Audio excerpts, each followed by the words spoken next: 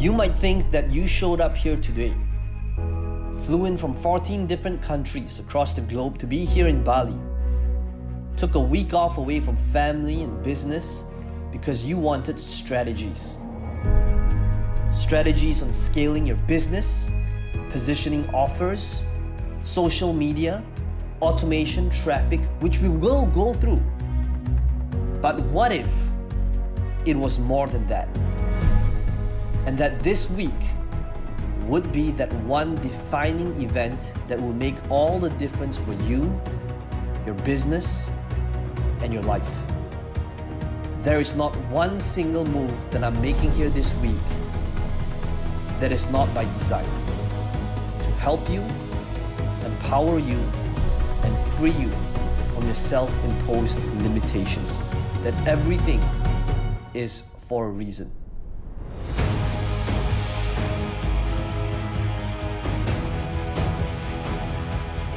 What Peng Joon is doing is different, is right on track, is so laser focused. You cannot other than succeed when you implement what he's teaching. You know, I'm old, I'm not techie, and I won't be able to do it. But the last few days, Peng Joon just showed me the way. Reading all his content online is not going to help, because you personally have to be here for this retreat for 5 days and keep hearing him saying over and over again the same words, the same format. It will get into you. So Peng Joon's one of the guys that actually cares about people and not so much about the ticket sales. So for authenticity, I'm really going to nominate Peng Joon #1. I'm happy you're just getting me to do what I know I need to do. I need to be here with my wife next year. I need to be here. I need to be a part of this. This is that extra thing that makes everything work for me. Guys, this is the whole key. Everything else is easy compared to this. You will see behind the scenes to what it is that I do. The moves, the tactics, the strategies, the tech, the setup. I will only teach you what it is that I actually do. Nothing is left to theory. Internet Mastery Retreat is the #1 event for you to come to without a doubt. He's really one of those type of speakers who leaves everything on the table, right? So he comes in full energy, keeps his energy high the whole time, and then when he gets back in the next day, you wonder, man, how does this guy have so much energy, you know? I was tearing actually the day when Peng Joon asked his parents to go up the stage. I know I really want to be like Peng Joon one day, where I can like bring my parents up on the stage to make them proud. So that was the biggest thing for me. So there's a lot of marketers out there that they brag about, you know, getting a 10x ROI, getting these returns, these things, but we don't know if it's true. But you conducted a webinar, and that webinar alone changed my life because it brought an epiphany, and also it broke my 4-minute mile. I've never made that kind of amount in less than 2 hours, right? What I've learned here, there is no one else, and I'm so excited to take it back to South Africa and actually help people with their businesses. This is proper marketing, and you can't find it anywhere in the world. Coming to this event, I actually have a really huge regret, is that I didn't bring my partners along with me, and I just came here solo. I flew my team here to support you. You will be able to connect with them, ask them questions on systems, traffic, automation, funnel design, copy. They are the same people that actually takes care of my stuff that happens behind the scenes.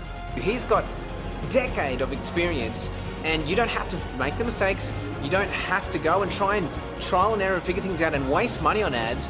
You can get the knowledge, you can get the experience, you can get the wisdom so that you can apply it in your niche so that you can get the benefit which, you know, Peng Joon's laid out for you. So guys, that's all I have to say. Get here, get the information so that you can implement and make the change. When I'm done with you, when I've transferred to you the strategies, systems, templates, you will have what it is that I have.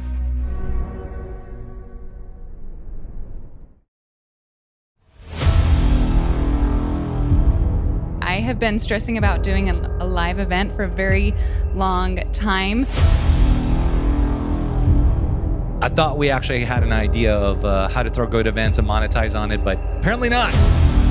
What am I going to do? I know I want to write a book. I know I'm going to be on stage. I know I'm going to be training. And it has been a very long time since I've attended something that was this amazing. My mind is blown up. Top notch. Do you want accelerated results? Do you want to actually get things done quicker? Because if the answer to that is yes, then you must be here. Now, Peng, when we launched my book, Expert Secrets, a little while ago, he came out of nowhere and crushed all the other affiliates. It still blows my mind he was able to sell as many books as he did. Sold a ton of books. We had him come speak at Funnel Hacking Live talking about his content machine, how he does what he does, and it's amazing. His presentation, first off, it was so cool to see how he systemizes the entire process, which was awesome. But then second off, he shared a really vulnerable video clip, and we had people in the audience crying, and it was just, his connection was amazing. I didn't know how to do it. I didn't know where to start, how to open, how to close, nothing. But I just took 14 pages of notes, and I'm walking away with more confidence in an event than ever before. I'm gonna go in, and I know that I'm gonna change lives now.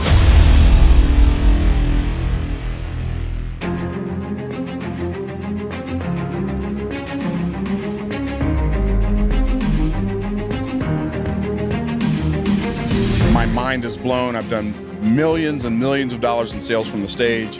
I've had events where I've done hundreds of thousands of dollars an hour from the stage. And I learned so much at this event about how to create more sales in my events. I am so glad I attended. If you're wondering whether or not Peng Joon's event is worth your time, not only is it worth your time, it's worth your money, it's worth your effort, it's worth your energy.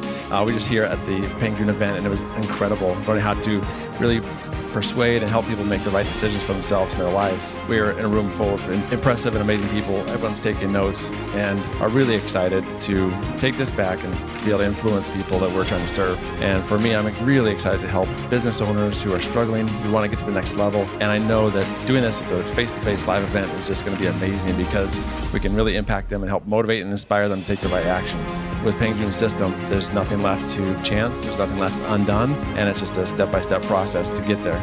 You got to work with him to be inspired, to see how to do it the right way. And I've been doing live events for about 5 years, and I thought I knew a lot about events until I came to this one. My biggest takeaway by far is the way that I'm going to frame the entire event. From the moment that I stepped into this room has been top notch. Peng Joon completely over-delivered, and he really inspired me to bring my A game even higher than before. Just seeing all of the different touches, all of the different nuances about the event that can help me help our event attendees make an even bigger impact in the world.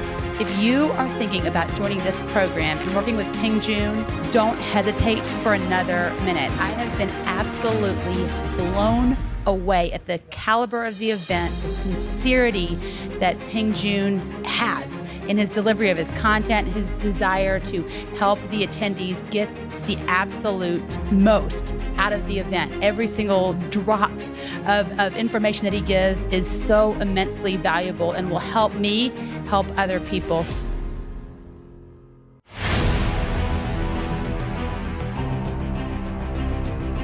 When I came to Peng Joon's event, I had no idea what was going to happen in terms of detail. Like, it's easy to look at someone like Peng, who's spoken on stage with like Tony Robbins, all these big people, and he has this really humble upbringing, right? But what's crazy is it's easy to dismiss like the level of deep work that he's put into mastering the things that he teaches. The level of like granularity and like just specifics that I got. I have 13 pages of small font handwritten notes, I kid you not. My mind is like overwhelmed with the amount of things I get to implement when I get back. I'm super, super grateful because Peng has a super high level of success, which is very apparent because his accomplishments speak for themselves, but you couple that with a heart to give back, a heart to serve people. It's like a perfect storm of awesomeness for people like me. Appreciate it so much. This was an incredibly valuable decision that I made. I'm so glad that I pulled the trigger to come here. I mean this with all sincerity. If someone were debating this, I would tell them to count the cost of not doing it. You know, what's it going to cost you if you keep that dream on the table of speaking or throwing an event or creating a course? What I've taken away is that basically he's giving you everything you need to make the dream happen. And so what's the cost of not doing that? Peng is awesome. To see where he came from, 6 years ago and how he started and what he's doing now, there's hope for all of us. And I've got to tell you guys, as somebody who's been attending seminars and personal development events For like the last 10 years, it has been a very long time since I've attended something that was this amazing. And the reason why it was amazing is because Peng's way of thinking about things is extremely systematic, and he breaks everything down step by step by step and tells you exactly what you need to do. But not only that, he gives you these super insightful strategies that I don't think I've heard anybody else teaching. And I'm completely immersed in the world of internet marketing and business development strategies. And Peng's event today was absolutely one of the best events I've ever been to. And if you have the chance to go to one of his events, I highly and strongly recommend it if you want to see your business scale and grow, because his stuff is legit. He's used it all over the entire world. And I just feel really grateful to have been able to be a part of this today. And Peng Joon is one of the very rare individuals that could do very well with both, in terms of not just promoting and marketing an event, but also delivering a great experience. Not only myself, I have my director of events for my company go through Peng Joon's system to learn tools and strategies that to help us to make our event better. If you want to know how to market an event and also how to monetize an event and how to deliver that memorable experience for your audience, doesn't matter if you're getting started, this is your first event, or you've been doing this for a while, I highly recommend Peng Joon's system. I don't recommend a lot of people, but this system I highly endorse. Check it out. So if you have a chance to work with Peng Joon at an event, if it is with selling books, if with driving traffic, like he's amazing at pretty much all these different skill sets across the board, if you have a chance to work with him, definitely do it. Thank you, Peng, for such amazing insights that you shared with us attending one of his events. Do it now. Nobody teaches like him. Do it. Here's your push. Go. It will change your life for the rest of your life. Welcome to day 3. We are live, everybody, of Implementation Week for AI. This is Peng Joon here, and today is all about AI-powered traffic. By show of hands, and by the way, I see there's still a lot of black boxes. Be sure to switch on your videos, your cameras. By show of hands, how many of you here, you're excited to generate AI-powered traffic? Show of hands. Okay. Today is the day we're going to talk about AI and social media, AI and Facebook, AI and tracking, AI and all the other things that might be outside the syllabus a little bit, to show you the other potential of AI, as well as where AI is headed. And if you stay till the end, there's going to be a lot of different tools and resources, many of it unannounced, to really help you and support you even after this event is over. Okay, so with that said, let's begin. All right, everybody, welcome to day 3. I was just looking at the handouts before we were getting started, and I'm like, oh man, this is what we need to cover today. It's pretty bold and daring ambition. But our goal for today is to be able to walk you through how we utilize AI when it comes to creating winning ad campaigns, the creatives that comes behind the scenes, how we think about the headlines and hooks, images, ads, that translates into our videos and angles. Today is the day we are going to be talking about how we use AI in all different departments. I'm going to be showing you how the digital team utilizes AI. We're going to talk about how the content team is trained to use AI. We're going to walk you through, wow, there's like 50 pages here from content team. We're going to walk you through how the design team utilizes AI in order to feed our creatives, funnels, images, ads.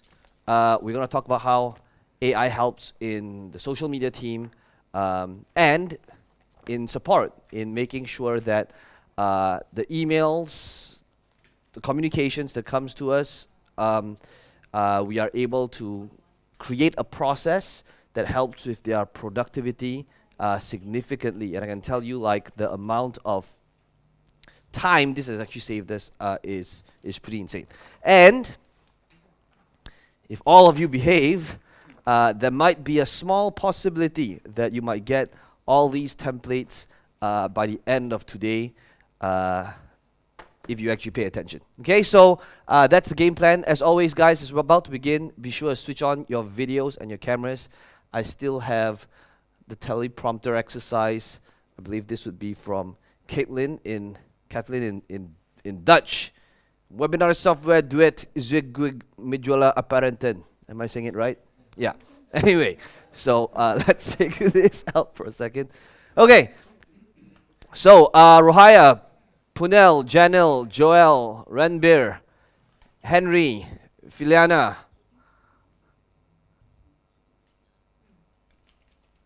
Let's get started. Jonathan, Anna, One Citri, Steve, Diana, Coney, Kyle.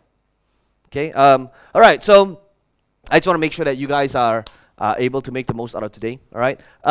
So with that said, that's the game plan. And in order to make today's session to get you guys, the most out of it, so before we dive straight into traffic and ads and headlines and hooks, and how the different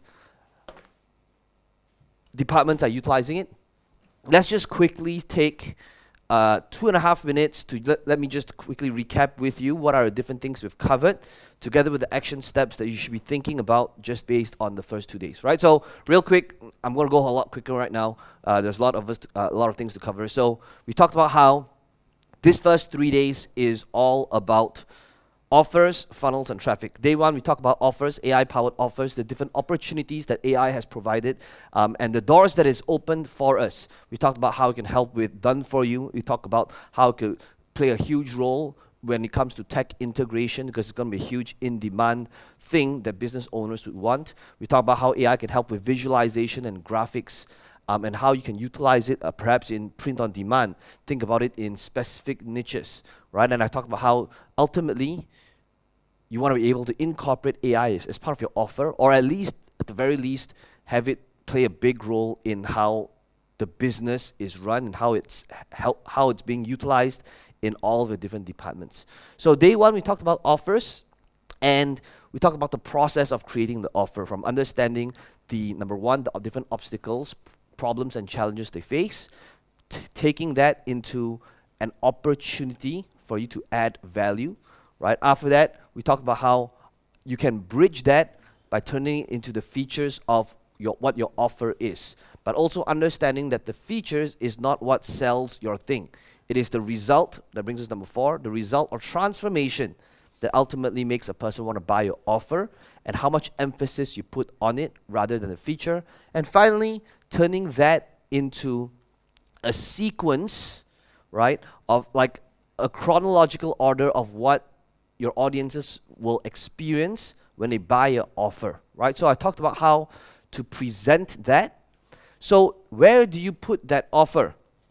That offer and your stack should go into the checkout page or the sales page. So if you're selling this on, say, a webinar, right? So this will be on your webinar checkout page, right? If you're selling this on a low ticket funnel, that means that these items should be on the checkout page of your low ticket funnel, or on the sales page as well, right? To reinforce what it is that they are getting.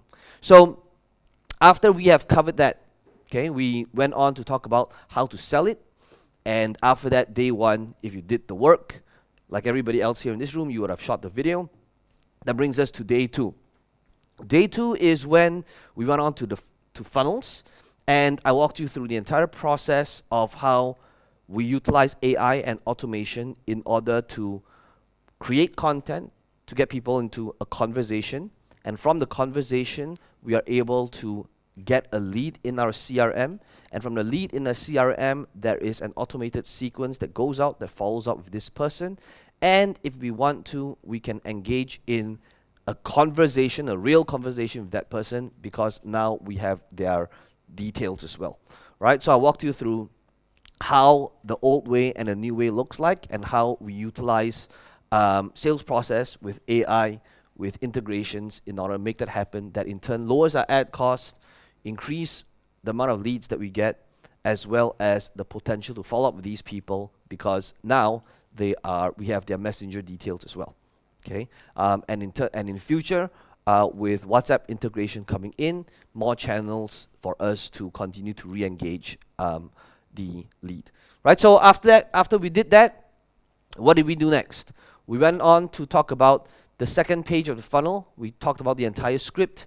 After that, we shot the videos in here. And for those of you that's here virtually, I gave you guys this homework, right? And I said, ultimately, your goal is to be able to do these 4 things. What was it? To finalize your headline, put in your funnel, finalize your script for your video, and after that, shoot your video. Real quick, quick check with everybody here.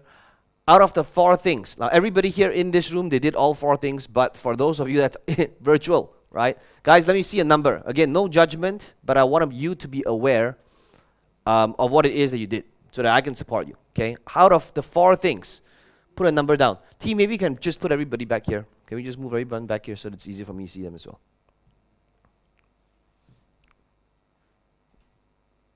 All right, 3, 3, 3, 3, 1, 1, 2, Steve 2, Boone 2, Wesley 3, Dr. Hillel 1, Samsung SM S918U 2. Guys, please connect with the details you used to register for this event because my team goes through that list so we know who you are as well. Thank you. 3, 3, Nathaniel's 1. Okay, so again, if you typed in a 1, totally get it, right? It could be the case that you're busy, you've got things going on, there's a lot of things to juggle. Maybe even attending this event is already a stretch because of difference in time zones, whatever it might be. No judgment there, but again, my role is to be able to push and stretch everybody here. There's a reason why it's called Implementation Week and not Implementation Decade. Okay, so my goal here is to get you to do the things that most people would never do in a year or a decade. Okay, so it is supposed to be challenging. You are supposed to feel like there's not enough time to do all this, right?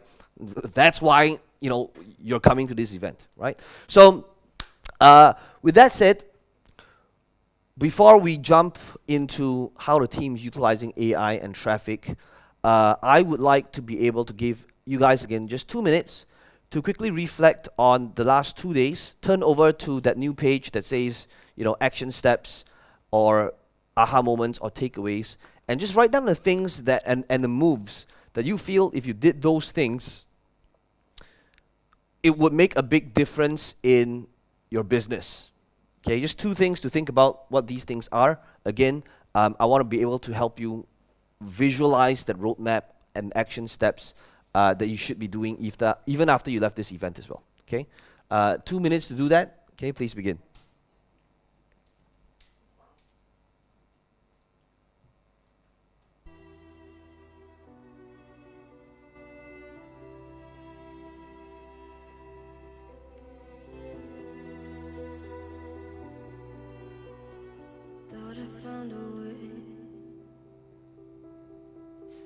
Found a way, yeah. But you never go away. So I guess I gotta stay now. Oh, I hope someday I'll make it out of here, even if it takes all night or 100 years. Need a place to hide, but I can't find one near. Wanna feel alive outside. I can't find my fear. Isn't it lovely? Alone, heart made of glass, my mind of stone. Tear me to pieces, skin and bone. Hello, welcome home. Walking out of time, looking for a better place. Something's on my mind, always in my head space. But I know someday I'll make it out of here, even if it takes all night or 100 years. Need a place to hide, but I can't find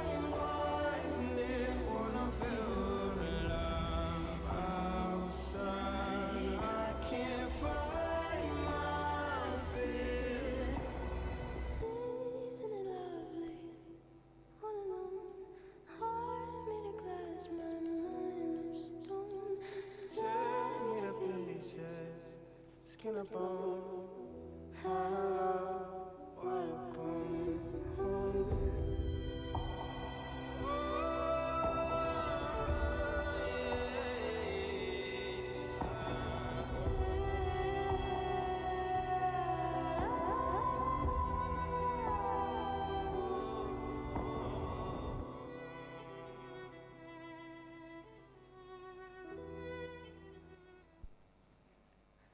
Letters on the sky,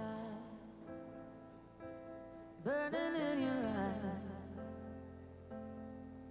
You look at me, babe, I wanna catch on fire. It's buried in my soul, like California gold. You found the light in me that I couldn't find. So when I'm all choked up but I can't find the words, every time we say goodbye, baby, it hurts. When the sun goes down and the band won't play, I'll always remember us this way. Lovers in the night, poets trying to write. We don't know how to rhyme, but damn, we try. Okay, then you ask us. But all I really know, you're where I wanna go. The part of me that you will never die. So when I'm all choked up but I can't find the words,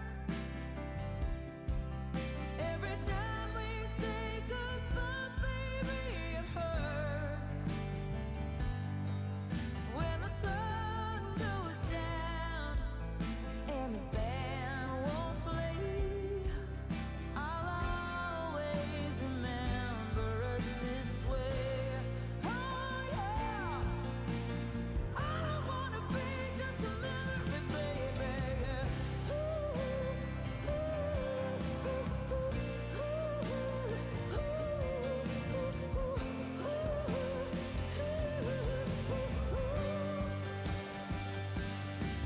When I'm all choked up and I can't find the words,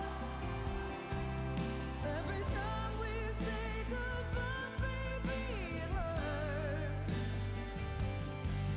When the sun goes down and the band won't play, I'll always remember us this way. When you look at me and the whole world fades, I'll always remember us this way.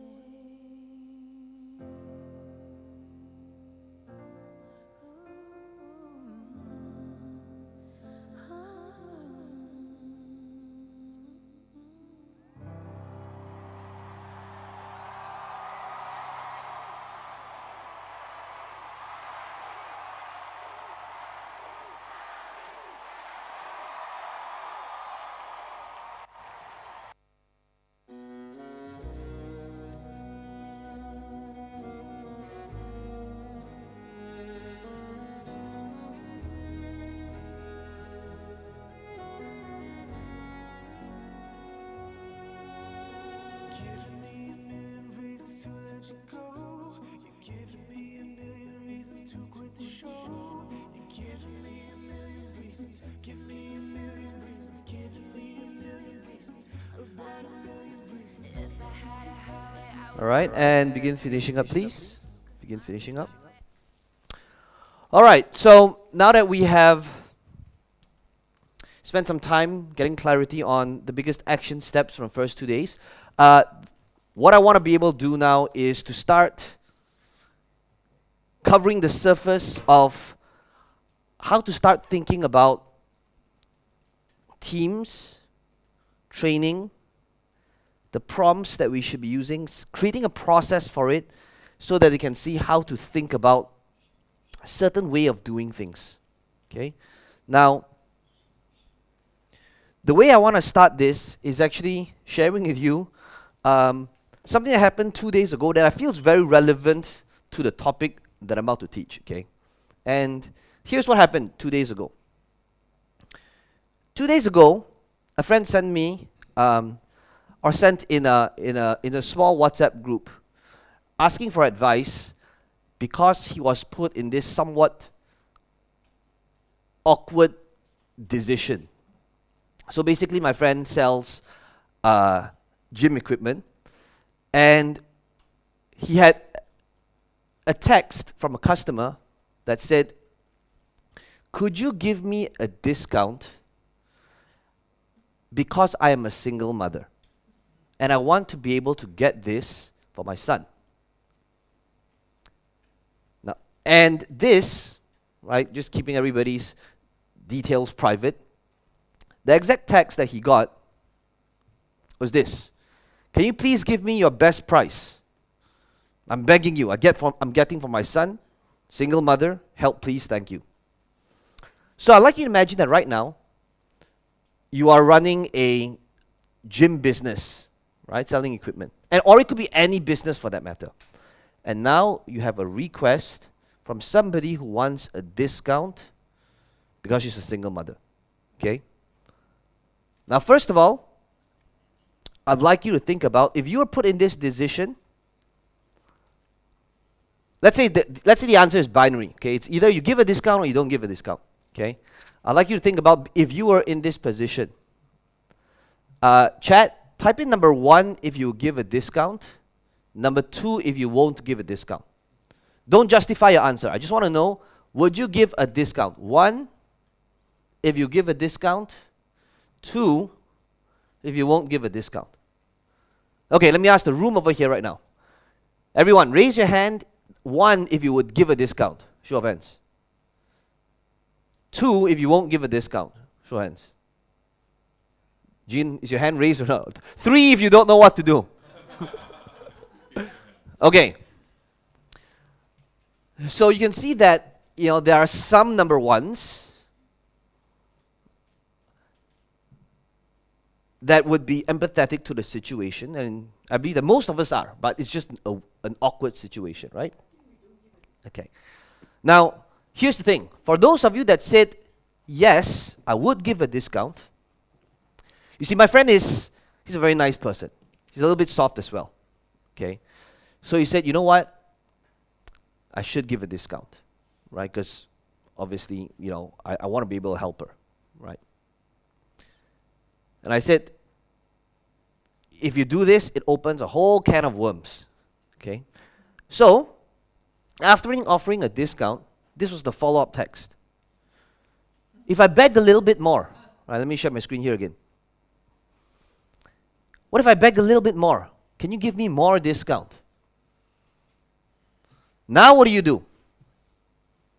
Guys, let me know in the comments now. Like, what would you respond? Would you? So let me ask the one who said number 1. Now, so those of you that said number 1, right? Samsung SM5918, that's you, right? So you said number 1 earlier. Those team, scroll up right now. I want to see who said number 1. Okay.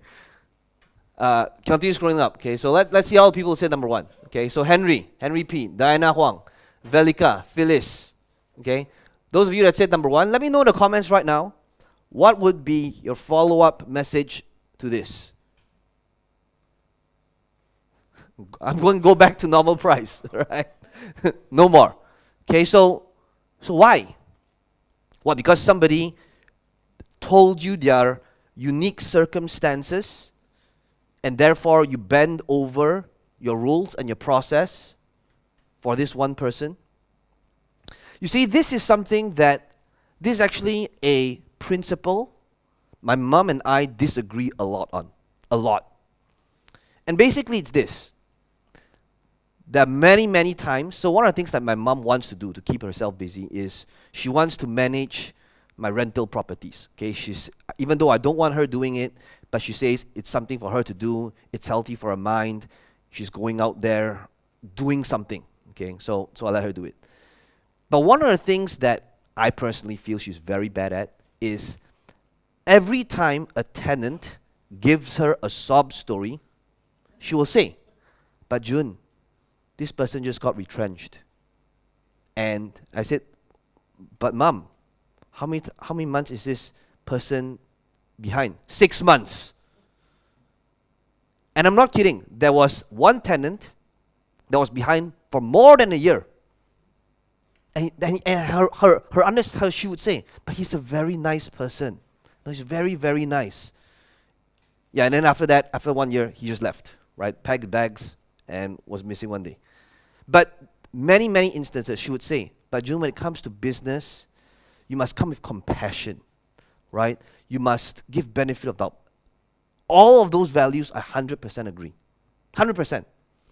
But this is where you draw the line, okay? So I said, whatever it is that you do, especially in business, what is the goal of a business? To generate profit.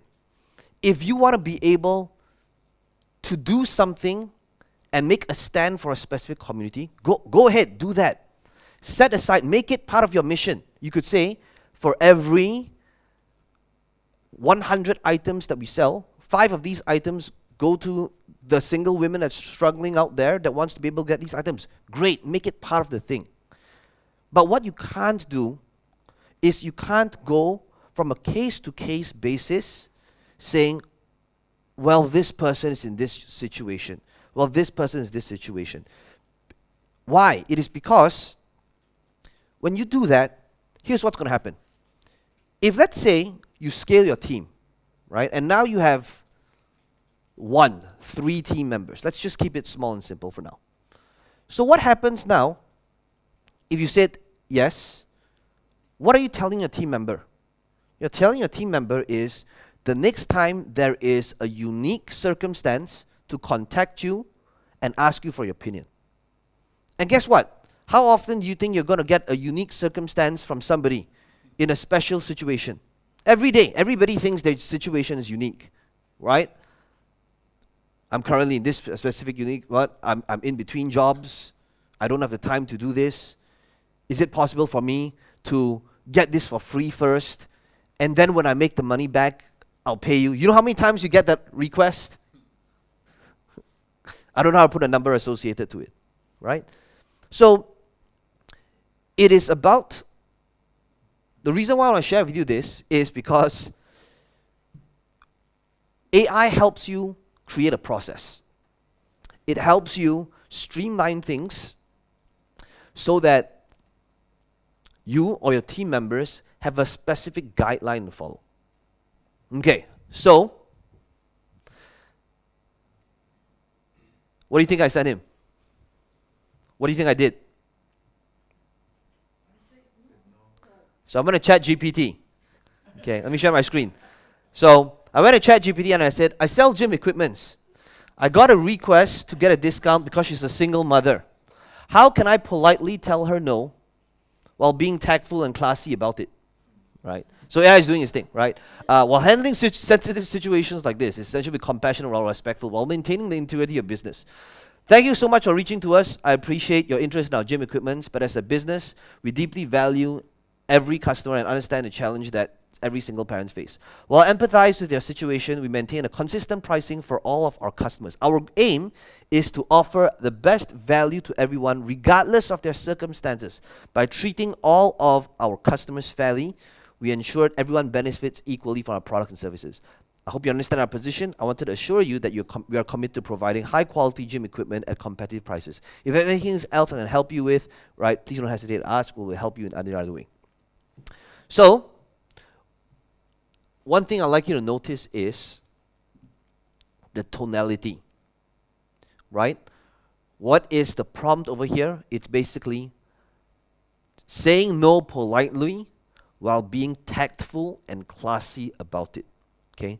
Now, if there's moving, what I want you to think about is how we use AI in different departments, okay? This is just an example of a department, how it's used in support. We are going to reach a point where it is no longer about training the team to do a specific, to train them on how to write an email like this anymore, but rather to train them on just knowing which prompt to use in which circumstance. That's really it. So, I sent this message to my friend, right, and I said, this is the answer that you should have.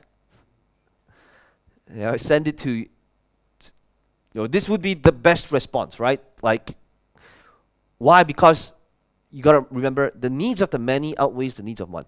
If you open this thing, new standard for this person, what you are essentially saying is, I will change my stand and my policy of my company every time a unique circumstance comes in.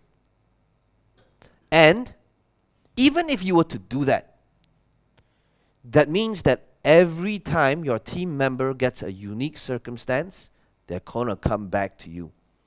This person said that, could they get it interest-free?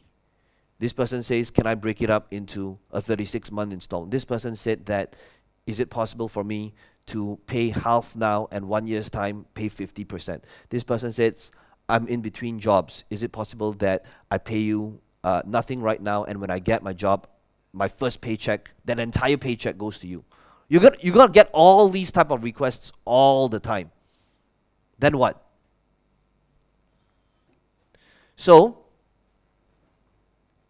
then my friend was a little bit cheeky and he said, somebody else in the team, in a group said, what if my customer also took your reply and put it in ChatGPT and said, this is what the company sent to me, can you please draft a response so that they can work out something for me? So this was the reply. Thank you for your swift reply and your understanding towards my situation. I appreciate your company's commitment towards treating each customer fairly and providing high-quality gym equipment at competitive price. As a single mother on budget, I'm always looking for ways to provide healthy lifestyle for myself and my children. Having your gym equipment at home certainly contributes towards this goal. I understand and respect your company's pricing policy. However, I was wondering if there might be something we could work together. For example, perhaps we could participate in a testimonial or review program after utilizing the equipment, or if you could have any payment plans, refurbished items, or upcoming sales. I would be interested to know. I believe there's a potential mutually beneficial agreement. Yeah. Now what? Back into ChatGPT, right? So back into ChatGPT, which was, I just got a, so I put it back into ChatGPT and I said, I got a, again, this was the response, right? Could you please help me, respond to this email? This is the email. So I copied and pasted the email, put it in here. So now, again, ChatGPT says, thank you for your thoughtful email and sharing your situation with me. I truly admire your dedication to provide healthy lifestyle for yourself and your children. I'm honored that you're considering our gym equipment to be a valuable addition to your home. I completely understand your budget. So notice how ChatGPT actually reads what's in there. It's not a template answer, right? Especially for single parents, I appreciate your respect for respect our company's pricing policy. We respect. And you know the crazy thing is this? What's happening now is just AI talking AI, right? After I sent this, my friend sent me back, I sincerely appreciate your prompt and considerate response.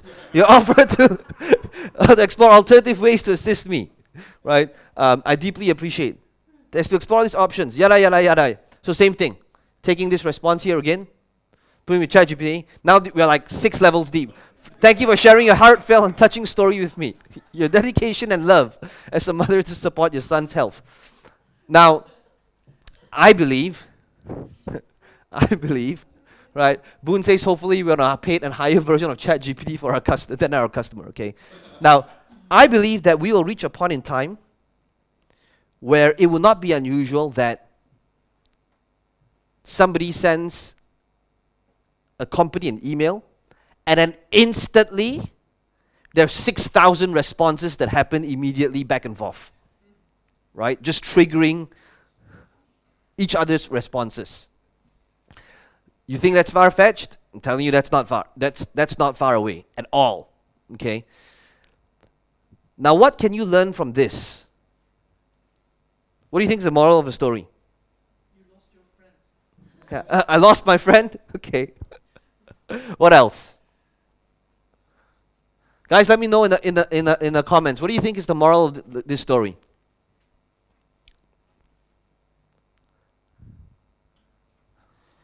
What is the lesson over here? What do you think is the moral of this story? What do you learn from this? I think there's also a limit to how you use it. Okay, a Instead of limit to just how you use it. blindly doing it, and if everyone's going to do that, then it's going to be meaningless. Okay, so Justin has a great point, right? If everybody does it, it's going to be meaningless. Okay, so I'm going to ask one more question then. So where would you draw the line? Like when you said using ChatGPT, where would you draw the line? Because now there's like 8 interactions in here, right? 4 from me, 4 from the customer. So for me, once I feel like the thing is resolved and I've It's not. She's saying, well, okay, let's work something out. And you're saying, no, we have to stand by rules. And it's like, okay, well, here's what. So where would you draw a line? we would just stop responding. Oh, you would stop responding. Yeah. So after how many interactions? Like 3 or 4. 3 or 4. Okay, good. Jean, what about you? You have a whole foundation serving this audience, right? So I'm very interested to know your thoughts. Yeah, I think there's 2 points of view. One point of view is if you want to do a charity, you do it and you give the discount. If it is about your company's policy, this is the amount, and that's it. You put it politely and you put it across, and that's the end of the story. And if your heart is charitable and you want to do, maybe you can put the person to an organization that can help the person, the single mother, to get funding. And that's it. So because as a company, we have to be consistent in what we offer and be very clear, have clarity on it. Okay, very nice. Okay, so what we learned here is, I believe we need to have that balance between human touch and AI, but at the same time understand your company policy and stand your ground, and you can't create a new solution every time there's a new circumstance. And this is something that I constantly reinforce, right? When a team says, so this person is what? No, it's going to be like that, right? And this is the lead into our next segment over here. The next segment is, how do you think about standards, processes for that it's maintained throughout. Guys, let me tell you this. I'm not going to mention any names or anything like that, but even this event, guess what? Do you think there were special requests? All the time, right? Everybody feels that unique is the thing special. So if every single time you bent your company rules and policy for that one person, what's going to happen? Your team's going to be overwhelmed. It's always going to be, well, we got this special request. Well, we got this special request. Then what? Okay, so this is where I want to be able to train you guys on just incorporating, first understanding how to use AI across different platforms. Okay, so this first platform, obviously, that we just mentioned is AI for support. Team, perhaps we can utilize this. Can we just exit this for a second? Let me just... so this first handout, okay, I want to be able to walk you guys through how we utilize AI in order to train different departments. Okay, so in a second, let me just quickly share with you what we've prepared first, okay, to show you how we do it in different departments, some of the different tools, but of course tools are being added every single day. So day 3, okay, we have a lot of, let me just open up the first resource that you guys are going to get. Okay, so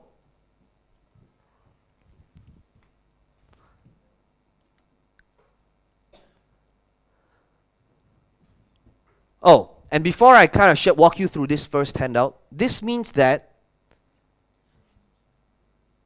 getting and growing and training and empowering your team for AI that initiative begins with you, but after that, you actually put it on the team to be able to get them to do the research, the knowledge, the tools that helps them on a day-to-day. That's on them. So today, even though the initiative started from me, and I said, okay, from this point forth, this is how we're rolling it out for support, for traffic, for content. So that initiative begins with you, okay? But after that, what you want is to be able to put it on them and say, okay, so every month, you are going to report how you've been utilizing AI in your role, the different tools you've been utilizing. So one of the ways we do that, of course, is they compile that, we put it inside our What's Working Right Now calls. But within themselves, okay, they are sharing within the department the prompts that they're utilizing, the plugins that they find. Why? Because these things will change on a weekly basis, right? There's going to be something new popping up, okay? So what you're about to see is, let me just quickly share my screen here first, okay? So let's begin at the first one, okay? So AI can already create slides, okay? So it's called slidesai.io. One of the things that you might do is, let's say you are doing a specific presentation somewhere, right, within the company, within the organization. You can actually now just load in a bunch of text and it will create the slides for you automatically, right, and kind of match it with some sort of design, okay? So this will be slides.io. So I'm just going to quickly walk you through like the different tools that they're utilizing, they're compiling, okay? So I'm not going to go in depth with every single tool because this is just what they use. It may or may not be relevant to you, but I want to be able, but much more than that, I want to show you how I'm getting them to think about these different tools that's out there. This is something that the handouts that you guys are going to get, okay? So formulagenerator.net is the next one. I personally have not used this. This is what they are utilizing, but it's more towards spreadsheets, okay?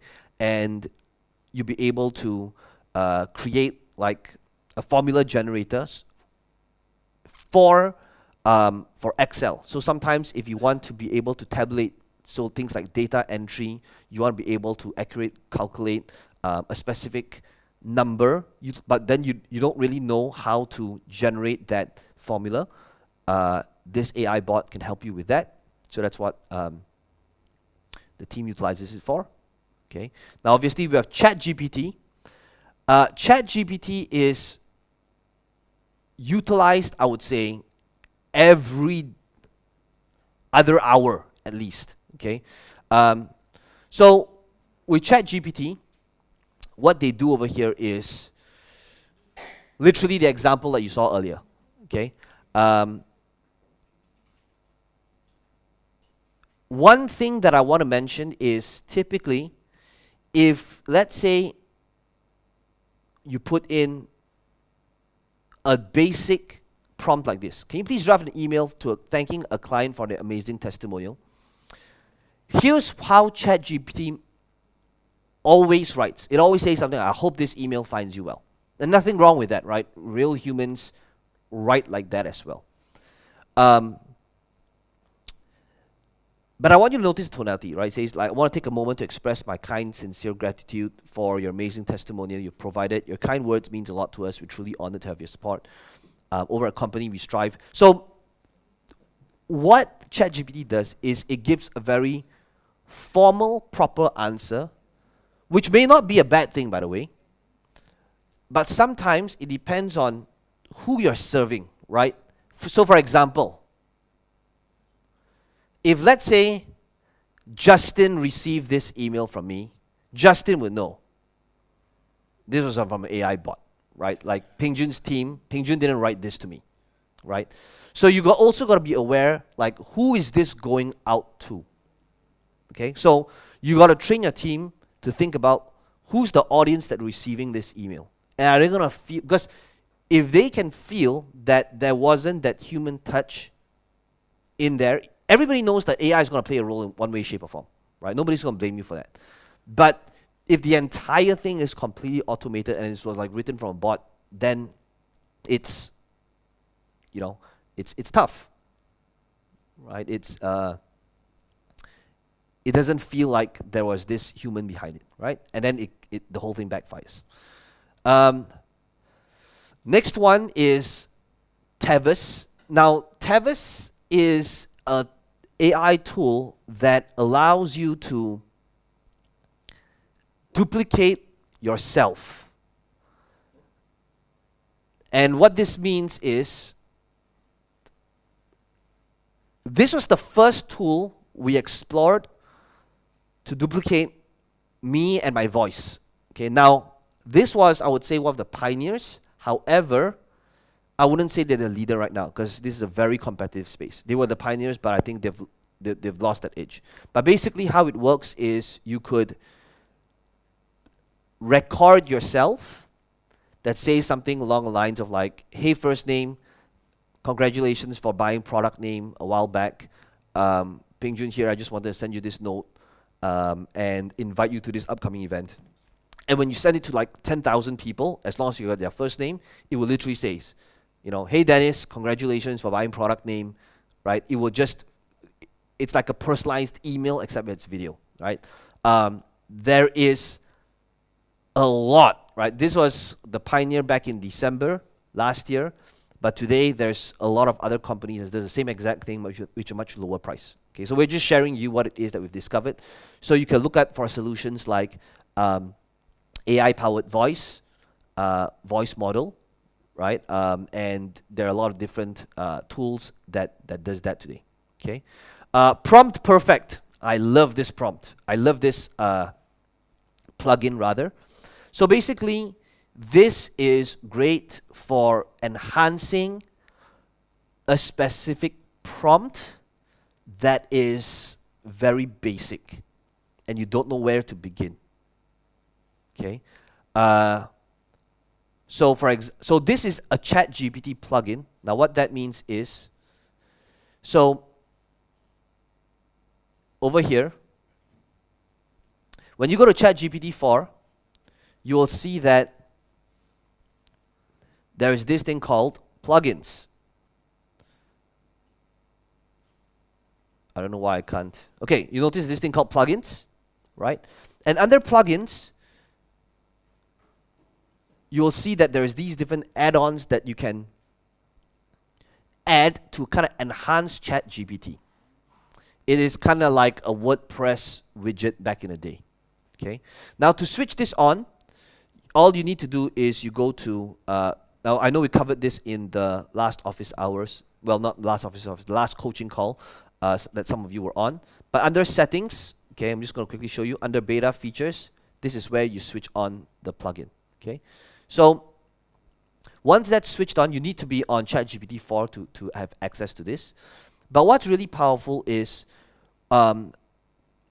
you can go and see what are the different prompts out there and go to the plugin store.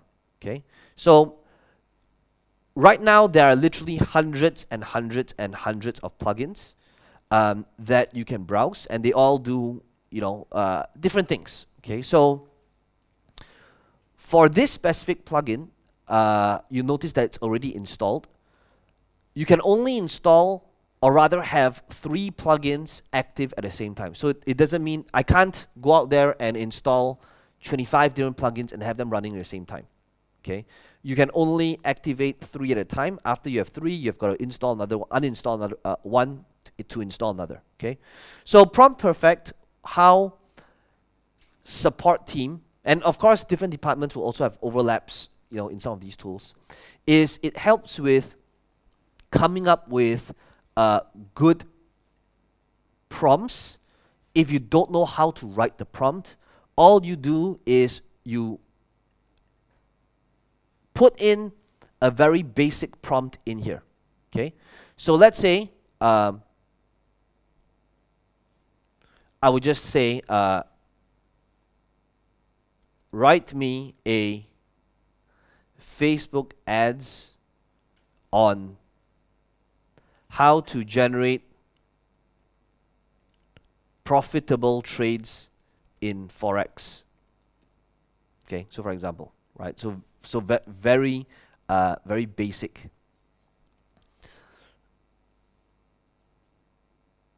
Oh, I need to utilize the plugin over here. So what are the things that what these plugins do is sometimes it automatically switches on by itself, but sometimes you need a specific prompt to kind of switch that plugin on. Okay, so basically for this one over here, I'll show you. Once you have installed and you're using Prompt Perfect, let's see. As you can tell, I have not used this prompt in a while, even though it's a great add-on. Let's see. I'm trying to remember the prompt to switch this on. Oh, perfect. Thank you. Right.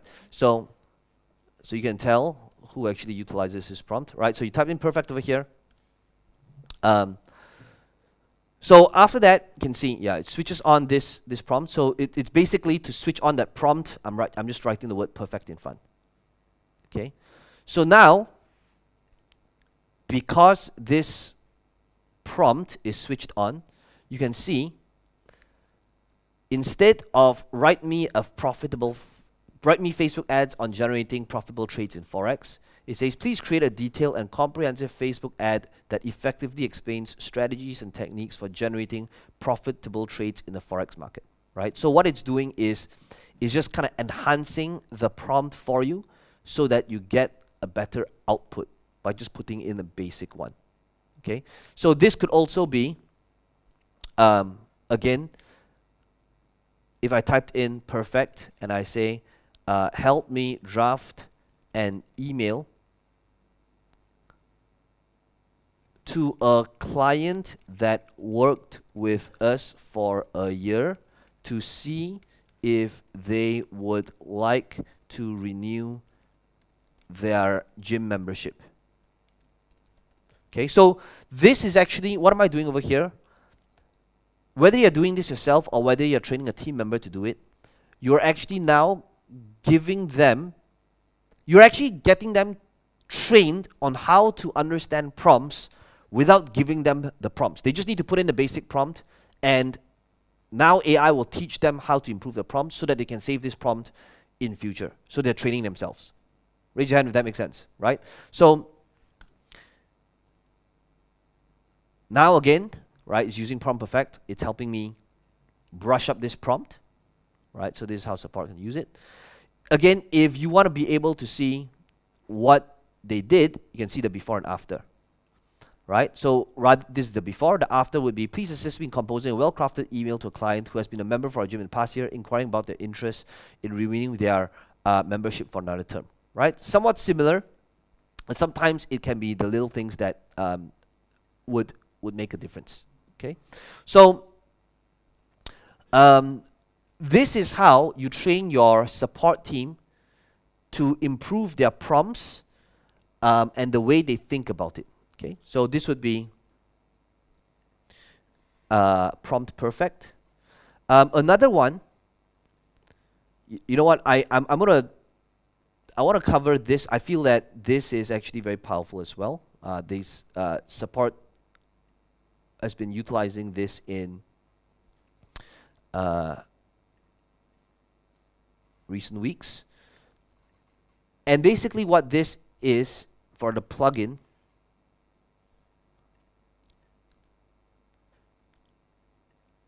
next one for support is Humanize.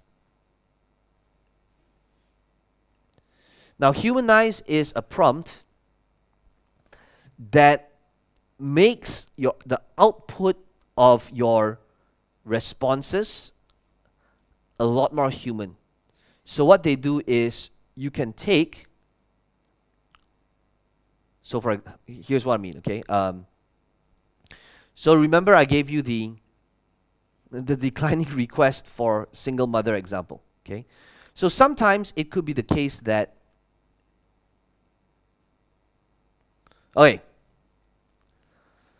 so imagine if you got this answer, right? First and foremost, thank you for sharing your heartfelt touching story with me. Now, this is actually a great answer. Okay, it really is. I mean, as if you were to train a human to write with this level of patience, back and forth, multiple times, most humans will never be able to do it. However,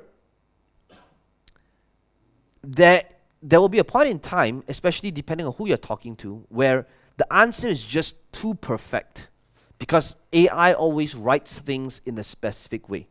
Now, this next tool that you see isn't just for support, it's also for the content team. Right? Again, there's going to be overlaps. So if something appears maybe in the content team, it might not appear in the support team, but it's interchangeable. Now, Humanize is where for your ads, for support, for emails, for content, you could put in, okay,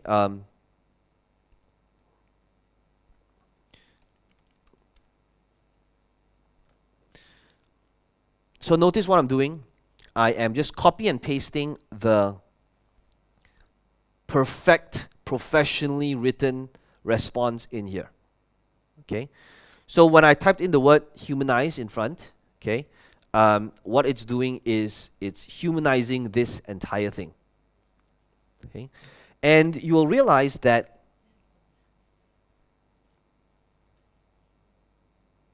limitation. Okay, anyway, so I think we've been utilizing Humanize a lot. I believe it's like a freemium plugin, but anyway. So what it does is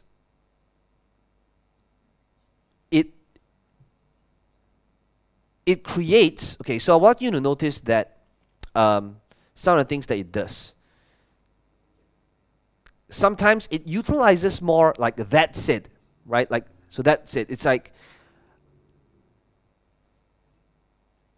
furthermore, Humanize can take something that is too perfect and professional and just make it more relatable. Okay, so sometimes if you feel that your output for your content, for social media, for email is too polished, okay, you can utilize Humanize. Okay, so of course I could keep going on, but this is just one of the many things, different areas. So I want to be able to cover the major chunk of this for today, which is traffic. So here's what we're going to do. Team, if you can just go ahead and give out the handouts now. Let's give out the one for support first, which is what we covered. Okay. And while you guys get this link, right? Is this better than the master prompt? I don't know. I think it has got two different, it's a different use altogether, right? Okay, so while you guys are getting this handout, I want to be able to give you guys 3 minutes. Again, it's not about what you learn, but it's about the application, it's about the execution, right? Please take 3 minutes to look through this handout and write down which areas in your business or in support will you be able to utilize what it is that I just covered. Okay, so I want to be able to give you guys time to think, absorb, and reflect upon what we just covered before we move on to the next step, which is the next department. Okay, please begin.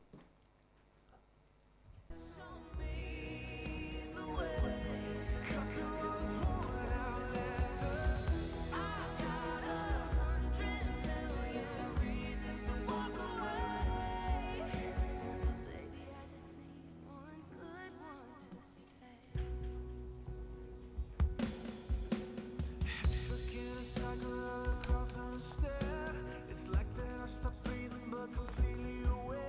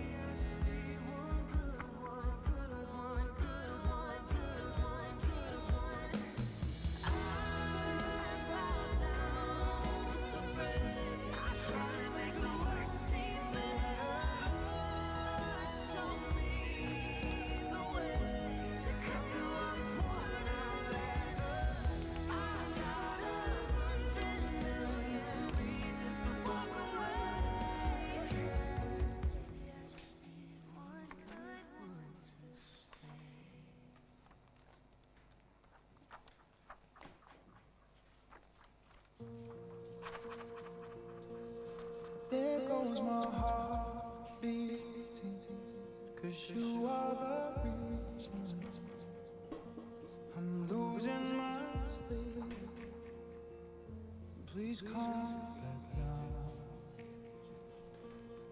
There goes my mind racing, and you are the reason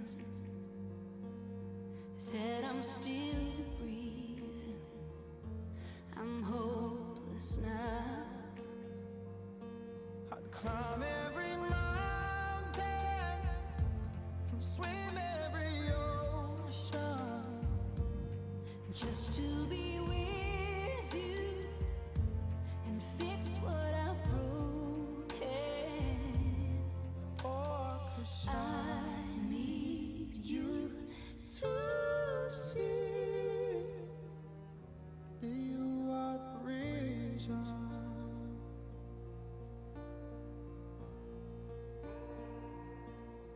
There goes my hand shaking, and you are the reason my heart keeps bleeding. I need you now. If I could turn back the clock, I'd make sure that I defeated the dark. Spend every hour of every day keeping you safe. And I'd climb every mountain and swim every ocean just to be with you and fix what I've broken. oh, 'cause I need you to see that you are the reason.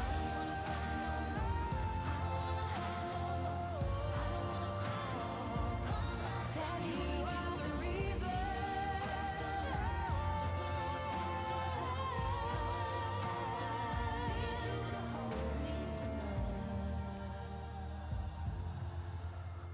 Okay, and begin finishing up, please. Okay, just real quick, based on this last exercise, when it comes to utilizing AI in support and perhaps other areas in your department, what are some, what you learned, biggest takeaways or application of this? Can you just quickly share with us? To give ChatGPT Plus to our copywriter to be using Prompt Perfect more frequently, or we'll create a prompt template that behaves like Prompt Perfect. We're going to play with that one. Right, prompt templates. Okay, very nice. What else? And then the idea of Tavis to actually use it with our new team members when they join, so I can send a personalised message to every team member. If we, some weeks might be 50, 100 people join, so we can then personalise that communication out. Very nice. All right. So creating the different templates. This is something that the team utilizes as well, right? Put it on them to be able to think about what these prompts are. And the best part is, again, now with plugins like Prompt Perfect, they are teaching themselves how to improve the prompts in order to determine, how to get a better output. Okay. Jiro, what about you? What was your biggest takeaways or application for this portion? My biggest takeaway is based on that. I think more on the applications on the team side. So I like the idea that get team. I initiate the AI implementation and get team to explore and present every month what the prompt that they are using. And the most important thing also, I just realized that how to use plugin actually. So I more kind of use a basic thing, but I really use it in my company for email, for support. Yep. And this is a thing that I can enhance. The thing that the main obstacle or barrier in my mind, there's too much options actually. AI is evolving, so I don't know which one to use. I just want to use the basic one. And this is, I think I can go explore more, especially the plugin that you have presented. Right. Perfect. Very nice. Right. So remember, guys, once you start getting team members as well, important realization after a while is exactly what Jiro mentioned. There will be a point in time where you just can't keep up. Right. Justin asked me earlier, what's the difference between this plugin versus that other plugin? My answer is I don't know, because support's utilizing it, and I'm not utilizing it on a daily basis. Right. Some of the plugins that they're using, I have no idea how it works. Right. Because why? You want to put it on them to explore and experiment, right? Oksana, what about you? What was your biggest takeaways? What did you learn from here? It's great to use for answers and specifically for terminations and those who doesn't want to pay for freeze. Terminations and hard conversations. By the way, guys, Yes. that is 100% right, spot on, right? That's a hard thing to do, right? Yeah. Thank you, right? That's an interesting way to look at it. I don't know if you guys have watched this old George Clooney movie. It's called Up in the Air. Anyone here watched Up in the Air? Right? What was his job? His job was about flying around to different parts of the world, and his job is to fire people, right? And having the hard conversations. But yes, AI is one of those things that one of those tools that can actually help with hard conversations, especially when it comes to something like termination. So now that you've seen like a glimpse of how we use it for support and the way we train the team, the next thing I want to be able to do is, before we move on to traffic, is to be able to build another foundation, because traffic truly is many layers under. To make traffic work, there's a lot of layers underneath that, right? It's about content, it's about images, before you can go into tracking, before you can talk about scaling, before you can talk about numbers. The next thing that we want to do is we want to be able to get the content strategy right. Okay, so before we prepare this handout and before we drop this handout, I want to start off by talking about how do you feed AI that initial base. So it is one thing to say, can you please write me a blog post or an Instagram post on trading Forex profitably? Right? Remember, you put gold in, you get gold out. You put crap in, you get crap out, right? So if your prompt is safe and vanilla and boring, your output is also going to be safe and vanilla. There's nothing going to be exciting about it, right? Because AI wants to give you what it is that you want. But if the prompt is just write me an article on trading Forex profitably, it is going to stick within that safe confinement of Forex and trading profitably, okay? And normal is boring. So what we want to be able to train you or your team is to be able to think about the right prompts to feed AI when it comes to content, okay? Because this is going to in turn translate to your emails, your Instagram posts, your ads, your emails, okay? So what makes a good talking point, a good topic, okay? Okay, so I'm going to give you guys a few different examples, okay? So, number one,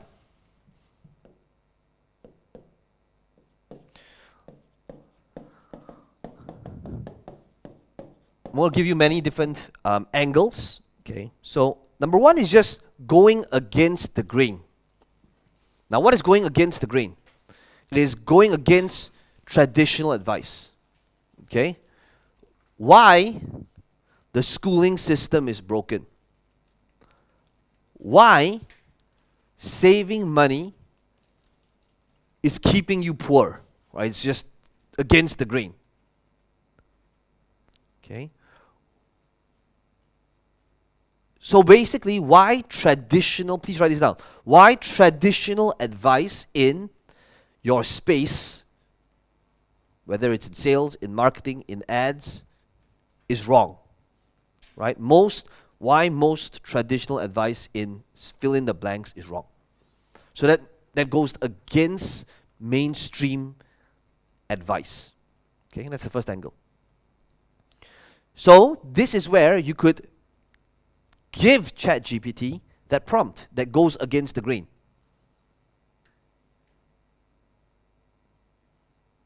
Okay, so for example,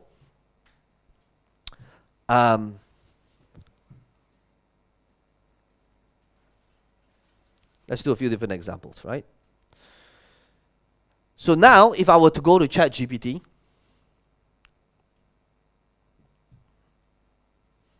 rather than saying, if let's say I'm in the financial market, right? If I'm in the financial market, rather than saying, please write me a post on why it's important to save money, okay? I'm going to say, argue why saving money is bad. Okay?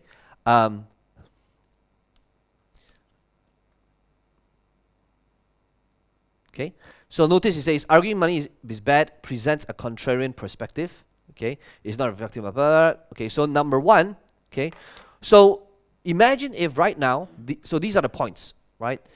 Where I could say, today in this video, I'm going to be showing you why saving money is actually bad and in fact, in some cases, keeping a person poor. Number one, opportunity cost. When you actually save money and you're keeping it in some sort of low yield account, you're not thinking about the opportunity cost of what could have been if you had put it in investing in yourself, investing in a skill set, or investing in some sort of scheme that has got a much higher return, right? You're not taking into account erosion. If you're saving money and putting money under your bed, you're actually decreasing your purchasing power over time, right? So now, how many of you here would agree that a piece of content like that is way more interesting than here's why it's important to save money, right? Show of hands. Okay. Now you can do this in every market, right? It's just, and this is how you train your content team to think about angles. It's argue why traditional advice is wrong. Okay. Next.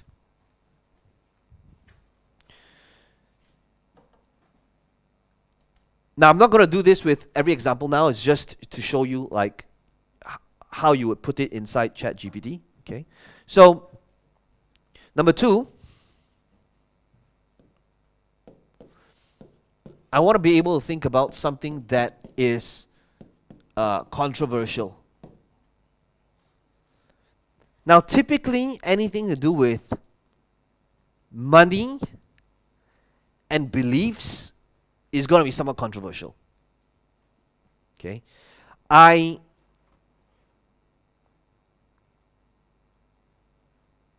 The best way, again, to think about this is to have AI do the heavy lifting for you.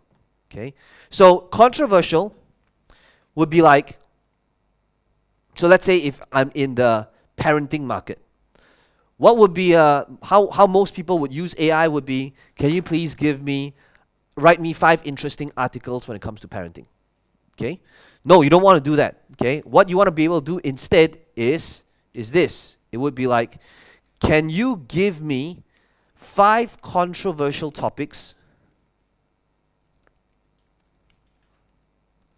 to talk about when it comes to parenting? Okay. Now this will be way more powerful, right? So this would be like, is spanking your children and physical discipline outdated today? Right? How much, or if at all, should you be limiting your screen time for your kid? And I can guarantee you, let's not even begin with vaccination, okay? Like, man, you put that up there, it's like, whatever. And of course, depends on which part of the world you're asking as well, right? But let's take something that's not that controversial. Let's not divide the room that much here, okay? But let's take, how many, show of hands, or just type in number 1 if you are a parent. Just type in yes if you're a parent. Type in yes if you have kids. Okay? Okay. Now for those of you here that has kids, I want you to think about, what do you think is the appropriate screen time a kid that is, let's say, 7 years old allowed to have a day? Type in a number. 1 representing 1 hour, 2 representing 2 hours, 24 representing, it's up to them, however long they want, that's the number. Okay, total freedom and 0 limit. Okay, everybody put a number. Nobody's judging you. Okay, 1, 15 minutes. Islam says, I want to make them entrepreneurs. 24. 2. Thomas, 0. Right, no iPad. Right, no iPad in the Ernst household. Okay, iron fist ruling. Diana 2. Karen says depends. Depends on what? Depends on whether they behaved. If they behaved, then maybe 10. Right? If you didn't eat your broccoli, 0. Right? Age is 7. Right? John 1, 2, 3. Okay. So if you take a look at this, we are from 0 to 24. Right? Depending on the content they consume. Karen, your kid's saying, Mom, I'm watching all of the educational stuff. I'm watching Discovery Channel. That's the only thing I'm watching. Right? Then what? You're going to monitor what it is that they're watching? Right? I have parent control. Okay, very nice. Right? So, however much if parental control is switched on. Right? Breastfeeding in public. So, okay, now if you take a look at this, again, this is what makes it interesting, right? It's like, these are powerful talking points in social media, in content creation, in an ad, in an email, because ultimately people, this is where everybody will disagree, right? But that's also what makes it interesting. Okay, so controversial. How can you utilize controversial topics and establish yourself as a thought leader, right? In showing someone how to think about that thing. Okay, what else? Could you leverage on something that is trending, right? Utilizing a timely hook. What's a good way to just look on, social media, Twitter? What are people talking about right now? Right? A while back it was the submarine, right? And the right thing to ask yourself is, in your market, whether it's gardening, tech, marketing, what's the trending thing that is happening right now that I can latch onto and talk about? Okay? Can I talk about something that's trending or timely? Okay. Number 4, could it be something that is based on celebrity or Hollywood?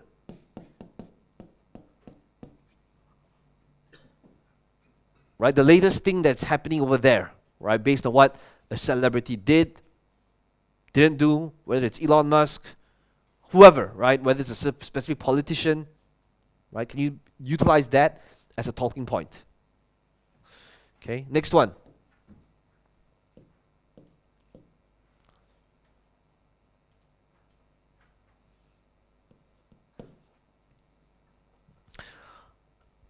These are different hooks when it comes to like offers as well, right? You could utilize something like a small change, big difference. Hey, today I want to be able to show you how you can create a very small tweak in your trades that will make a huge difference in the outcome. Today I want to be able to show you how making a small change in your posture could change your performance altogether. Today I want to be able to show you how changing a small tweak in your headline could have a very big difference in your conversions. Right? Small change, big difference. Right? Just think about how that will look like for you. Okay? That's another hook.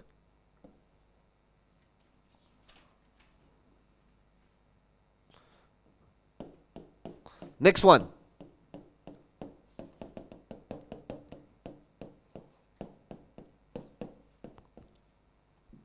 Please write down well-known, little understood. Well-known, little understood.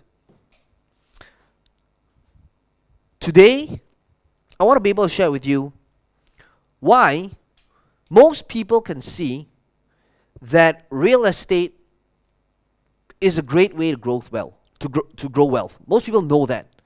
But very little people understand how to truly use debt to grow their property portfolio, right? Well known. It's well known that somebody knows this, but why very few people understand how to master it, right?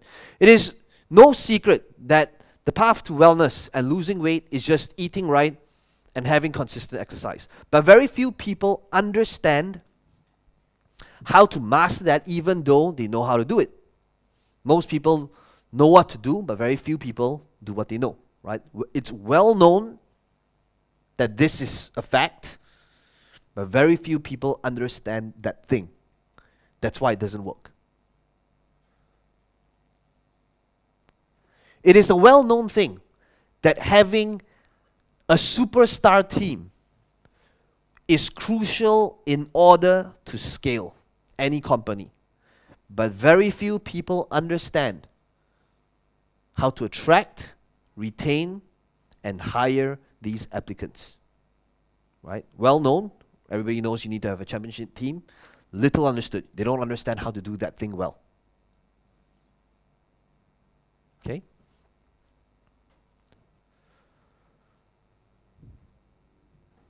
Next one.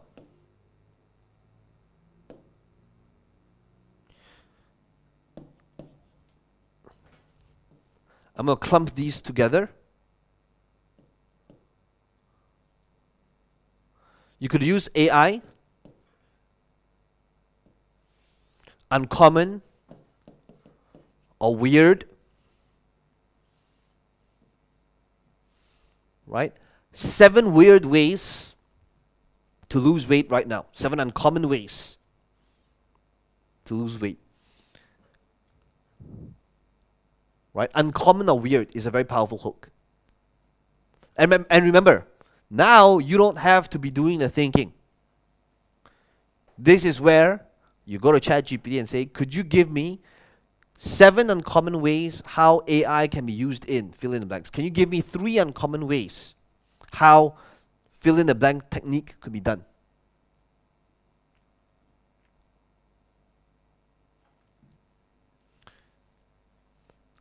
Next one, how else can you have hooks?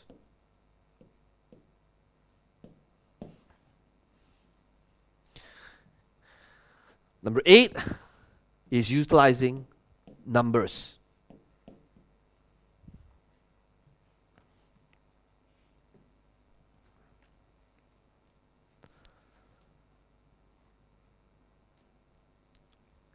What the top 1% of traders are doing that separates them from everybody else.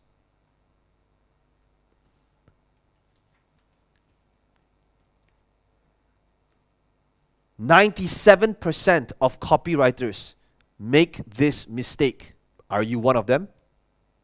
Right? Numbers.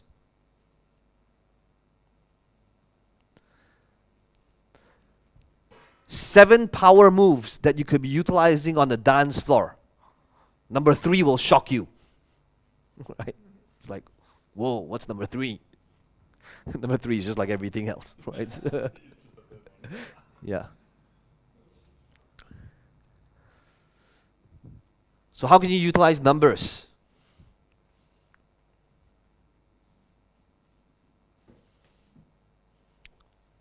"97% of all statistics are made up," including this number, right? Numbers. Okay, now, obviously I could keep going on, but you should be set, right, with this. Because with AI, you can find different things to go against the grain, think about things that's controversial. Now this is going to be, so after we've covered today, okay, this is going to be like one of the things that we're going to be doing here in studio, right? We're going to be shooting your different ads based on different hooks. So here's what I'd like all of you to do right now, right? So same thing for those of you that attending this virtually. My goal, if I could challenge each and every one of you, is also to do what you're doing here in this room, which is to go shoot these videos, which I'll walk you through the structure and the sequence, so that you have a game plan for creating ads that fuels your funnel. Okay, So in order to walk you through how traffic and ads would look like, here's the initial step. I want you to be able to think about picking 3, which is not too much to ask, okay? 3 different angles that you could use, whether it's against the grain, whether it's controversial, whether it's trending, whether it's 3 controversial things, okay? Some small change, big difference, well known, little understood, uncommon or weird, or something that has got a number in it. Just pick 3 out of the 8 here. It could even be 3 under the same thing, okay? And I would like you can have AI assist you with the talking points.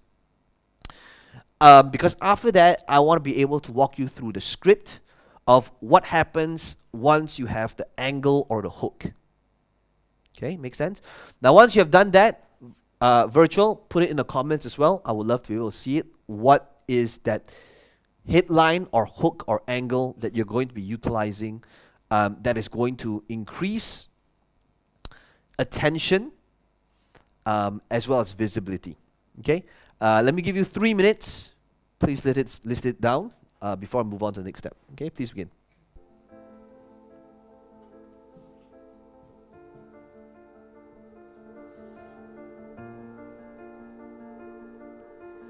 I keep fighting voices in my mind that say I'm not enough.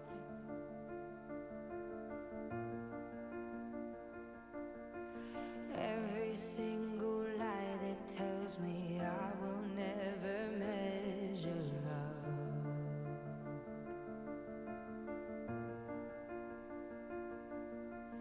Am I more than just the sum of every high and every low?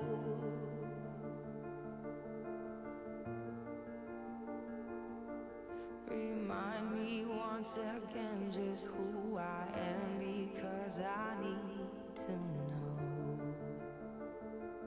Ooh, oh, you say I'm loved when I can't feel a thing. You say I am strong when I think I am weak. And you say I am held when I am falling short. And when I don't belong, oh, you say I am yours. And I believe, oh, I believe what you say of me. I believe the only thing that matters now is everything you think of me.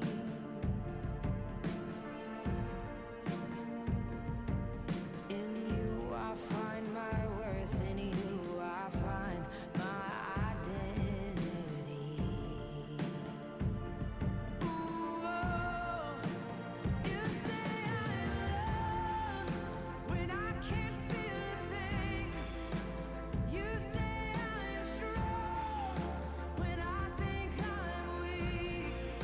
And you say I am held when I am falling short. When I don't belong, oh, you say I am yours. And I believe, oh, I believe what you say of me. Oh, I believe.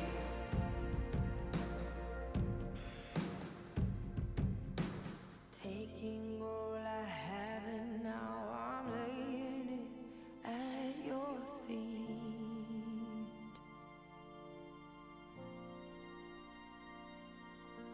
You'll have every failure, God. You'll have every victory. Ooh, oh, you say I am loved when I can't feel a thing. You say I am strong when I think I am weak. You say I am held when I am falling short. When I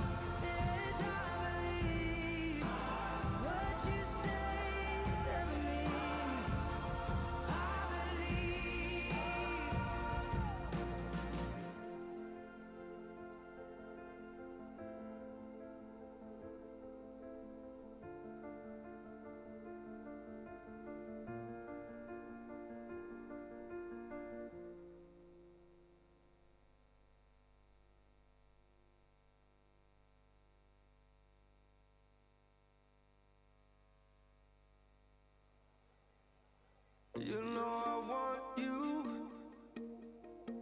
It's not a secret I try to hide. You know you want me, so don't keep saying our hands are tied. You claim it's not in the cards, and fate is pulling you miles away and out of reach from me. But you're here in my heart, so who can stop me if I decide it's on my destiny? What if we rewrite the stars? Say you were made to be mine. Nothing could keep us apart. You be the one I was meant to find. It's up to you and it's up to me. No one can say what we get to be. So why don't we rewrite the stars? Or maybe the world could be ours tonight.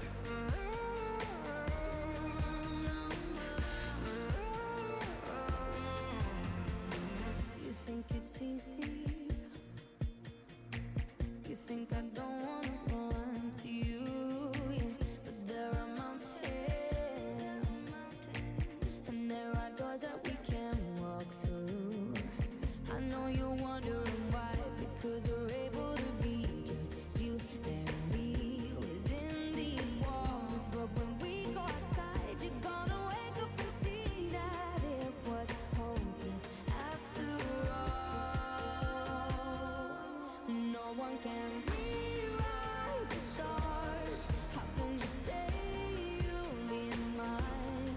Everything keeps us apart, and I'm not the one you were meant to find. It's not up to you, it's not up to me. When everyone tells us what we can be, and how can we rewrite the stars? Say that the world can be ours tonight. All I want is to fly with you. All I want is to fall with you. So just give me all of you. It feels It's not impossible. Say that it's possible. How do we rewrite the stars? Say you were made to be mine, and nothing could keep us apart. 'Cause you are the one I was meant to find. It's up to you, it's up to me. No one can say what we get to be. Why don't we rewrite the stars? Changing the world to be ours.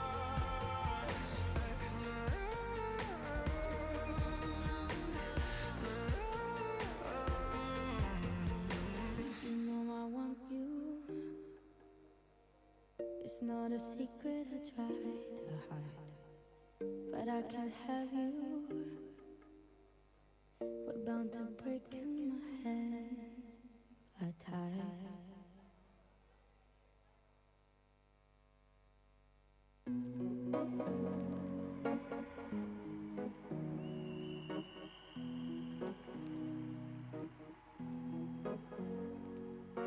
Here's to the ones that we got. Cheers to the wish you were here, but you're not. 'Cause the drinks bring back all the memories of everything we've been through. Toast to the ones here today. Toast to the ones that we lost on the way. 'Cause the drinks bring back all the memories, and the memories bring back your. There's a time that I remember when I did not know no pain, when I believed in forever and everything would stay the same. Now my heart feel like December when somebody say your name. 'Cause I can't reach out to call you, but I know I will one day. Yeah. Everybody hurts sometimes, everybody hurts someday. But everything gon' be alright. Gonna raise a glass and say, hey. Here's to the ones that we got. Cheers to the wish you were here, but you're not. 'Cause the drinks bring back all the memories of everything we've been through. Toast to the ones here today. Toast to the ones that we lost on the way, 'cause the drinks bring back all the memories, and the memories bring back your memories bring back your.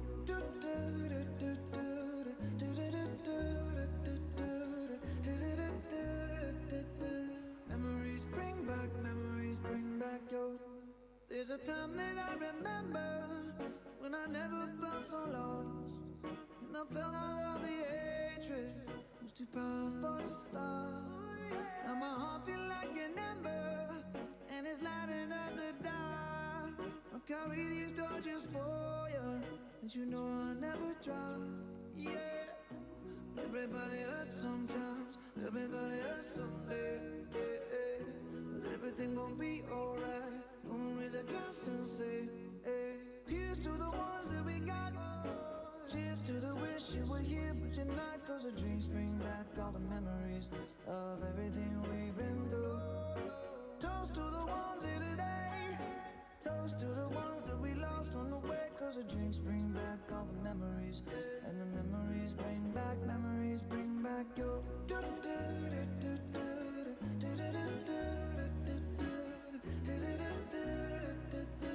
Memories bring back your.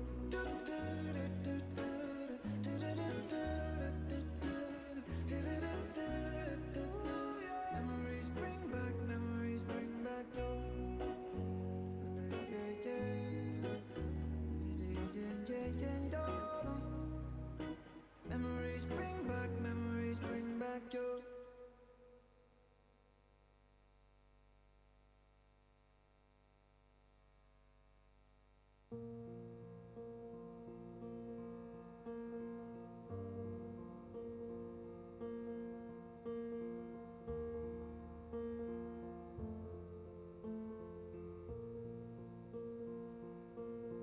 There goes my heart beating, 'cause you are the reason I'm losing my sleep. Please come back now. And there goes my mind racing, and you are the reason that I'm still breathing.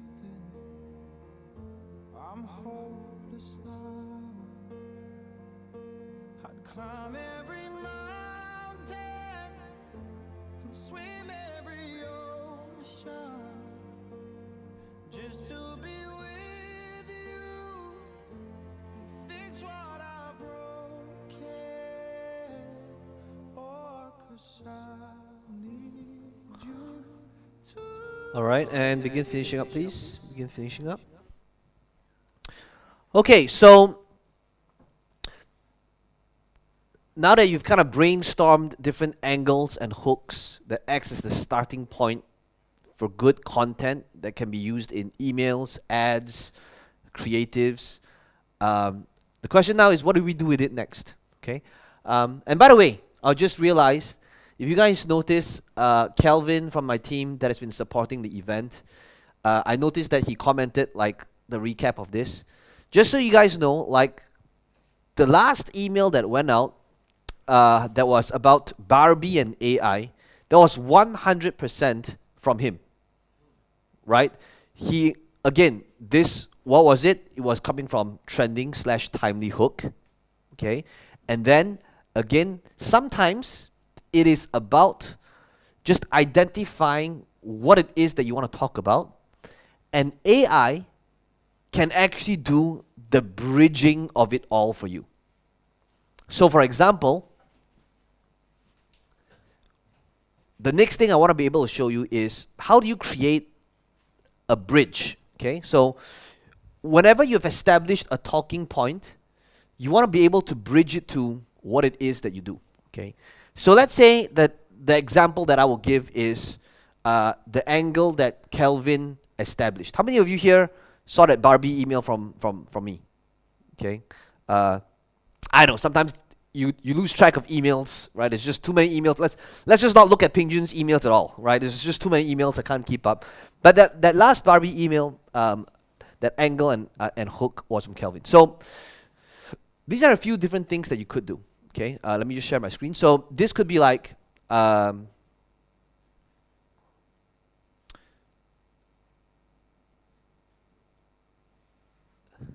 I'm going to start off with, do you know the doll Barbie? I want to be able to set up context first. Okay. Yes, I'm feeling yada yada, the toy. All right. Okay. So, it could be the case that sometimes AI doesn't have the latest data what's happening this week. Okay, we're not there yet. Okay, so it's constantly being updated, but it's not real time. Okay, so AI will not know what's happening in the world of Hollywood this week. Okay, but we will reach a point, very soon. Okay, so all I need to do is I just need to think about what are the ways I can link it to my topic. Okay, so I could say, can you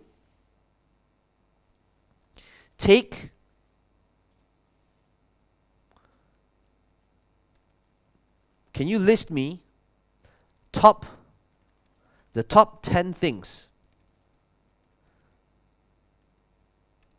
Barbie did well and link it to the world of entrepreneurship, sales, marketing, and having a profitable sales process.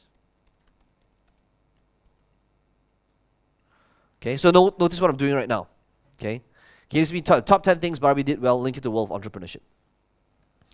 So notice what's happening. Certainly, product innovation, brand identity, diversification, effective marketing campaigns. They did licensing and partnerships, global extension, customer engagement, supply chain management. Okay, so now what I can do is I can either create a compilation of things that I feel is relevant to me, right?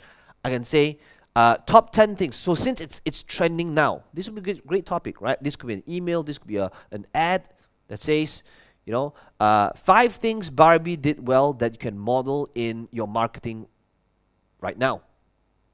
Okay, so I could come up with examples. So this could be, let's say I want to know more about product innovation. I could even say, could you please elaborate on this, giving me examples or analogies, right? So that I can just paste back the result that came here, right? Please elaborate on this, giving me examples and analogies. So maybe I want to see like what did they do? Okay, so now he says, let's use Barbie as an analogy for product innovation and entrepreneurship. Right? So imagine that you are a startup that sells designs and sells smart watches. Okay, I'm not going to read this whole thing, but basically, right, it's linking it to one thing and going deeper into like how Barbie continuously updated her image and offerings, yada yada yada. So, and what they did, right? So, in other words, even the linking of the thing that is trending right now, you can use AI to bridge it to what it is that you do. That's what I mean, okay? So you don't have to do that heavy lifting, okay? So what does it mean? Where do we go from here? Now, this means that in the next handout that you're getting, okay, this next handout is basically AI for content, okay, which is this handout over here, which is 35 pages long, okay? Now, the starting part is basically different frameworks, right? Telling stories, making it curious, getting people the fear of missing out, and different ways of writing an ad or piece of content. The example that they compiled initially in the first dozen pages or so is just to show you different writing styles, okay? So this could be like, if you're in the fitness market, it could be like, could you write an aggressive post, right? No, like super alpha type of languaging, right? No excuses, no BS, whatever, right? Inspirational, playful, empathetic. So if it's beauty, notice like it could be bold, luxurious, ethical, empowering, informative, right? If it's travel, adventure, luxury, budget-friendly, sustainable, educational. So these are different keywords we want to be able to train you to think about how to prompt AI, right? If it's food, creative, comforting, health conscious. Okay, so this is basically how to think about the prompts. When it comes to different angles, we've basically covered the hooks and headlines, so I'm not going to go through that. Okay, rewriting creatives is actually very powerful. What we do is sometimes we might have a specific output and we might just ask them to rewrite it based on a specific way. So this could be like, could you rewrite me what you wrote but make it sound like it's from the TV series The Office? Or like, make it like a scene from Parks and Recreation, right?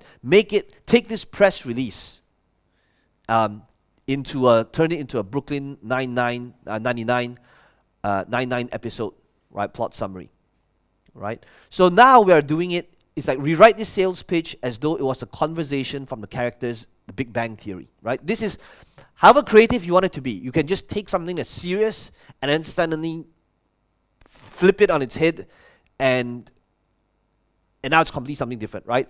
Take this product review into a sketch from Saturday Night Live, right? So notice how it's like taking something and like completely changing it altogether. Okay. Okay. So that is when we can, repurpose it into different parts of social media. So based on this, we're going to give this handout next in a second, but I want you to understand like how we're utilizing it, right? So with AI and content, what do we do once we have these angles? What we want to do is we now have, okay, so this would be the video script. We're going to go with the video script, or this could be the ad script. Okay, this could be your content, video, or ad script. Okay, as long as you want to be able to sell something utilizing these angles, you follow this game plan. So number one is you always lead with the hook. Okay, the hook is basically one of these things.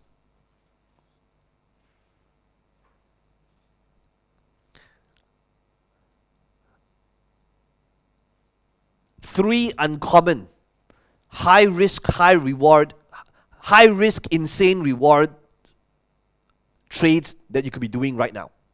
Right? Hook. Right? The one thing they don't want you to know when it comes to fill in the blank, right? What giant pharmaceutical companies are hiding from you that they don't want you to know? Okay, hook. Okay, once you have a good hook, which is basically from here, that AI can help you with, the next thing is you want to be able to have some sort of value or story in order to bridge it to what it is that you do. Okay?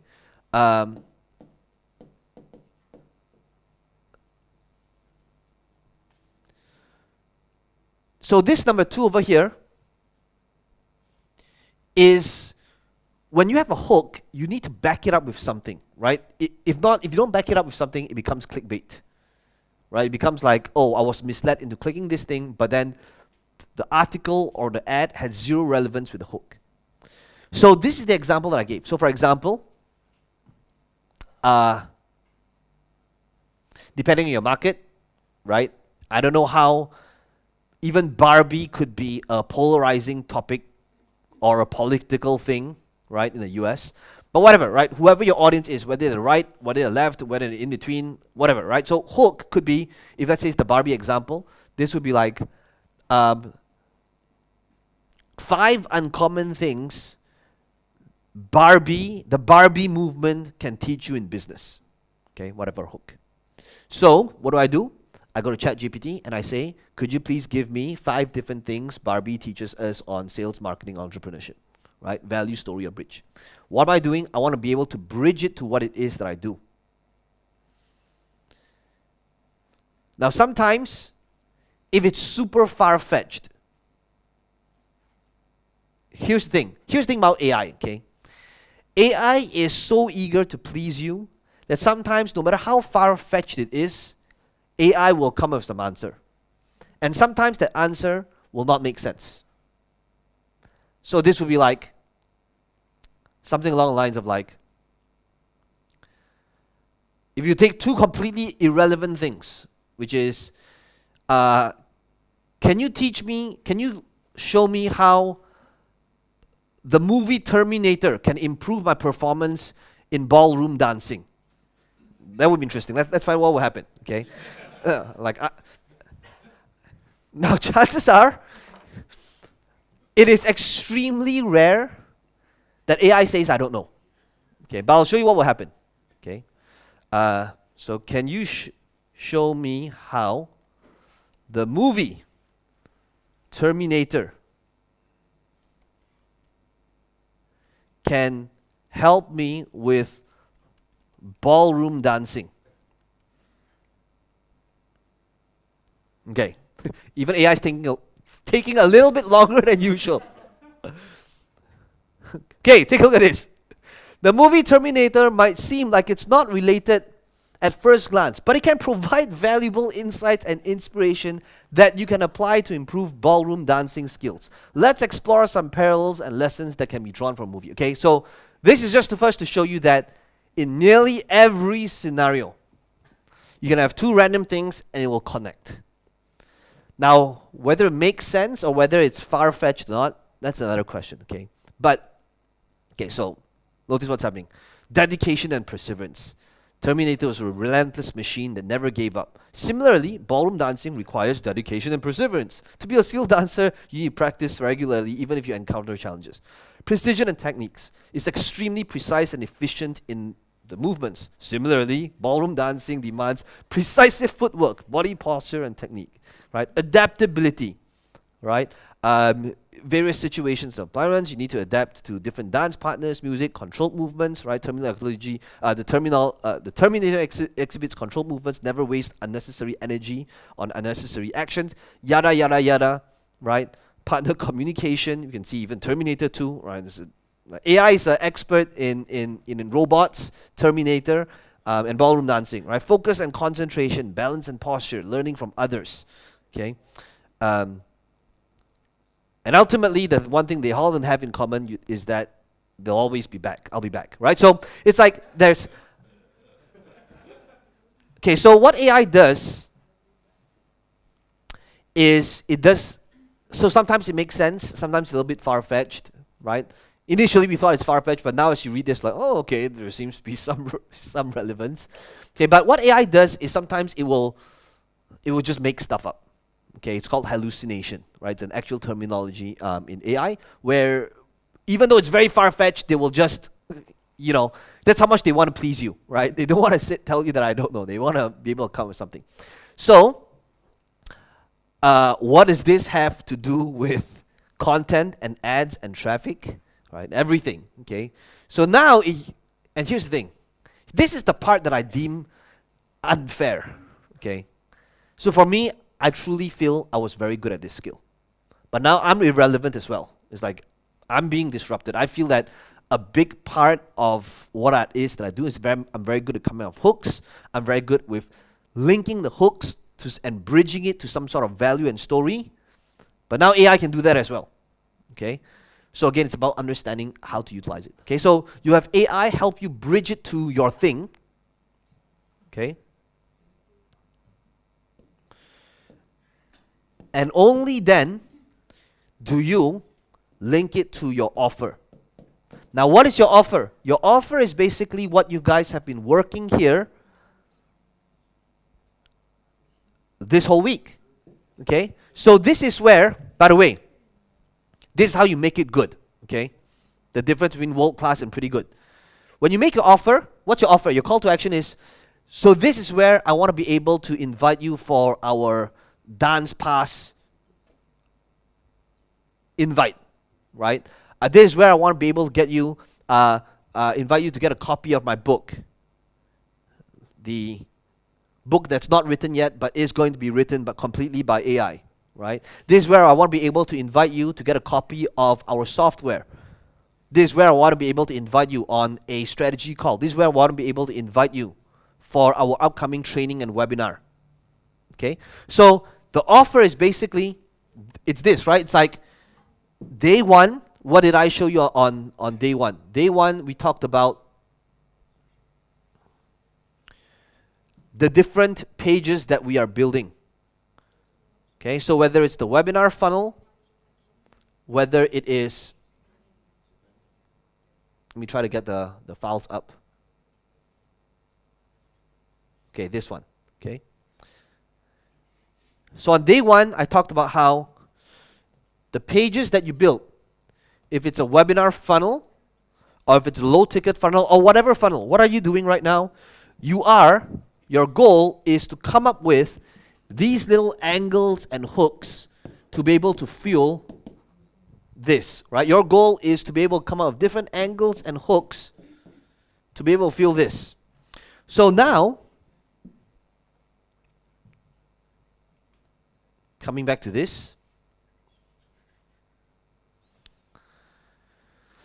what are we really doing? We want to be able to come up with these different angles, whether it's in the form of an image, whether it's in the form of a video, in order to fuel our funnel, right? Our funnel that we've been working on in the last 2 days. Which angle and hook will work best? Yeah, nobody knows, right? You have to test. How do I know if the Barbie or the Terminator or the Drake or the Donald Trump or the 5 things you didn't know or the thing that separates 1%, the little known, well understood hook will work better than another? You don't know until you run it and you see which one has the numbers in terms of the lowest cost per sale, lowest cost per lead, the highest click-through rate. Then you have some sort of insight of which creative is working better than another, right? But this is how you start off that entire thought process. So, how do you make this step even better? You make this step even better, and this is something that I train my team all the time on, is whenever we have the call to action, we try to link it back to the original hook. So, if this was an email, and the email says, how the movie Terminator can actually help you to become a better dancer, right? Today, I know it sounds a little bit far-fetched, but these are 5 things that movie can actually teach us and help you improve in becoming a dancer, right? Number 1, perseverance. Number 2 is whatever, right? Efficiency. Number 3, right? 5 things over there. Once you met, right? Value, hook, story, bridge, then offer. If you are somebody that would like to be able to master the art and science of, to be able to dance like a robot, down to the science, but also have the human touch by adding that art, then click on this link to claim your dance pass, right? Offer. So what am I doing? I'm linking it to the hook. That's how you make it great. That's how you train yourself and your team members, rather than just, that's why I came up with the dance pass, come join us. There's nothing wrong with that. But if you link it with the hook, it's kind of like ending it with like a punchline. Okay? Right? And the sign off will be, Mikhail, I'll be back. Right? That's why it's good. Right? So same thing, if it's like offer, it would be like, and that's where I want to be able to invite you for my upcoming webinar to show you how these elements in Barbie can help you in your sales process. Right? Sign off, pink pretty in pink June. Right? Something like that. Right? So it's like the offer is linked to the hook. That's how you make it interesting, funny. Right? So same thing here as always. Once you have the offer, number 4 is just the call to action. Right? That's why I want to be able to invite you to this. Click on this link to claim your free session, to claim a copy of our book, to claim to join us for our upcoming webinar. Okay, so this is literally the foundation now with AI that powers traffic. It powers up our content. It's going to be used in images. It's going to be used in all these different angles. So here's what I'd like you to do. Okay, we're going to get exercise. We're going to get some practice on this first, and then after that, I'm going to give you the handout on the content handout. But I want to be able to Pink June's yeah, it's a good play on words as well, right? So here's what we're going to do. I am now going to give you maybe 5 minutes. Go do due diligence right now. Out of the different hooks you picked, pick one. Okay, for those of you that's here, these are some of the videos that you guys are going to be shooting. I want to be able to train you to shoot assets that's based upon a good hook that follows this format, so they can do it again and again and again and again. Okay, so write down your script right now. The rest of you, you guys are going to practice this as well. So 5 minutes to finalize this script. Okay, can I just team just swap over back to me for a second? Okay. So one of the things that I wanted to mention is this portion. I wanted you to do a quick exercise on what it is that we just did, which is to be able to finalize your script based on your different hooks and angles, because I want to be able to give you guys time to kind of think, map out, execute your scripts, so that you guys can get practice the same way, again, how everybody here in this room. Again, guys, one thing I want to mention is this is what makes this event different. I want you guys to experience, again, the best of both worlds, so that you don't have to invest the $15,000 that they did in order to be here, but also be able to see the experience, the feedback that I gave to everybody here in this room, the coaching, and to be able to do it together with me. Okay, so please, guys, like some of your cameras are off. I can't see you if you're actually participating, but do it together with me. Take it as though you invested $15,000 to be here at this event. Okay, just want to mention that one more time. Okay, so go ahead and do this exercise before we put you into the groups. Okay, go ahead. Begin. Every time we say goodbye, baby, it hurts. When the sun goes down and the band won't play, I'll always remember us this way. Oh yeah, I don't wanna be just a memory, baby.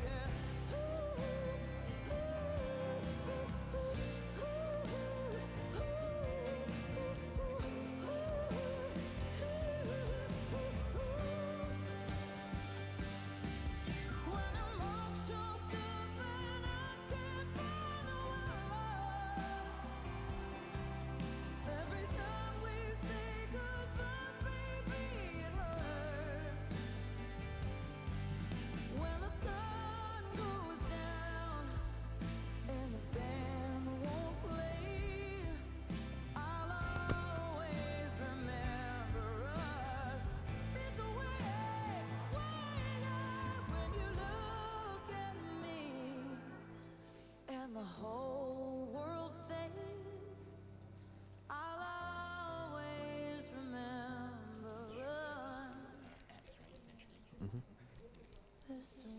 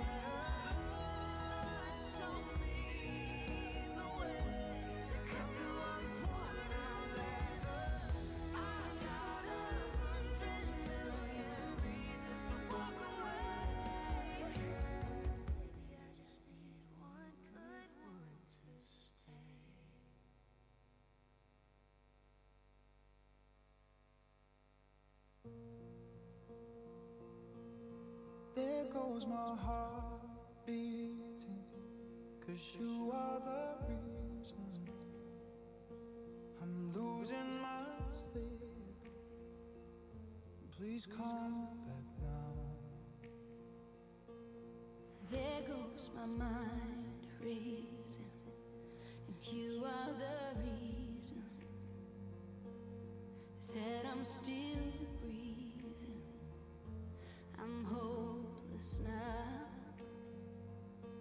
I'd climb every mountain and swim every ocean Just to be with you and fix what I've broken. Oh, 'cause I need you to see that you are the reason.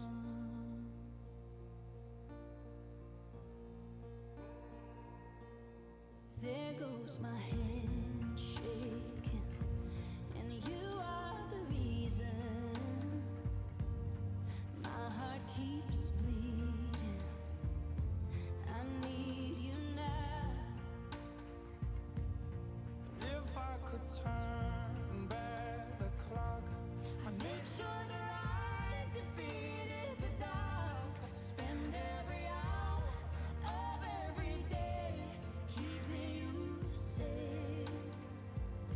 And I'd climb every mountain and swim every ocean just to be with you and fix what I've broken. oh, 'cause I need you to see that you are the reason.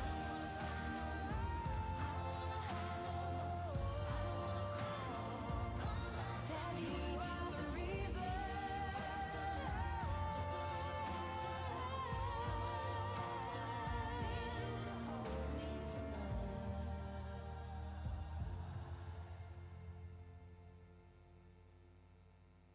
I'd climb every mountain And swim every ocean just to be with you and fix what I've broken.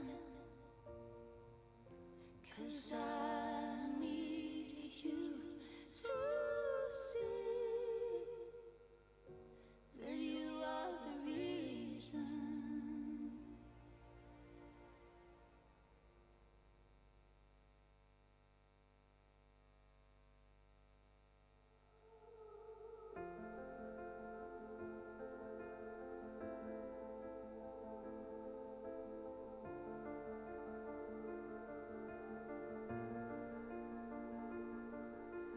I keep fighting voices in my mind that say I'm not enough.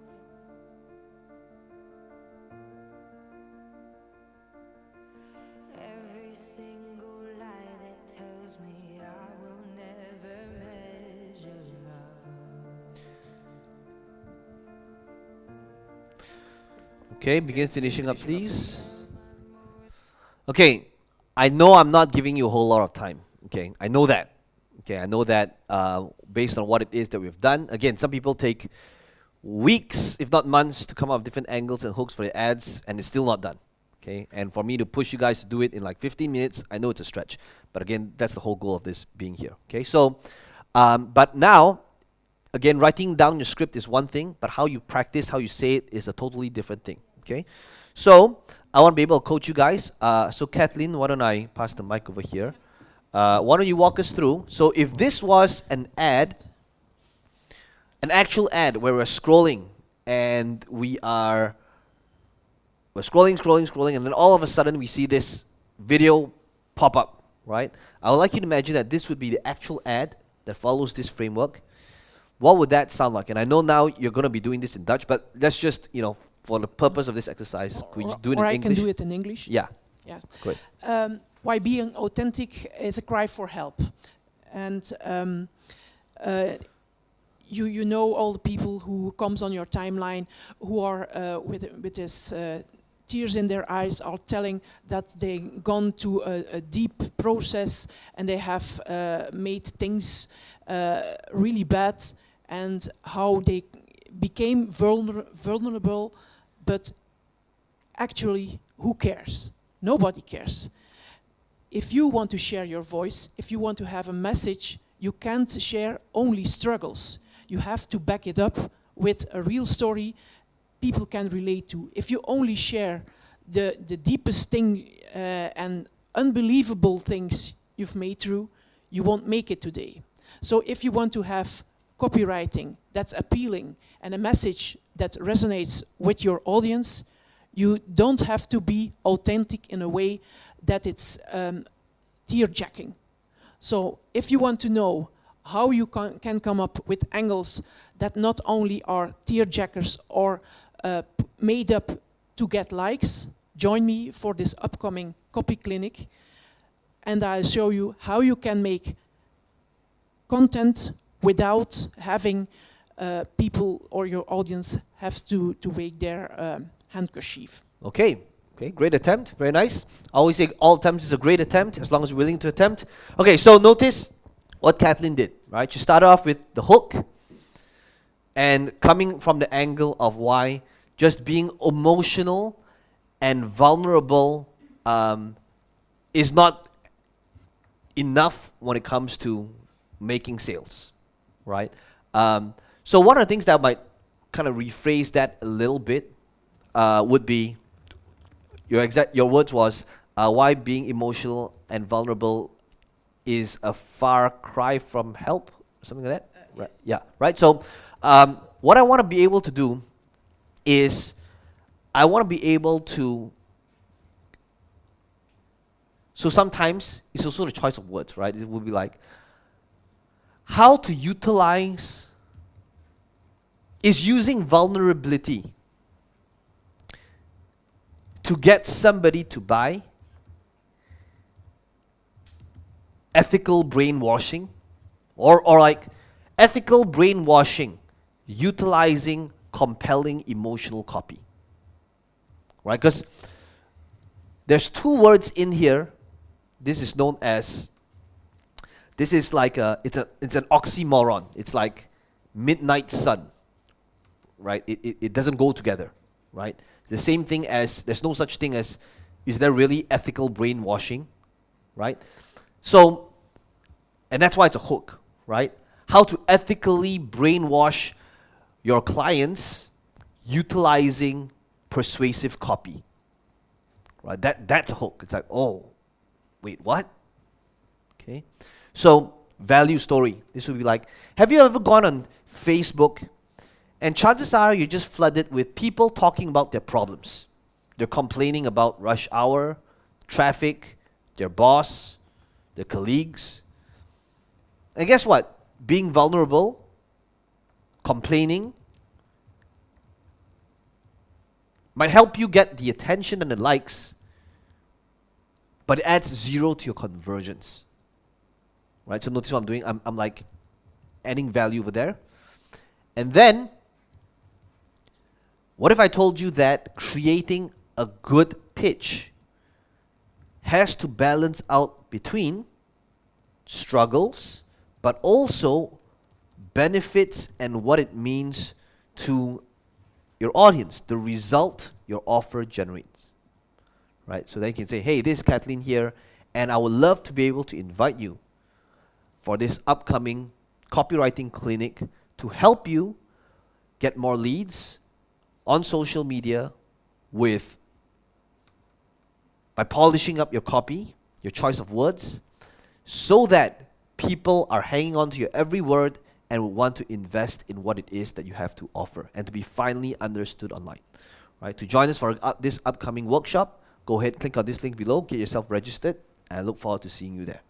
Okay, call to action. Okay, good attempt. So this is how I think about combining all these different elements together, and it takes practice. Okay, so writing down is one thing, presenting it is a totally different thing. So this is our next exercise. Okay, now this might be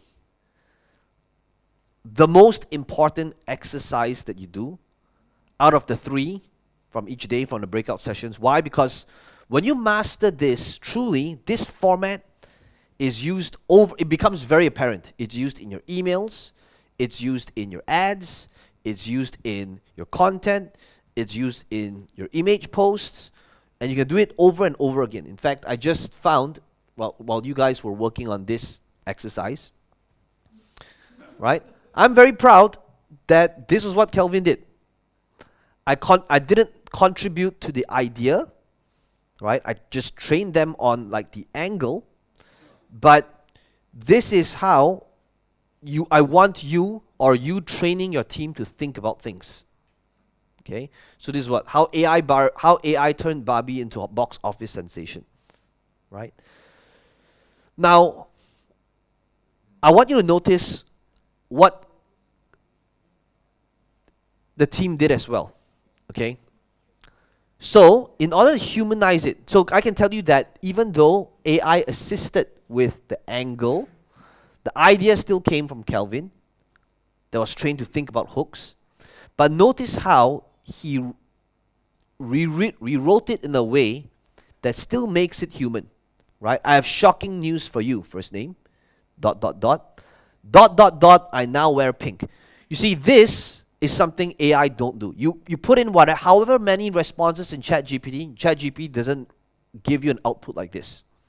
This is where I want you to think about humanizing, the output, okay, and training your team to think that way, okay?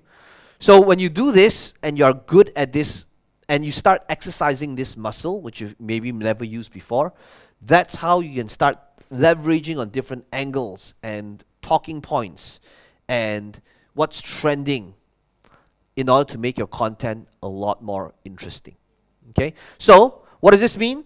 This means that for those of you that's all here virtual, I want you to switch on your cameras and practice this part, right?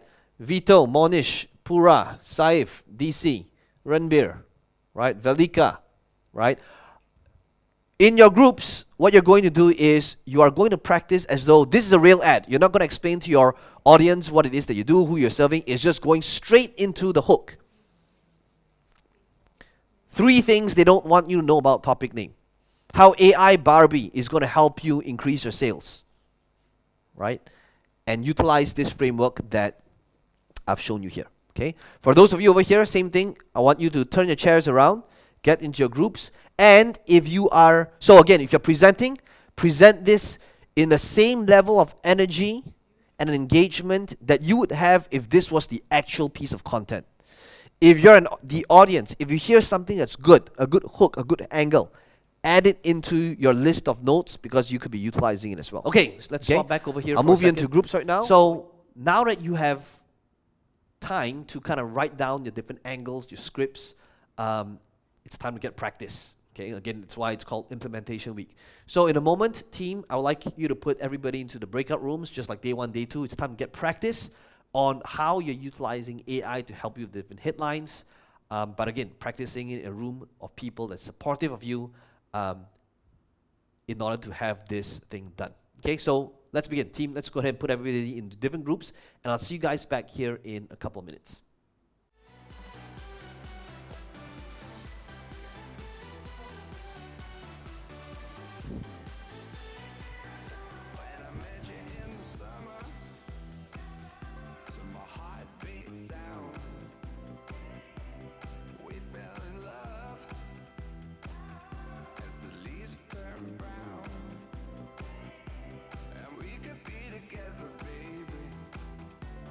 Skies are blue.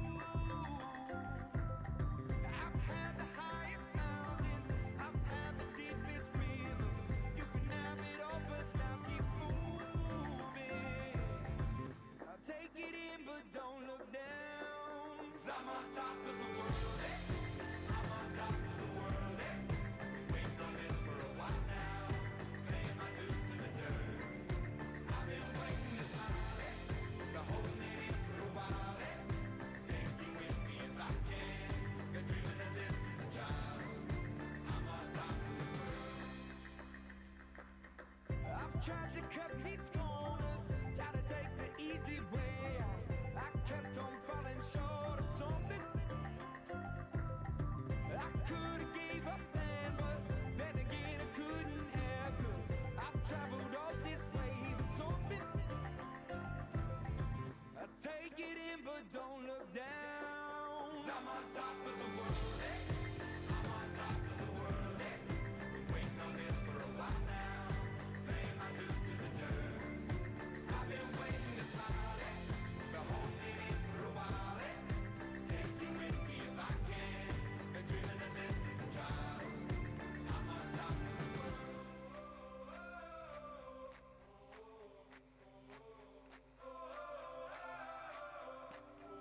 'Cause I'm on top of the world, eh?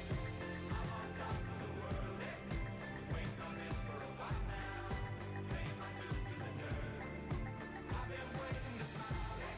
Been holding it for a while, eh? Take me with me if I can. Been dreaming of this since a child.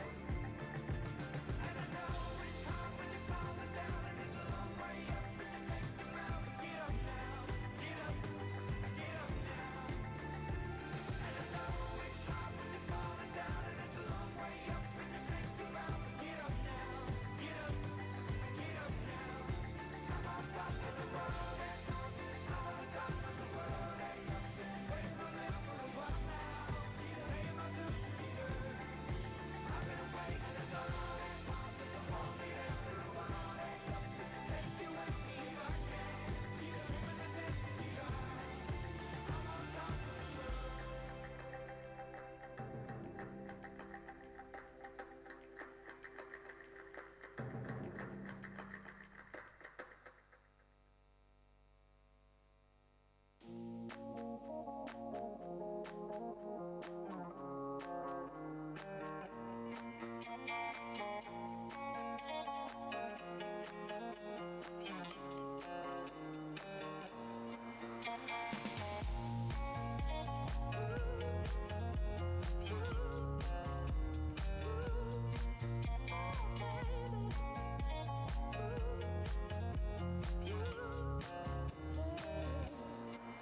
She got cherry lips, angel eyes. She knows exactly how to tantalize. She's out to get you, danger by design. Cold-blooded vixen, she don't compromise. She's something mystical in color lights. So far from typical, but take my advice. Before you play with fire, do think twice. And if you get burned, don't be surprised. Lifted, drifting higher than the ceiling. Ooh, baby, it's the ultimate feeling. You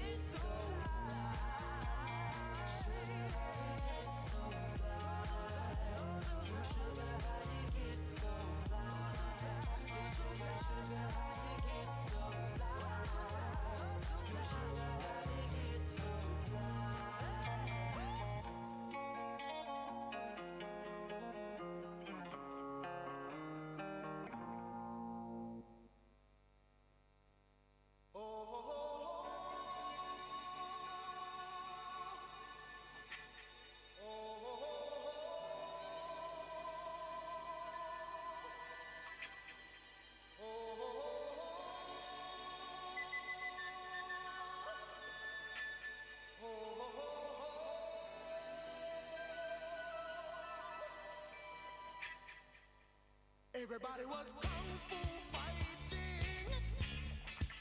Those kids were fast as lightning. In fact, it was a little bit frightening, but they fought with expert timing. There were funky Chinamen from funky Chinatown. They were chopping them up, they were chopping them down. It's an ancient Chinese art, and everybody knew their part. From a fainting to a slip and a kicking from the hip, everybody was kung fu fighting. Those kids were fast as lightning. In fact, it was a little bit frightening, yeah, but they fought with expert timing. There was Funky Billy Chin and Little Sammy Chung. He says, "Here comes the big boss. Let's get it on." We took the bow and made a stand. Started swaying with the hand. A sudden motion made me skip. Now we're into a brand new trip. Everybody was kung fu fighting. Those kids were fast as lightning. In fact, it was a little bit frightening, but they did it with expert timing. Oh yeah.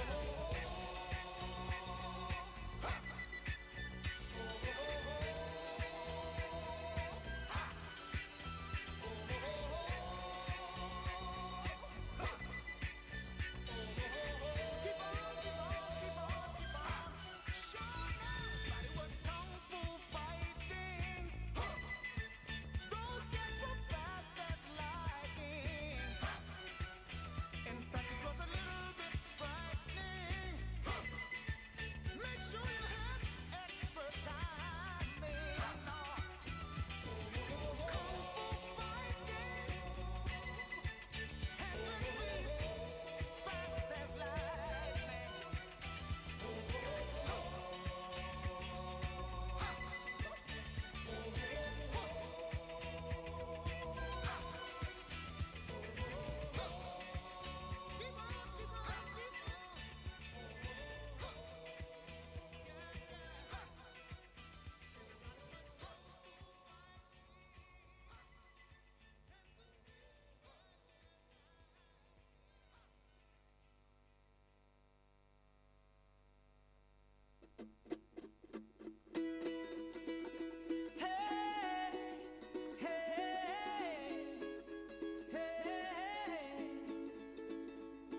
Your lipstick stains on the front lobe of my left side brace. I knew I wouldn't forget you, and so I went and let you blow my mind. Your sweet moonbeam, the smell of you in every single dream I dream. I knew when we collided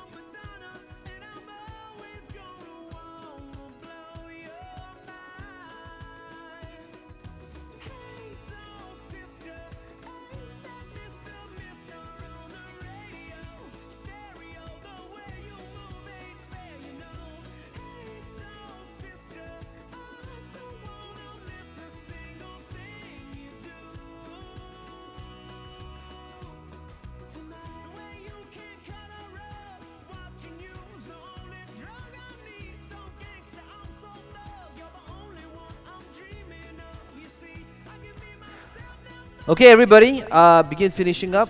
Start heading back to your tables. We are, in a moment, I know we've been here for nearly 3 hours. We are going to take a break in a while, guys. But so based on what we've covered, okay, this means that once you guys have gotten clarity in terms of your angles and hooks, that you could pick any hook, link it to some sort of story or add value and bridge it to your offer and call to action. That's what makes it great, and that's how you can do all these different pieces of content out there, just like mini salespeople doing the selling for you, getting people to go to your funnels 24/7. Okay, so with this in mind, this means that you guys are now going to be ready for our next section, which is taking this process and putting it into ads. Okay, coming right up, some of you might have met him, especially if you've been on the coaching calls, but maybe some of you are new to this, maybe you haven't. But after break, I am going to be bringing Marcus up. He heads the digital and ads team. He has managed millions of dollars in ad spend, and he's going to be showing you exactly what happens once he gets this piece of content, whether it's from the content team, what happens once he gets a specific image from the design team, what happens after he gets this video from me, okay, that might follow this outline. What actually happens, right? How does he split test? How many of you here would like to see behind the scenes to what happens to our content after, right? And what is he testing and how is he rolling these ads out, okay? So what we're going to do now is, before our break, we are going to drop you the handout to how the team is utilizing content, the different tools that they're utilizing, so that you can refer. How the team utilizes prompts for design to come up with ad hooks, variations, and images and taglines on what to design, as well as how the team is utilizing social media for it. It's a pretty thick handout, okay? So team, we can go ahead and give these handouts now. Virtual, we are going to drop it in the links, okay? So go ahead and download these next 3 handouts in here, okay?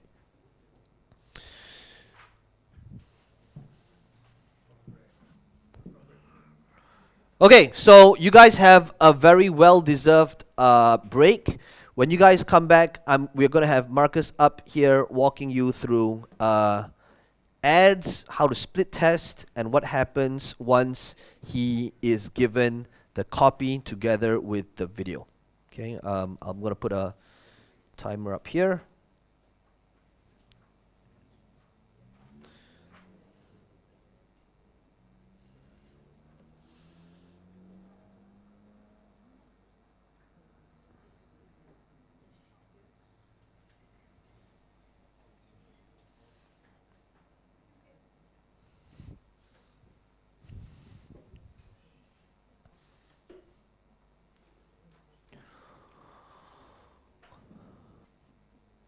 All right, I'll see you guys back here in 12 minutes. There's no real way for me to grow or scale my current business, and it was a very frustrating time because I really didn't know anything. Instead of going through all the trial and errors and mistakes, it's kind of like giving his 10 years experience to me. Without his inspiration, right, I wouldn't have been doing what I'm doing now. I had no idea about all this funnels and ads and techie stuff. And the truth is that you actually don't really need to understand those tactical things when you know who you can go to help you to get that out. About 2 years ago, I went to this internet marketing event, a really, really big event, and I saw Peng Joon speak live. And I thought, this event had about 2,000-3,000 people that went to this event. And out of like all the different speakers that were at this event, Peng Joon turned up. And when he spoke on stage, I already knew, I wrote it down in my goal diary that I'm going to work with this guy. Okay, and I've seen Peng Joon grow over the years. I've seen how he is able to serve more and more people, how he's able to create more and more products online and in different niches. I know Peng as somebody that he does what he says. I was looking for a way in how to make my game bigger, where I want to create my own products, I want to have my own events, I want to impact more lives. The thing is this, I didn't know how to do just that.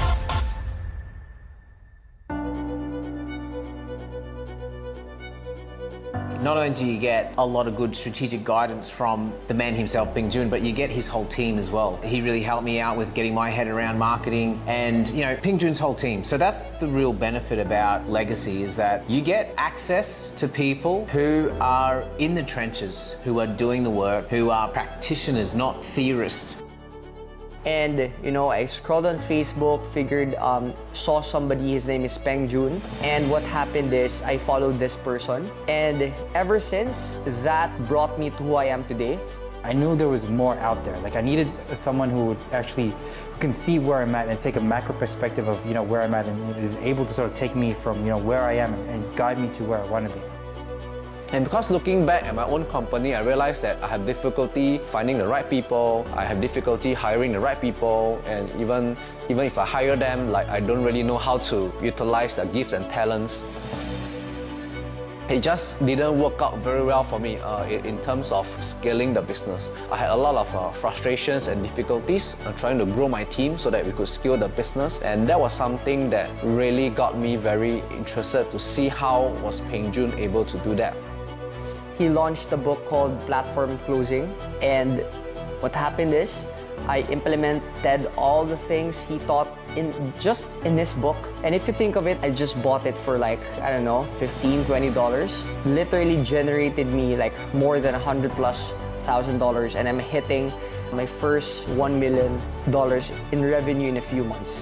Before Legacy, again, no experience with tech, websites, funnels, ads. I hadn't had any experience in it. Then after joining Legacy, I started to get the knowledge and then started to apply it. I've done the high level Tony Robbins, I've done, you know, Brendan Burchard's, and I'll tell you what, out of all the masterminds that I've been to, if you want strategic and tactical, hand-holding knowledge, guidance, experience with the team, you've got to work with Legacy Mastermind and Peng Joon and his team. I was blown away by the amount of value that was inside that event. Okay, so I live in Sydney, Australia. I flew all the way to Philippines to be able to attend this event, and it was crazy. It was like from the very first second to the very last second, and all the breaks in between. I felt like I'd learned so much about, you know, the game of internet marketing. I didn't really know much about internet marketing before that. I didn't know, you know, about landing pages. I didn't know about like sales pages. I didn't know how, you know, like funnels really work. I didn't know what they were, right? But after going to that Game Changer Intensive, there was a lot of clarity as to, you know, what it was. But I still needed to get into a more deeper level of coaching with Peng Joon. After implementing all the things in his book, I started attending one of his seminars, bought his courses, and eventually ended up here in Legacy Mastermind, where I got a chance to actually, you know, work with him, ask for advice, ask for his mentorship, ask for his ideas, and not just from his ideas, not just from him himself, but literally the people behind the scenes, which is his team.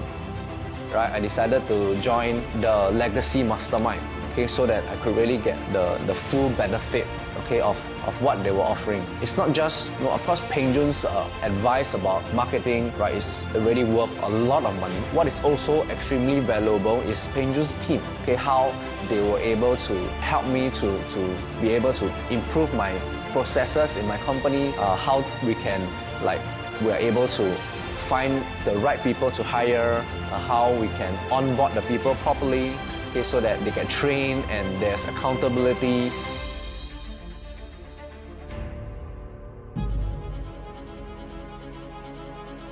But the most exciting thing is that I've learned a skill set now that is basically with me forever that I can take on, so I can roll it over and over and over again. What I've learned, what I've implemented my own campaigns, done my own ads, you know, literally had no idea what the difference between a campaign, ad set and ad was. I didn't even know that when I started.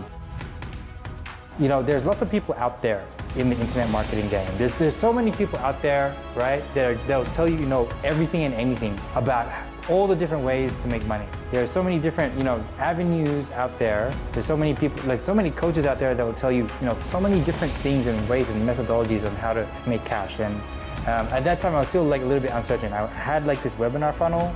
I was about to launch it, right? I thought to myself, okay, before I go spend money on, you know, driving people to this webinar, why don't I, you know, consult Peng Joon and join his legacy mastermind first and figure out if this is something that I should do. He looked at my funnel and he looked me dead straight in the eye and he said, man, this ain't gonna cut it. Like this is not a funnel. This is not a funnel that you should be doing in order for you to actually make good hard solid cash, okay? And right now, I conduct events all over the country, all over the Philippines, Luzon, Visayas, Mindanao. I've been to more than 20 provinces, and very soon I'll be expanding internationally, crushing it in events, conducting seminars, and as well in teaching people how to do online marketing for small local businesses, for entrepreneurs. The truth is, the return is just priceless because I can't put a figure, you know, to the return. I was almost in tears just thanking Peng Joon. Like, if you hadn't like give me the courage and advised me to actually let go of some of my partners, I would have probably still been frustrated or bad or negative about the situation. And it was the advisors that actually set me free. They're really here to change lives, and they give their heart, their soul, their mind, their strength. They go beyond extra mile just to be able to solve our problems.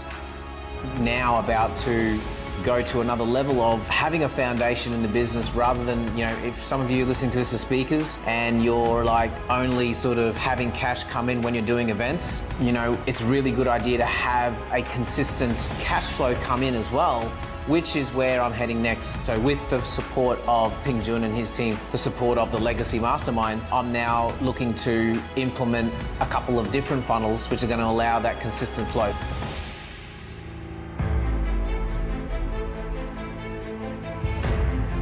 Ever since then, I've been working heavily on an application funnel and discovering sort of the different ways that the application funnel works, from how to drive traffic into it, how many different steps in the application funnel there are. All these different things are things that were sort of tasked to me over the course of the Legacy Mastermind experience. Next year, we have actually planned out my marketing strategy for next year. The goal is, imagine, earning $1 million a month. But it's not about the money. It's about how I can use the money to impact more lives, to help more entrepreneurs. And that's the end game. I have been trying to work on my online course for a very long time. And in this event, right, where Peng Joon helped us to come up with a very clear direction, okay, on how I should come up with my online course, okay, and the funnel. So this gave me a very clear direction on how I should move on for the next few months, what I should focus on, what I should be letting go so that I do not get distracted, and focus on what is the most important thing for me to be able to seal the business. Not just able to bring more, have a greater bottom line, but also to be able to impact more lives. Legacy Mastermind is really an amazing mastermind group to be a part of. Wherever you're doing, whatever you're doing, and wherever you're starting from right now, like, it doesn't matter, because trust me, I started from scratch. What matters is if what you do is you actually implement and you put things in place. You can't put a price on the direction that you're heading. You can't put a price on the mentor that you put in your life to actually save you the time and save you the heartache and save you, you know, like, prevent you from making all these mistakes that you were going to make. Out of all the funnelers out there, out of all the internet marketers out there, there's only really one person who knows all of the funnels, what they do and how they work inside and out, and that's Peng Joon. He's been in the game for a very long time. His advice is absolutely invaluable. It's to the point now where I seldom have questions for him anymore because over the course of this entire experience, so much clarity has been given to me now. And I'm able to just take that and roll with it. And now the profits that I'm generating from my existing business, I'm able to actually do something with it. Like there is a lot more confidence as to where, you know, these Facebook ads are going, like how I should be spending my time, you know, how I should be spending my money. Everything has a purpose now. If you want to have the same exact results I got from this program, I want you to invest in his trainings and his courses and listen to what he says.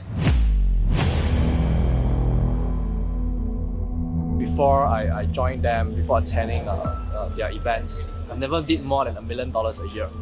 Okay, but that year, we actually get coached by Peng Joon and Shuing and get help by his entire team, right? We did nearly $2 million, and that got us to the 2 Comma Club Award, which we received in Funnel Hacking Live just recently. My goals that I wanted to hit $1 million revenue in the first 12 months. Now we're 7 months into it and I'm currently just over $720,000 revenue. He is a man who speaks, who helps other people, and just because of that relationship with each other, asking questions is literally worth more than just money. I just want you to attend Peng's programs, listen to him, and I hope I could see you very soon in person. You got the support, you got the knowledge, you got everything that you need with Legacy. All you need to do is put it in place. Hi, Tian here. This is Fibo. It's Emmanuel from Sydney, Australia. Brad Cassidy here. Look forward to meeting you soon.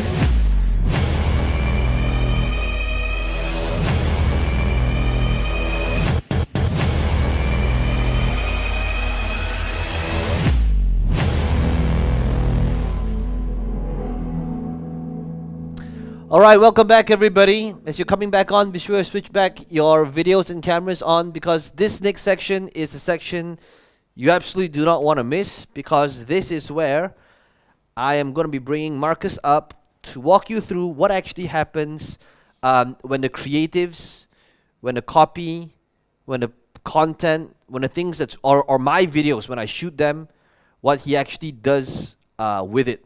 All right, so shooting a video is one thing. Writing the copy is one thing. Having a image that stands out is another thing. But putting it all together so that it is an ad campaign that's profitable is the thing that would make all the difference, right? Anything else would not matter if it's not making you any leads or generating any sales, right? So that's what this next section is all about. Just to do a quick introduction. Some of you, if you're in the community for a while, you might see Marcus once a month in the traffic calls. Some of you have been seeing him every week, every other week in the accountability calls together with Shuing if you're in the immerse or mastermind level. But today you get to see like the brilliance of what happens behind the scenes, how he split tests. So I think Marcus, you'll take it away. We could, we'll just bounce on and off each other. But yeah, go ahead. I think you can just take it from here.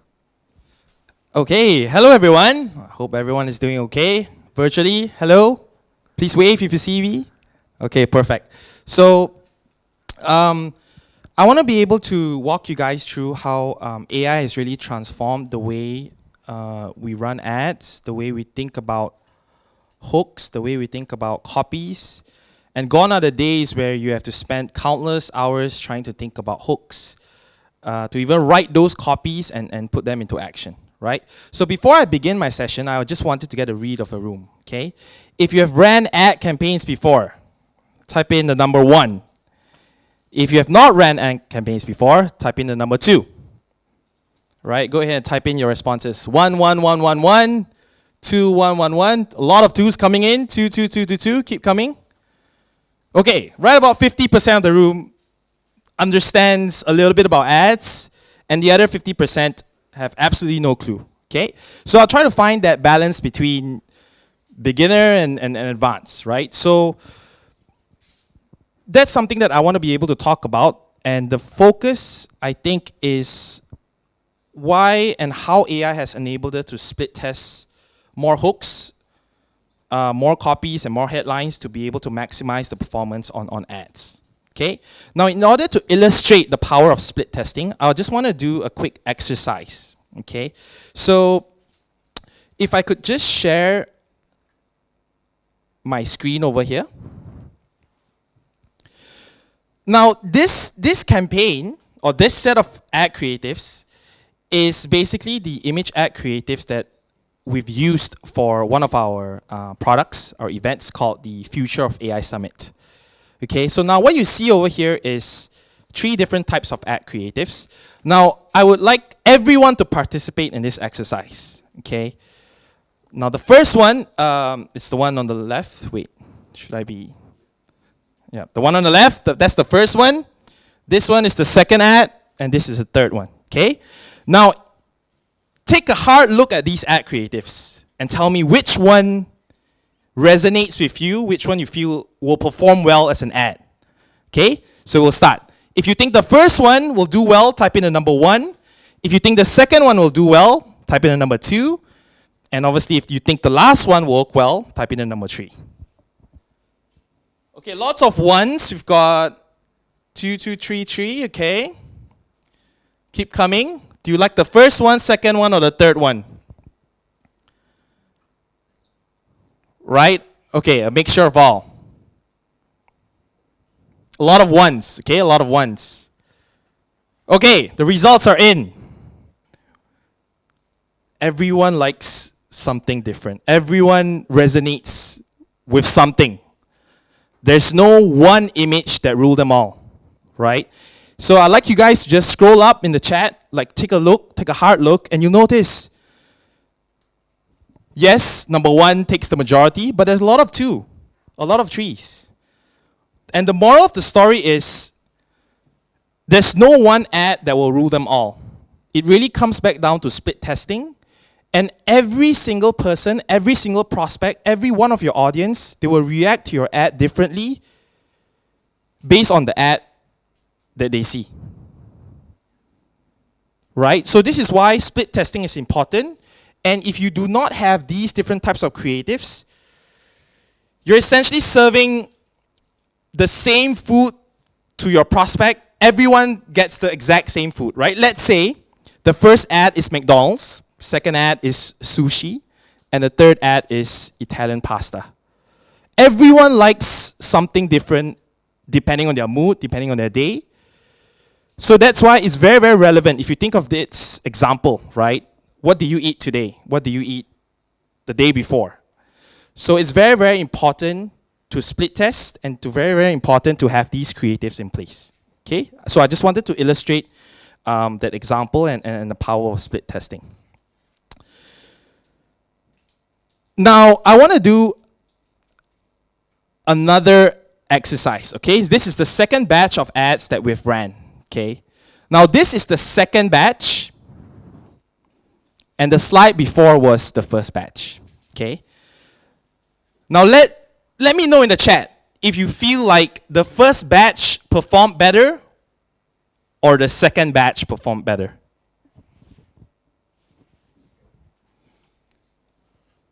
We don't know, right? Okay, take a guess.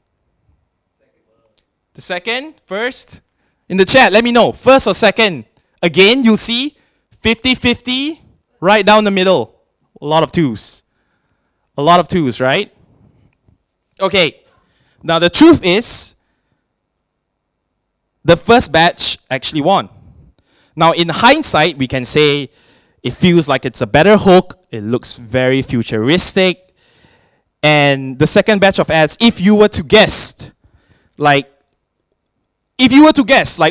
this set of images did not perform well, what do you think is the reason why it did not perform well? Type in the chat. Matt, you've got a... Okay. Okay. Okay. What else?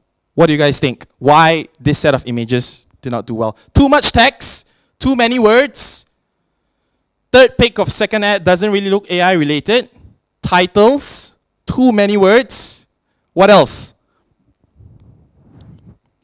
Not as futuristic as first batch. Okay. Hook is not as strong. Okay. Not making eye contact. Not specific. It's not new. Simply not the first batch. Okay, all very, very valid points. That was my exact thoughts. When I received the ad creatives, I just ran with it anyway, right? Because I don't know. I truly don't know if this will work well, because it could, right? I'm someone that lets the data do all the talking. Sometimes I honestly don't know if it's a strong hook or not. I let the data tell me. So when you guys are running ad campaigns, just constantly think back to this. Even Marcus has no clue, right? Even Peng Jun's team has absolutely no clue. And the idea is we let the data do the talking. Just put a small budget, run some ad creatives, do some split testing, right? Even Marcus has no clue. But all of you made really, really great points. So here's what we did. We made the changes. We made it much more futuristic. Someone said not futuristic enough. We reduced the amount of words. We made some eye contact, as Kathleen mentioned. And we made it much more, like we say, register now, instead of putting a whole bunch of text in there, right? We made it a better hook. Some people say the hook's not strong enough. So we said, Malaysia's first ever AI event. Is that a strong enough hook? It is. Immediately hooks your attention like, wait a second, I want to be a part of this. Better hook, futuristic, lesser ad text on the ad image, right? How many of you are getting this, right? Can I get a show of hands? Right, even Marcus has no clue. So we made the changes, and sure enough, this batch actually won the first batch. Now let me remind you what the first batch looks like. Now it looks like this has too many texts, isn't it?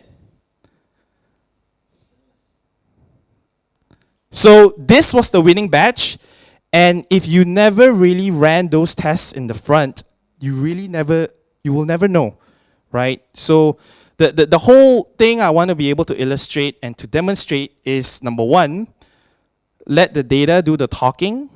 Number two, don't be afraid to split test ad creatives, because as much as you feel, like for me, when I look at the first batch, I'm like, ooh, this is a winner, right? The second one, I like the futuristic one. This is an absolute winner. But I honestly don't know, because other people might resonate with ads differently, right? So your biggest takeaway from this short session is go ahead and split test. You now have the luxury with AI to be able to help you with hooks, angles, and you'll only be able to make tweaks once you've run the initial first batch of ads, right? To be able to see. Of course, again, hindsight's a beautiful thing, but when you look back at this, you honestly feel like there's a lot of text, it won't convert well because you lose that person's attention at first glance. Okay? Now, the next thing I want to be able to talk about is how this translates within the ad campaigns. Okay? Now, I want to be able to go inside Facebook real quick and just show you like how data presents itself. How do you look at data? How do I look at data? How do my team look at data? And how it's actually as simple as, sometimes I tell this I tell this story to our coaching students on a weekly basis, is when I was much younger, my mom said, okay, Marcus, I'd like you to take this 15 bucks to go to the grocery store and to get milk for me. So I said, but which store? And she said, whichever works, like whichever is the cheapest. So I went to the first store and I noticed like, okay, it's 10 bucks. Let me, just for simplicity's sake, it's 10 bucks. Now, if I didn't go to the second store, I wouldn't know that that store actually sold this exact same milk at 9 bucks. And if I didn't go one store further, I would not know, like they're doing a bulk sale at 8 bucks a bottle of milk. So I always want you to remember this story of Marcus going to the grocery store to buy milk. You always want to buy milk at the cheapest store available. Why pay 10 bucks for milk if you can get it at 8? Okay? So I wanted to show that example because it can look very, very complicated in the ads campaign, right? So if I could just share my screen, you can see here, okay, I pulled up 3 different campaigns just to be able to illustrate that example, okay. So you can see there's ad campaign 1, there's ad campaign 2, and ad campaign 3, right? The number 1 metric you always look at in your ad campaigns is the cost per result. That's the main metric. How much does it cost to acquire a customer? How much does it cost to acquire a webinar lead? How much does it cost to get a low-ticket front-end buyer, right? So for the different types of funnels that you're working on, everyone write down in the chat, what is the number 1 metric that you're measuring? Is it cost per webinar registrant? Is it cost per sale, depending on the product? Or is it cost per event registrant, right? Type in the chat. What are you measuring and what is that one most important metric? Event registrant. Okay, that's, as Lam said, event registrant. Cost per registrant. John said cost per registrant. How about the room? What are you guys measuring?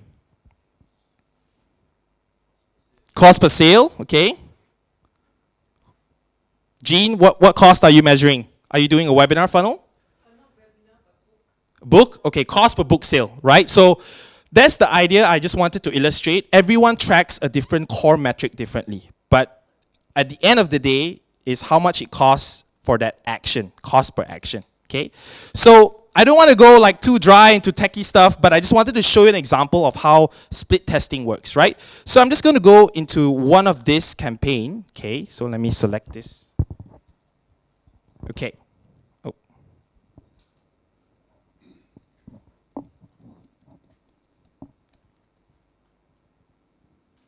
Okay, so we want to be able to analyze this specific campaign. This specific campaign has brought in 53 website purchases. Okay.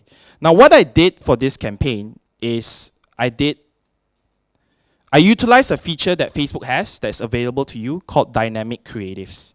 And what that allows me to do, if I go under ads,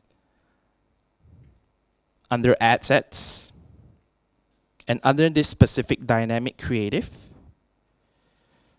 Now don't worry, right? All this is in the handout that we're about to give out. So if you have absolutely no clue what I'm doing, you will have the visuals and the supporting documents to be able to help you execute this, okay?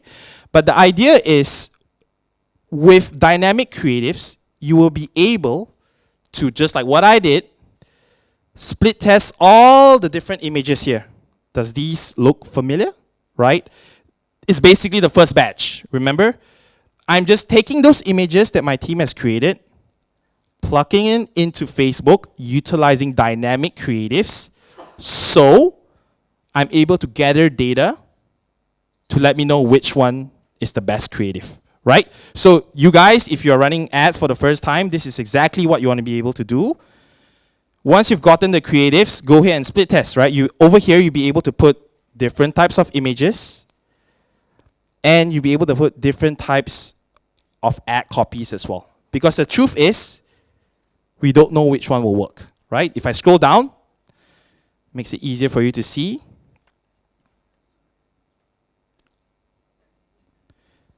There are 5 different headlines here,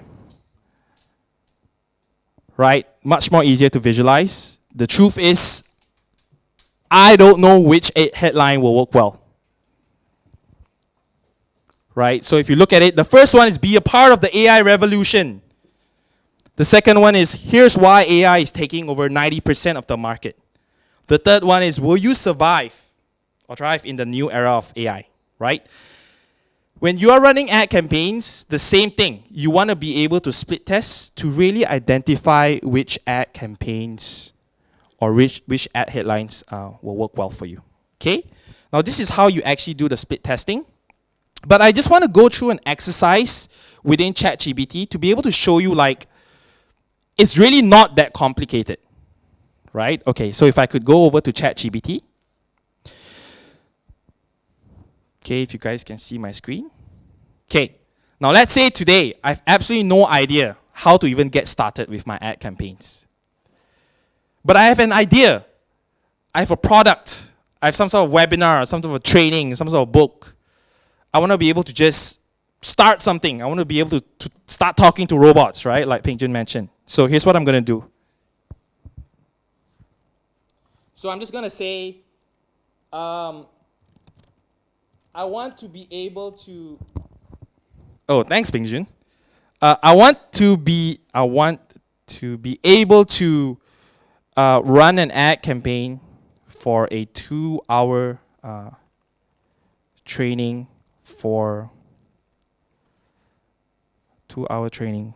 that talks about AI revolving around processes and systems.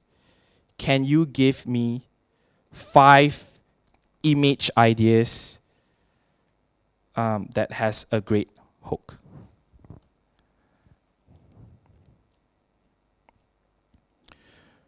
Right? Because if I'm thinking like, wow, of course Peng Jun can do it. Of course Peng Jun's team can do it. Right? They're brilliant minds or whatever. But the truth is, gone are the days that you need to think about all these on your own. Go into ChatGPT, just tell it what you want it to do. I want to be able to run an ad campaign for a 2-hour training that talks about AI revolving around processes and systems. Can you give me 5 image ideas that has a great hook? Okay, so the first one. Show an intricate blueprint-style design of an AI robot or brain with interconnected gears and circuits. The hook. Unlock the secrets of AI processes and revolutionize your systems. The second one. Blend a classic sci-fi scene with a modern AI application. For example, depict a futuristic cityscape with a giant AI hologram above it. The hook. Discover how AI is reshaping our world in just 2 hours. Now, what is the biggest takeaway here? Number 1, you don't have to generate ideas on your own. Number 2, if you have a team, you just give these ideas to your team. Like, this is the great idea. This is something that you can start working on. Or, better yet, ask them to go through this. It's something that will not only, I guess, trigger their creativity, it allows them to express themselves and be like, I've never actually thought about this. I would have spent hours to come up with this idea, right? Immediately, you'll have like a bank of ideas for them to be able to execute, for them to be able to get started. And what? We only spent the past 5 minutes talking about brand new ideas like these. And then for your content team, what now, right? So let's say, the fourth one, right? Showcase an ocean of data waves with powerful AI vessel navigating through it. The hook. Sail through the vast data ocean with AI processes as your compass. Okay, let's go with that, right? So let's take it to the next level, okay? So remember, that's idea number 4, okay? So I'm just going to tell ChatGPT.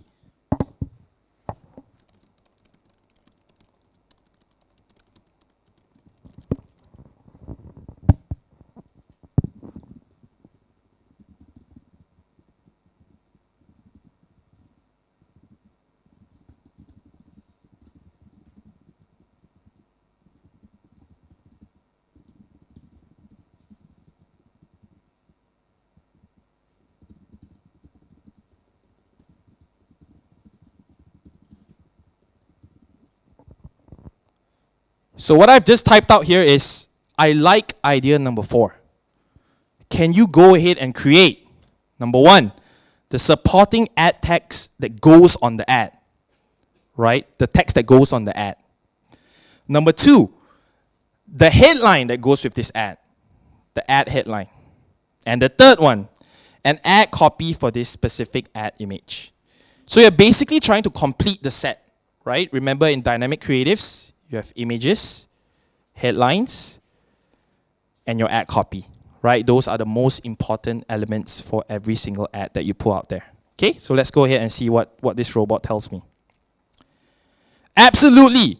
Here's the complete ad content for idea number 4. Image description. It says a stunning visual of an ocean with waves made of data and a sleek futuristic, right? So that's the idea. Okay.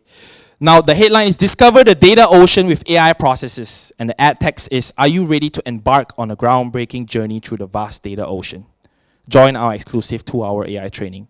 Now AI is not perfect, right? The first thing that it gave me doesn't really allow me to put that text on the ad, right? That's when you can tell AI to make changes to it. And better yet, you can ask AI to give you a different tonality. Right? Let's say I think this ad copy is boring, right? Again, Marcus has no clue. Data has not shown that this ad copy totally bomb or will totally bomb. So what you could do if you want to be able to have more variations is just tell it that you like more variations, right? It's as simple as that.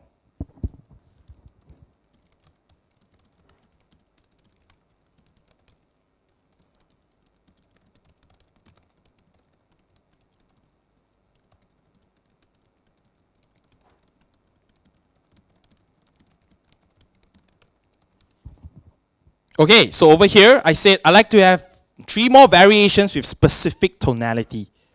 And what is this for? Again, is to be able to have different subset of your audience or prospects resonate with your message, right? Everyone resonates with your message differently. Not everyone likes to eat McDonald's every day. Not everyone likes to eat sushi every day, right? So you're offering them more options. You have Chinese food, you have I don't know, Greek cuisine, all these different types of options, okay? So witty, it'll be AI unleashed, process systems, and a whole lot of witty magic, right? So that's your new option. Engaging, AI Wonderland, engage, empower, excel, okay? And the third and my favorite one, make AI great again. Processes and systems first. Listen up, folks. We're bringing you the greatest AI training ever. Nobody does processes and systems better than us. Nobody, and I mean nobody. Right? So, how long will it take in the past for your team or even yourself to be able to come up with this? Hours, if not days, if not weeks. But now, it's just here. The power of your fingertips, right? So I just wanted to illustrate the example that you have a bank of ideas and to be able to execute on this really, really quickly. And utilizing Facebook's internal system, the dynamic creatives, you're able to execute this really, really quickly and have data do the work for you and if your team or yourself just using ChatGPT to have a lot of different things done. Yeah, I just want to add in here because I noticed Sammy had the question, which is, can we use this idea and use prompt-based or photorealistic to get a prompt to generate visuals in Midjourney, right? So absolutely. Remember yesterday when we talked about Midjourney as well as photorealistic, the plugin. So now it's like, imagine if, let's say I took this. So what does the team do if they want these images that requires a lot of creativity? So if I just share my screen over here, this would be like, imagine it now says a stunning visual of an ocean wave made of data and a sleek, futuristic AI vessel navigating through it. Now, if somebody were to design this from scratch, this is going to take a while, right? So notice what I can do right now is I can go to, again, this is where I'm adding more layers to what it is that we've taught, right? So if I were to go to plugins, I am now just going to switch on photorealistic, okay? And then now, all I'm doing is I'm going to type in image of, right? A stunning visual of ocean waves made of data and a sleek, futuristic AI vessel navigating through it. Okay, let's see what I come up with. So, what's happening right now is it is utilizing photorealistic as a plugin, okay? And this is the first prompt. Picture of an ocean, but not just any ocean. This ocean of data. Waves composed of binary code. So notice what it's doing. It's like, it's being a lot more specific, right? The wave is made of binary code, flowing in and crashing in a mesmerizing dance of information. Sometimes it's got fancy, language in here, but in the midst of this digital sea, a sleek, futuristic AI vessel is navigating. The AI vessel is a marvel of technology, right? Streamlined with speed and efficiency. The lighting is ethereal, right? It's got illumination, it's got metallic silver, yada yada. The image is rendered in hyper-realistic detail, resolution 16K for maximum clarity. So now, again, this is very different. Okay, so let's say, let's go back to a room. Okay, let me just do this example over here. So let's say now, I'm just going to go type in imagine, and I'm going to put in the prompt over here. Okay. So now I've put a prompt in here. So this is basically what you want to train your team to do.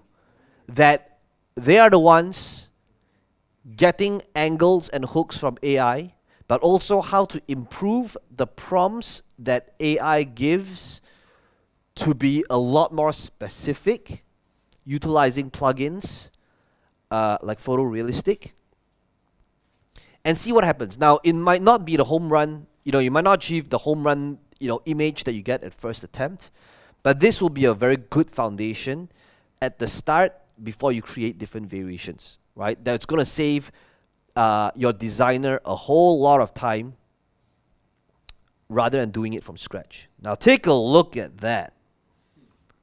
Take a look at that. Wait, let's. So this, to me, it's like, right, if you tried to do something like that from scratch, just imagine, the time. This looks like a UFO spaceship, but, so just think about the amount of time it would have taken to do this from scratch. So now, all they need to do is just combine the words and hook. What was the words and hook? Which was, right, add text, or a headline, discover the data ocean with AI processes, right? So this is where now you can take this image and put the words over this that AI given you, right? And now you can just create all these different variations that would otherwise have taken a really long time. Yeah, Justin. Hi, stupid question because I know nothing about design, but how do you combine your personal images with this? Does the AI do that, or does No, does it require so here's the powerful thing. Now, you can actually upload an image, and you can upload a file. So if I share my screen over here, I think you can just share my screen. So if I upload a file, I can put a file of an original image, and I can use it as a reference. Right, so, okay, so over here, when I click on upload file, okay, so I can upload this file, and when I have the URL, I can give Midjourney that prompt, which is reference URL link, and then they can use that as the base, right, as a reference. Now, this is also where, number one, the prompt matters, but also human judgment of where to modify is also crucial in order to get the outcome that you want.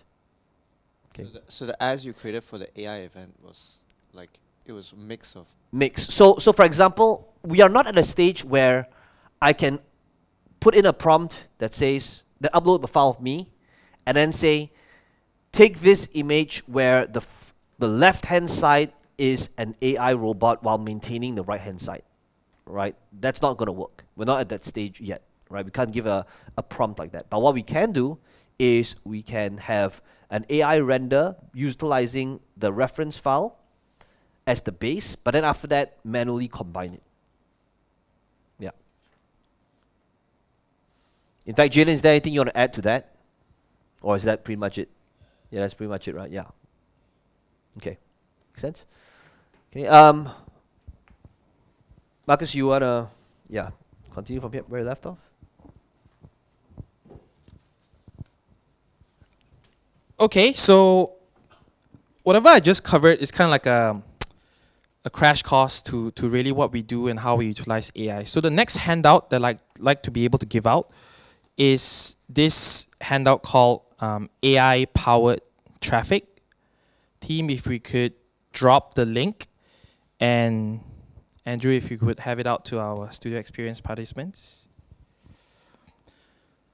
So this handout really goes deep into the additional prompts that we use to make sure that we generate the hooks, we switch up the tonality, we make sure like we're constantly changing up the hooks and angles and be creative on that front. Okay? Now, I would like you guys to go to page number 5. Okay? Page number 5. Oh, okay.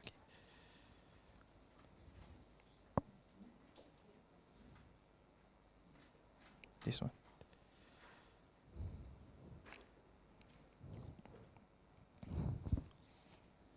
Okay, so you guys would have received this handout, and in page number 5, now obviously just now when I show you the example, like I want to be able to run a 2-hour training and can you please come up with image headlines? That's like a simplified version, right? So of course my team uses the long form version, and obviously with ChatGPT, like context is important. Now if you really look at this prompt here, it says, act as a, insert your business niche here, expert. I need your assistance in crafting 10 hook variations about, insert offer name here, which is a insert offer information here, right?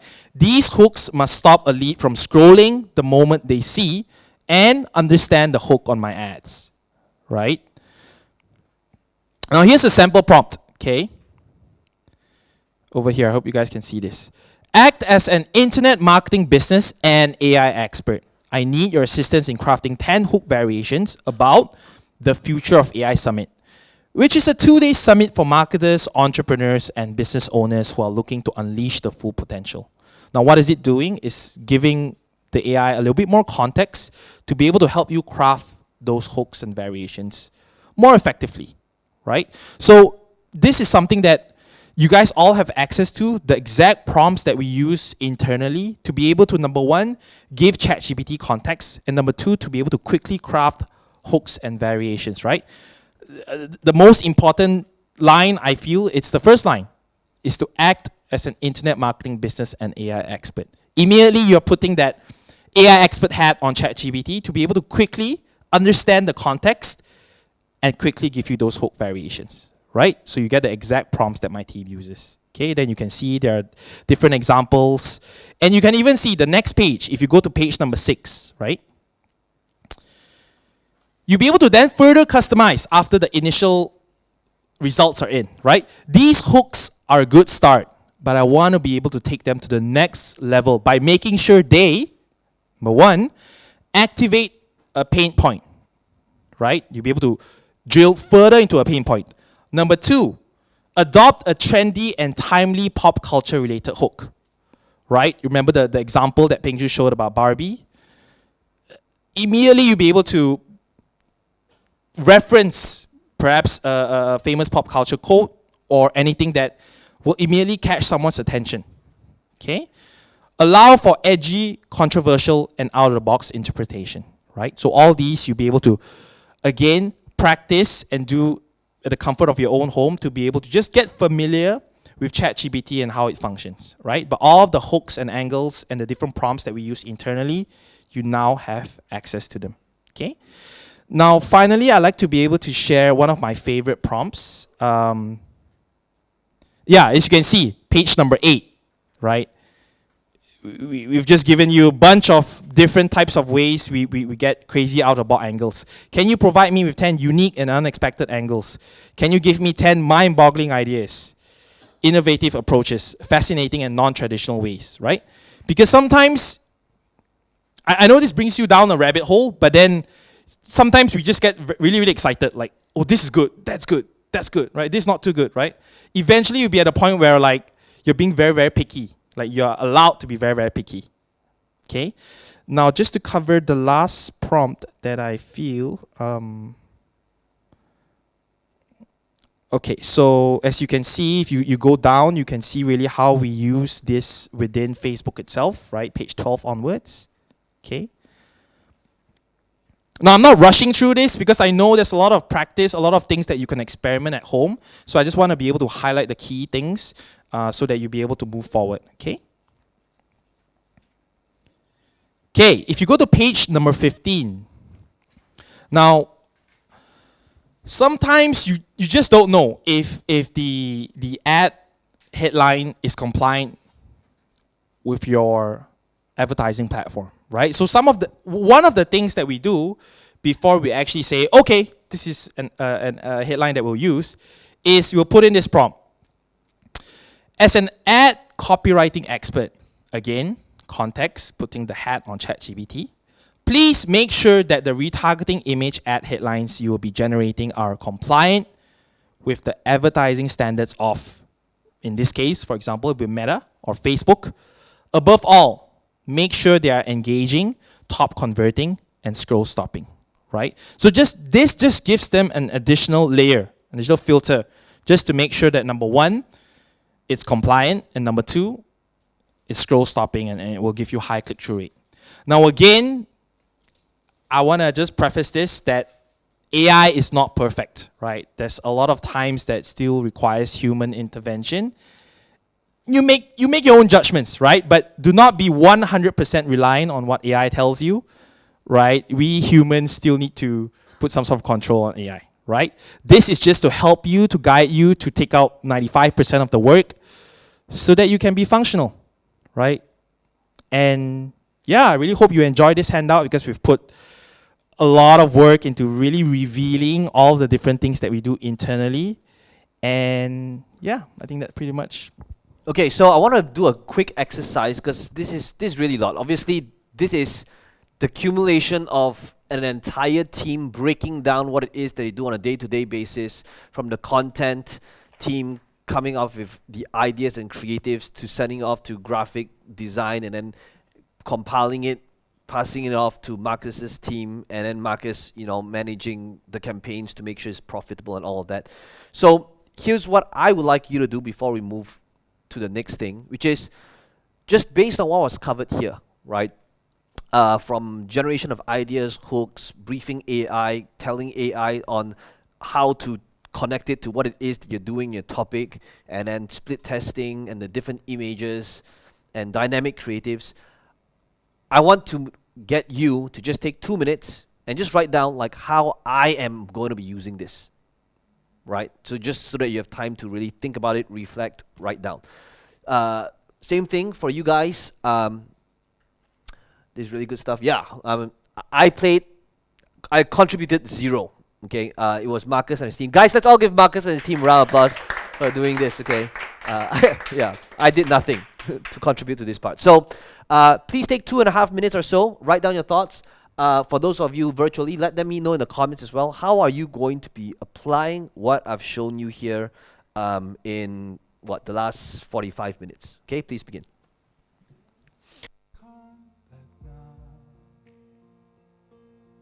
There goes my mind racing, and you are the reason that I'm still breathing. I'm hopeless now. I'd climb every mountain and swim every ocean Just to be with you and fix what I've broken. I need you to see you are the reason.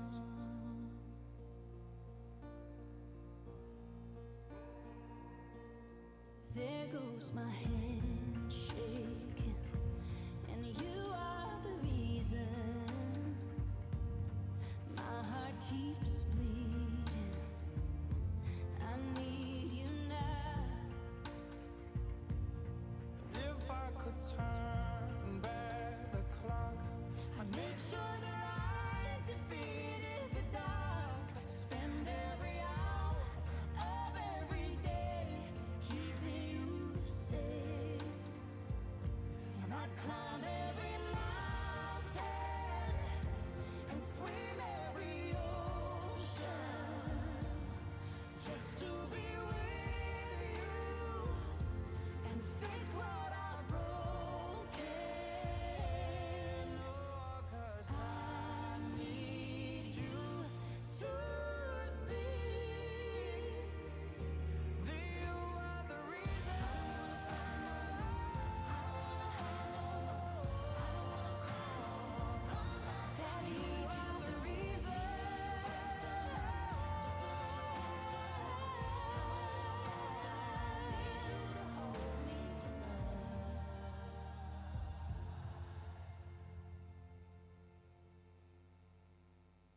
climb every mountain and swim every ocean just to be with you and fix what I've broken. 'Cause I need you to see that you are the reason.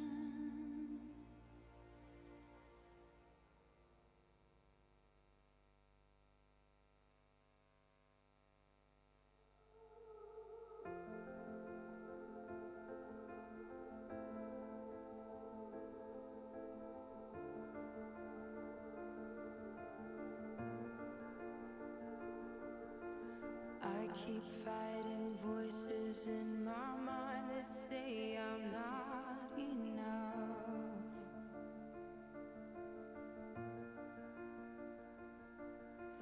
Every single lie that tells me I will never measure up.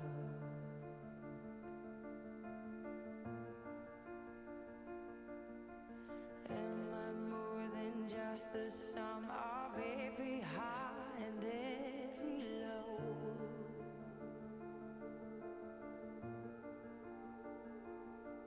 Remind me once again just who I am, because I need to know. Ooh, oh, you say I'm loved when I can't feel a thing. You say I'm strong when I think I'm weak. And you say I'm held when I'm falling short. And when I don't belong, oh, you say I'm yours. And I believe, oh, I believe. Okay, and begin finishing up. Okay, so real quick, Damon, how are you going to be utilizing AI when it comes to traffic generation, based on what was shown here? I look at two perspectives. One is organic and one is the paid ads. So we'll be using a lot of the prompts and also the mid journey to create social media posts and also ads copy and creative. Okay. Yeah. And this would be for your clients as well as for yourself? For ourselves. Okay. Oksana, what about you? What did you learn, or what are you going to be doing based on this last session on AI-powered traffic? I will use it to educate our staff. Okay. So what's your staff going to be trained on doing? What are you going to be doing? How to create and post content on social media. Yep. Yeah, I think this is the most important part for now. Okay. So coming up with the different angles, the hooks, maybe the images. Okay. Lisa, what about you? How are you going to be utilizing AI for this portion? It's very interesting because I've never understood this aspect, and I'm really super excited to try it and to get my team to apply it. It's incredible.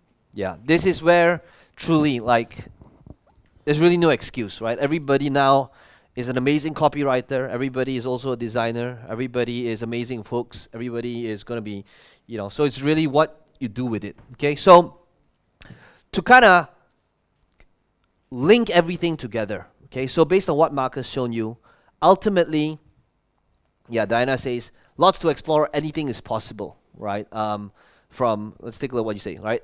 Integrating AI into daily operation, right? To use it to run Facebook ads, AI, utilizing the AI plugins, and then after that, coming with better prompts, taking the better prompts, feeding it back to come up with different images.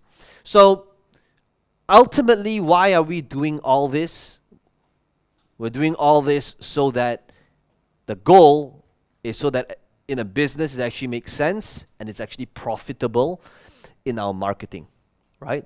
So to wrap up this segment, right, where notice how we have built up from content to images to social media to paid ads, right? It's all built upon building blocks. So if I just share my screen over here, I'm just going to bring this back up because to kind of conclude this segment, okay? How do you make sure that your efforts are paying off. Okay. So this example over here was this one campaign that Marcus showed you earlier, right? For those, so this is an account that is, okay, so this is an ad account that is in Malaysian ringgit, okay? That's okay. So for those of you outside of Malaysia, this is about, you just divide this about 4, okay? So it's about 12K-ish US dollars. And you can see that the cost per purchase is slightly under 100 US dollars. It's about 100 US dollars, okay? Slightly less. Now, this funnel over here, so I want you to understand, like, interpret what it means. Is this a good thing or a bad thing? Okay? So ultimately, you have a scalable business when your cost, please write this down, when your cost to acquire a customer is less than how much an average customer is worth. The whole name of the game is just, how can I build a sales funnel where I can put $1 in and get back more than $1 out. The moment you're able to do that, you have a scalable business that can be scaled to, well, there will be point diminishing returns, but that's how you have an extremely scalable business. When you have something that allows you to put $1 in and get back $1 out, right? Preferably $3 in net profit. That's the game plan. Right? Because if you can make that happen, you put $1,000 in and get back $3,000. If that can happen, you put $10,000 in to get back $30,000. If that can happen, you put $100,000 in to get back $300,000. If that can happen, you put in $1 million to get back $3 million. Right? Now, obviously, there will be different points of diminishing returns. That's why, you know, when it comes to scaling, and that's why with Marcus, this is where he will look at the ads, the creatives, more creatives, right? Different ways of scaling. Okay. So, but let's keep this focus on, like, you know, for this event. So this means if my cost is 381 ringgit, which is about 100 US dollars. So the question is this good or bad? To pay $381 to acquire a customer. Is this good or bad? Is this expensive? Yeah, so there's two things you gotta ask, right? So when sometimes people say, that's expensive. The answer is always expensive in comparison to what?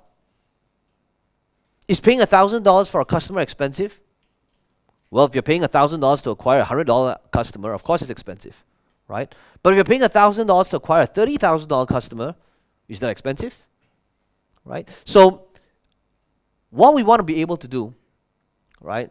Nat says, can somebody explain the scalable thing? Connection was lagging. Yeah, what I said was you have a scalable business when your cost to acquire a customer is less than how much a customer is worth. So if a customer is worth $100 and you're able to acquire them at $50, you have a scalable business. So this funnel over here, if I can acquire a customer at 100 US dollars, but I know on this funnel, right, if you have ever, on the funnel, the ticket, the base price ticket, if the person came in at early bird, was $97. If they upgraded to VIP, which was $297 or $397, more than 25% of people took that, not including the people that would take up sales process, not including the back end after, right? So I know that when I look at my funnel stats, on average, the average cart value of a person on this funnel is about $240. So this means for every $100 I'm putting in, I'm getting back $240. That's the way to think about it. And that is basically the cash on cash return that doesn't include back end, that doesn't include recurring, that doesn't include high ticket. Okay? So, how is this achieved? Okay, so if you want to be able to see everything from a bird's eye perspective, right? Facebook has, remember, cost per results a very important metric. But one of the things that when you integrate your ad account inside sales process, right? How you understand reporting. When you go to reporting and you go to Facebook ads, okay, you'll basically see this chart over here, okay? And I want to see what are the important numbers in here, Okay, there are some numbers in here that Facebook doesn't give you because they can't. The first number that Facebook can't give you is the average revenue that you got from the campaign over here. Why? Because Facebook doesn't have the stats and the numbers of your funnels. We do. If you build your funnel inside sales process, now we'll be able to see that this specific campaign, this was the average revenue from that specific campaign, right? So I can see, okay, so if this was this gardening campaign over here, right, the average revenue for that campaign was $33. So that's one, okay?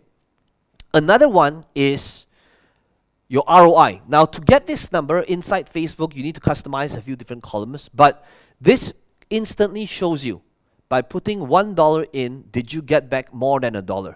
Right? So this is another very important metric to be able to see the overall profitability of the campaign. So we have items in here because that Facebook will not have, okay, as a result of having everything in one place. Because we are able to track the amount of leads that you get, the precision in our reporting will be better than Facebook's reporting, because your leads are coming into this same place. The payment that's being processed, there's not going to be any duplicates or pixels firing more than once, things like that. So the accuracy of the reporting here is, you're going to notice that is actually more accurate than Facebook. Okay, so I think that this feature is very underutilized. Sometimes some of you may not even know, but that's how you take what it is that we've shown you earlier and put it in here. Okay. All right, so that's pretty much AI, traffic, and ads, and how everything is linked together. So the question is, what's next? Okay, I'm going to walk you through the game plan of linking everything together. We have given out this AI-powered traffic handout. Okay, so I believe we have one more handout, which is how we're utilizing inside digital. Okay, so when it comes to digital,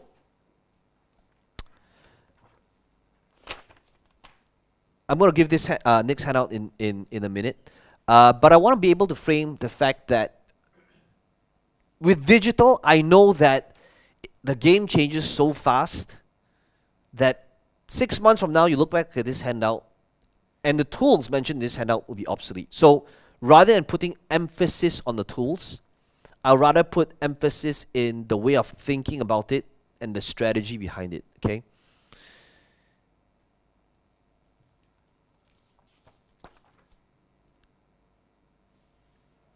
So these are the things to look out for in order to future-proof the business, okay? So the focus is not on the tool, but rather in understanding the direction of where AI is taking place in digital. So obviously, when it comes to digital space, AI can be utilized in customer support. It can be utilized in automations. It can be utilized in many different areas. So to show you like the possibility of where things are, if I were to go to plugins, you'll notice that there is going to be a lot of different, all of the major companies, okay, in one way, shape, or form, they're trying to get their hands on AI and to be more AI driven. So, if let's say I were to put in Zapier, this was one of the examples I've shown in a recent call, but let's use this as the example, okay?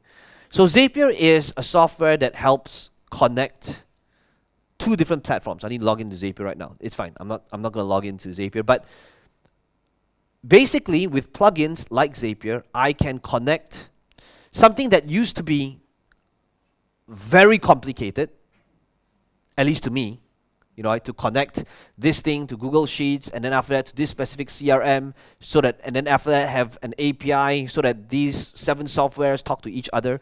Used to be an extremely complicated process, okay? But now, I can actually install a plugin like this one, and rather than trying to connect these 7 platforms together, I can tell ChatGPT, this is what I want to do. Can you help me create the Zap and automation for me? And because this plugin is switched on, you'll be able to connect it with sales process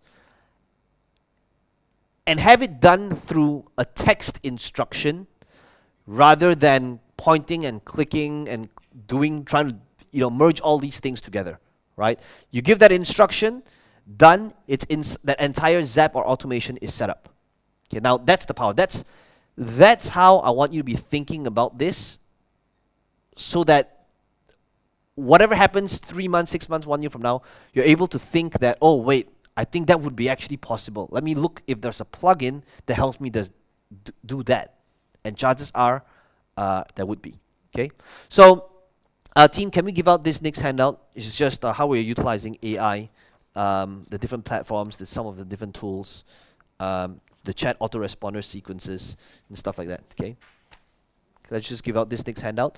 Team, you can just drop the link here as well, please. Yes, thank you.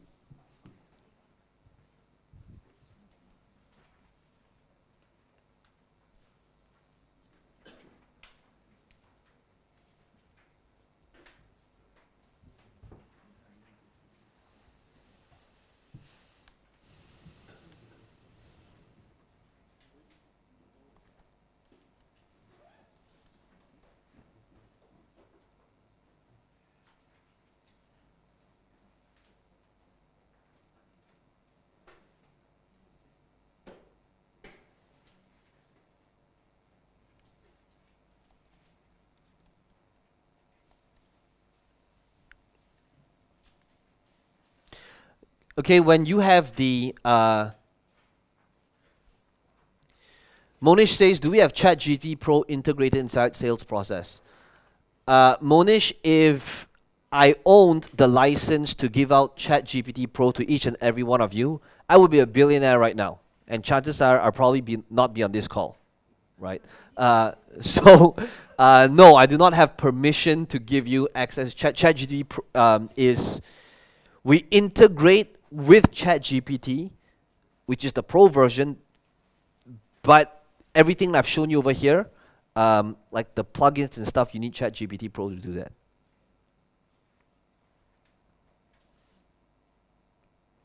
Okay, so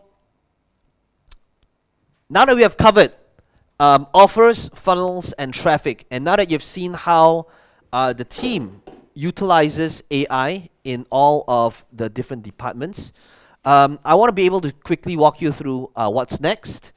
How should you prepare for 2024? Okay, moving forward, as well as how I think the landscape is going to change in the next couple of years. Okay, and what it means.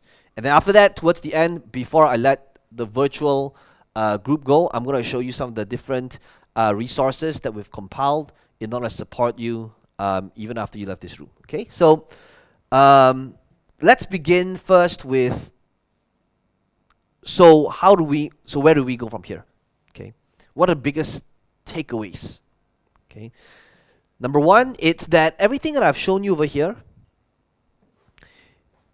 if I could summarize it down to just one thing,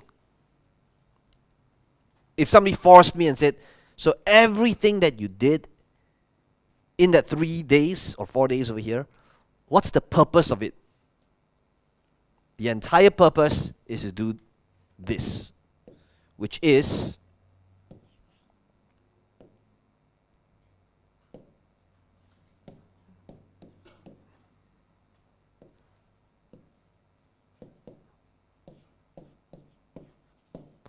if I could summarize this entire event to one framework, essentially, with the help of AI, the whole goal is to do this. What is this?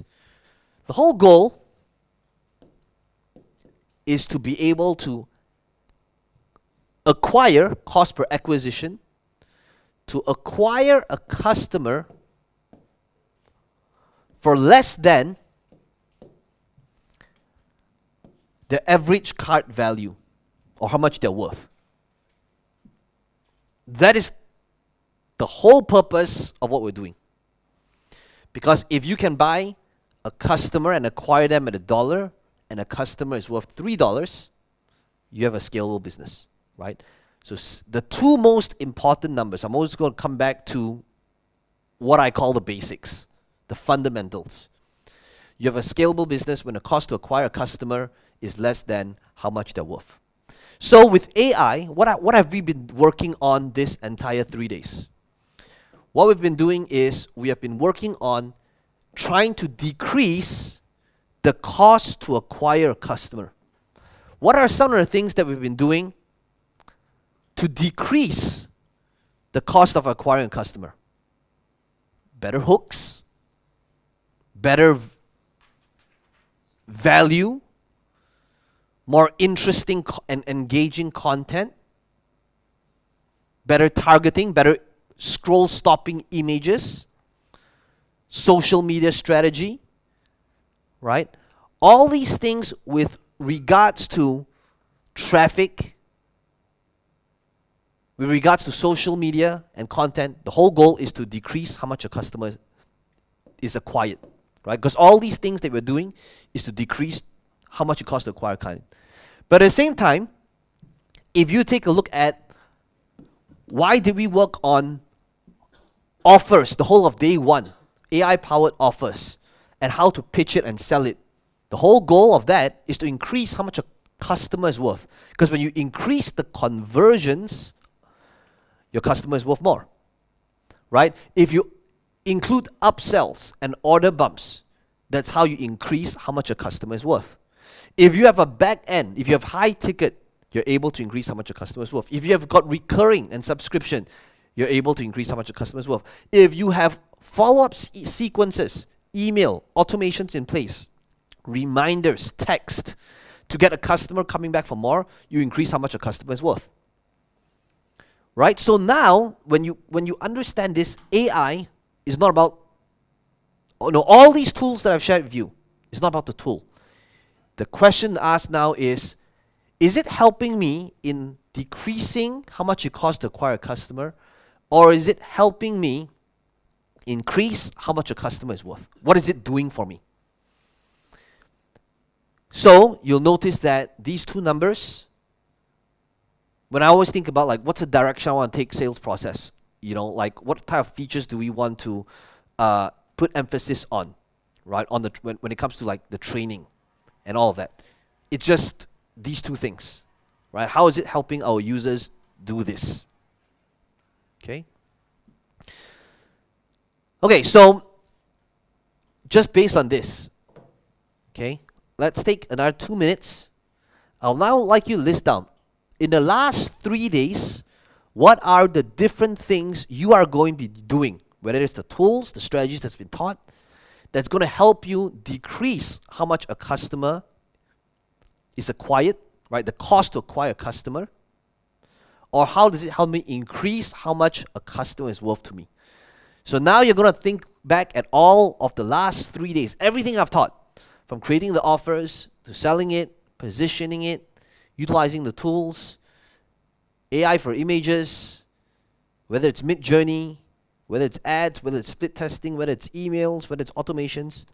And I want you to write down the specifics for you, how it applies in your business. Okay? Just take 2 minutes to do this, and then after that, I'll show you how to, what's next and how to connect everything together. Okay, 2 minutes, please begin.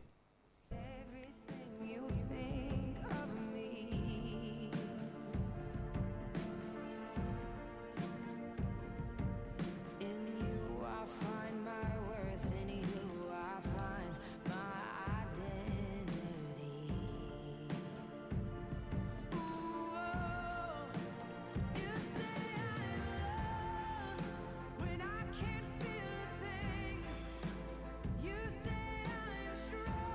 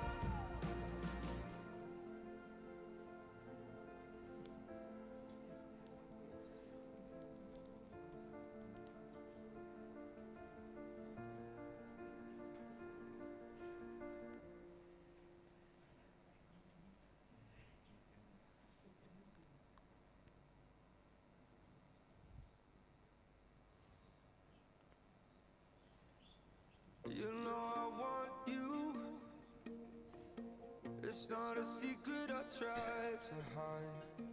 You know you want me, so don't keep saying our hands are tied. You claim it's not in the cards, and fate is pulling you miles away and out of reach from me. But you're here in my heart, so who can stop me if I decide that you're my destiny? What if we rewrite the stars? Say you were made to be mine. Nothing could keep us apart. You be the one I was meant to find. It's up to you and it's up to me. No one can say what we get to be. So why don't we rewrite the stars? Maybe the world could be ours tonight.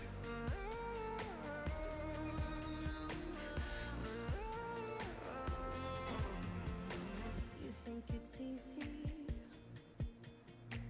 You think I don't wanna run to you? Yeah. But there are mountains, and there are doors that we can walk through. I know you're wondering why, because you're able to be. Okay, and begin finishing up, please. Okay, so based on this, now that we've covered AI-powered offers, funnels, and traffic, where do you guys go from here? Ultimately, and what should you be working on? What you should be working on is truly dependent on what your value ladder looks like right now. Okay, so I'm going to go back to the good old value ladder. I'm going to show you how my value ladder looks like so that you can see what is it that you should be focusing on next. Let me just share my screen over here. Some of you might have seen this multiple times, but for those of you that's asking, like, so what should my 2024 game plan look like? What should be my next 3-month game plan look like? My next 3-year game plan look like? Your game plan is dependent on where you're at in building out your value ladder. Okay, so let me explain what I mean. Okay, so this value ladder over here is how I ascend different types of clients and customers based on their level of commitment. There's going to be people in your audience that just wants free information that will buy nothing, no matter what it is that you do. And that's okay. You'll still create information, put it out there. And maybe one day when they're ready, they might ascend. But some people, not everybody, wants faster results in less time. Some people just want to learn and learn and learn and learn and learn and not take any action. Okay? Now, if they're a little bit more serious, they might buy something that's low ticket. This is where I have my low ticket funnels, the books, the challenges. Sometimes, if they're a little bit more serious, they'll attend a live event. So you might notice I do a lot of live in-person, online, and offline events, right? An event like this one. So typically, this is where we use an event funnel, okay? And then after that, we have our coaching. There's 3 levels of coaching, which is our 5K, 15K, and 30K, right? Our Accelerate, Immerse, and Mastermind. So Accelerate, now this is where, guys, I want you to get ideas on what your business model could look like, because yours is going to be different from mine, but how to think about the direction that you're going to be moving towards. If right now you're just starting out and you don't have an offer, that's okay. Start out with just one funnel. Your goal is not to build 7 different funnels. Is start off with one good core offer funnel and make it great. Okay, so for example, this is the high ticket, 5, 15, and 30K levels. At the Accelerate, this is where a person, most of you are already over there. This is where a person meets up with me every single week, where we work on offers, funnels, and traffic. I look at your funnel. I look at your traffic sources. Marcus looks at them. We give you feedback. We put different people in hot seats to improve it. Together with the $1 Million Creation Core Training, which is just training on demand that you can go through at any given time to be able to help you kickstart this entire journey, where the goal is to build this $1 Million creation, right? Now, I want you to notice that at this level, if you're thinking about how do I position my offers, I want you to notice that even at this level, even with the coaching and hand-holding where a person meets up with me every single week for a year, at the end of the day, they still have to do it themselves. I can't, it's not done for them, right? It's giving them the insights, the feedback, the customization, but you still got to go do the work. At this next tier, at the immersed tier, which is the 15K level, notice how this is, at the immersed level, it's more done with you. So on top of the calls with me, there is the coaching calls with Marcus and Shuing on people and process and systems and traffic, right? Stuff that I don't do within the organization. And it's for people that want to be able to scale through people and process, right? So there's an additional call on top of mine where you get access to the team together with the implementation weeks at this immersed tier, right? So this is more of like if you want a much smaller group to be accountable and to get your asses kicked every week, right? I know you haven't met Shuing yet, for some of you, but when you meet her, you'll know what I mean, okay? So this is where I want you to think about, some of you are like, yeah, right? This is where I want you to be thinking about like, how can I break down my offers so that it's got this clear-cut difference in order to attract different levels of clients. Because again, not every client is serious, not everybody is qualified, and maybe some of them is not even ready yet. Maybe they are qualified, but they're not ready, right? So this is where, I want you to remember, if right now you're giving away your access, your time, like it's nothing, you need to push that back in your value ladder. Over here, these are group calls, but at the mastermind level, this is the only level where I give away my time, where a person can contact me, send me a Voxer message, and I can, when they need help with something, and I give a reply, right? Personalized reply. We limit this to 50 people, where you'll be able to meet up with other people in Mastermind as well. And this is the only level where we start doing done-for-you work, where we start building up the funnels, the graphics, the automations, the follow-up email sequences. This is for people that says, you know what, all this sounds great, but I don't just want a strategy, I want your team to just do it for me, okay? So this is the level that has got a done-for-you level, and obviously at the highest level enterprise, this is not for everybody. These are for companies that you got to be doing at least $1 million a year, and this begins at 100K or $10,000 a month. But this is more of a white glove solution to either train you or your team to be able to roll out these different processes. So you'll also notice that at the end of it all, no matter whether a person's watching a free YouTube video or attending a live event or is a coaching client, the one thing we do is we're sending people to the continuity. Okay? So whether we're doing a live event, whether they're reading the book, or whether they're watching a YouTube video, there's a good chance that everything links to the software, right? To sales process, because that is how we get recurring subscription. That's where it's scalable as well. Now with this in mind, this is where I want you to start thinking, where is the direction of your business model? Because for each of you, it's different. For some of you, maybe it's just starting out your first ever offer, your first ever webinar. For some of you, it's just your first high ticket, right? But I want you to think about, eventually, where am I taking this, right? To be able to have direction towards your business and your goal. Now, when you see this, I don't want you to be intimidated.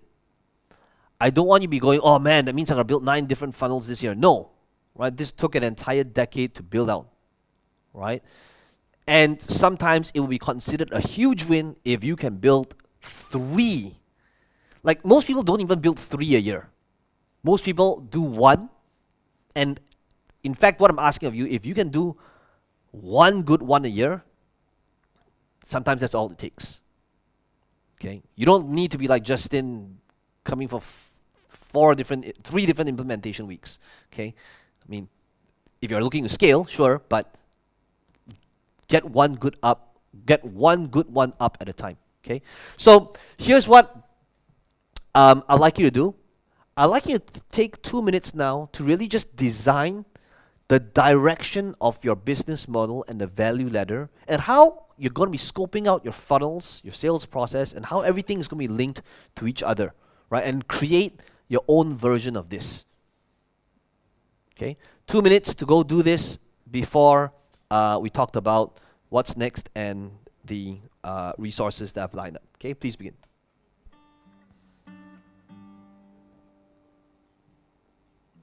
Tell me something, girl. Are you happy in this modern world? Or do you need more?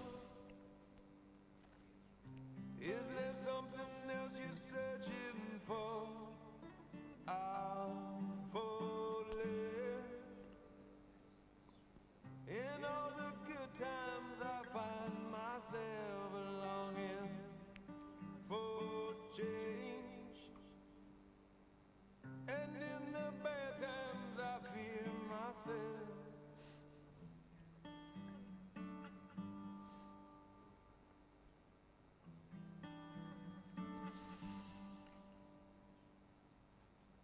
Tell me something, boy. Aren't you tired trying to fill that void? Or do you need more? Ain't it hard keeping it so hardcore? I'm falling. In all the good times I find myself longing for change, and in the bad times I fear myself. I'm of the deep end, watch as I dive in. I'll never meet the ground. Crash through the surface where they can't hurt us. We're far from the shallow now. In the shallow, in the shallow, in the shallow, we're far from the shallow now.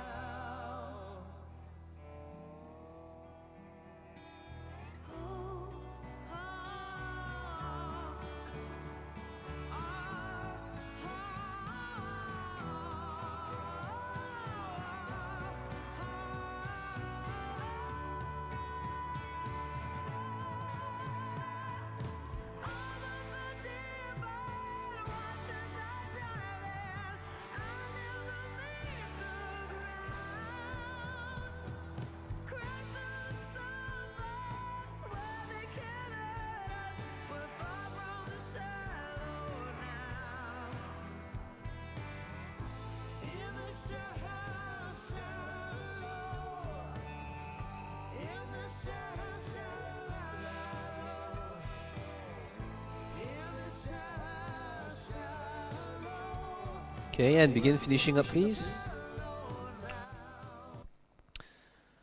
Okay, so based on this example over here, I see some questions in here. Islam says, what are your thoughts on new AI tools for lead gen so that I can cold email them?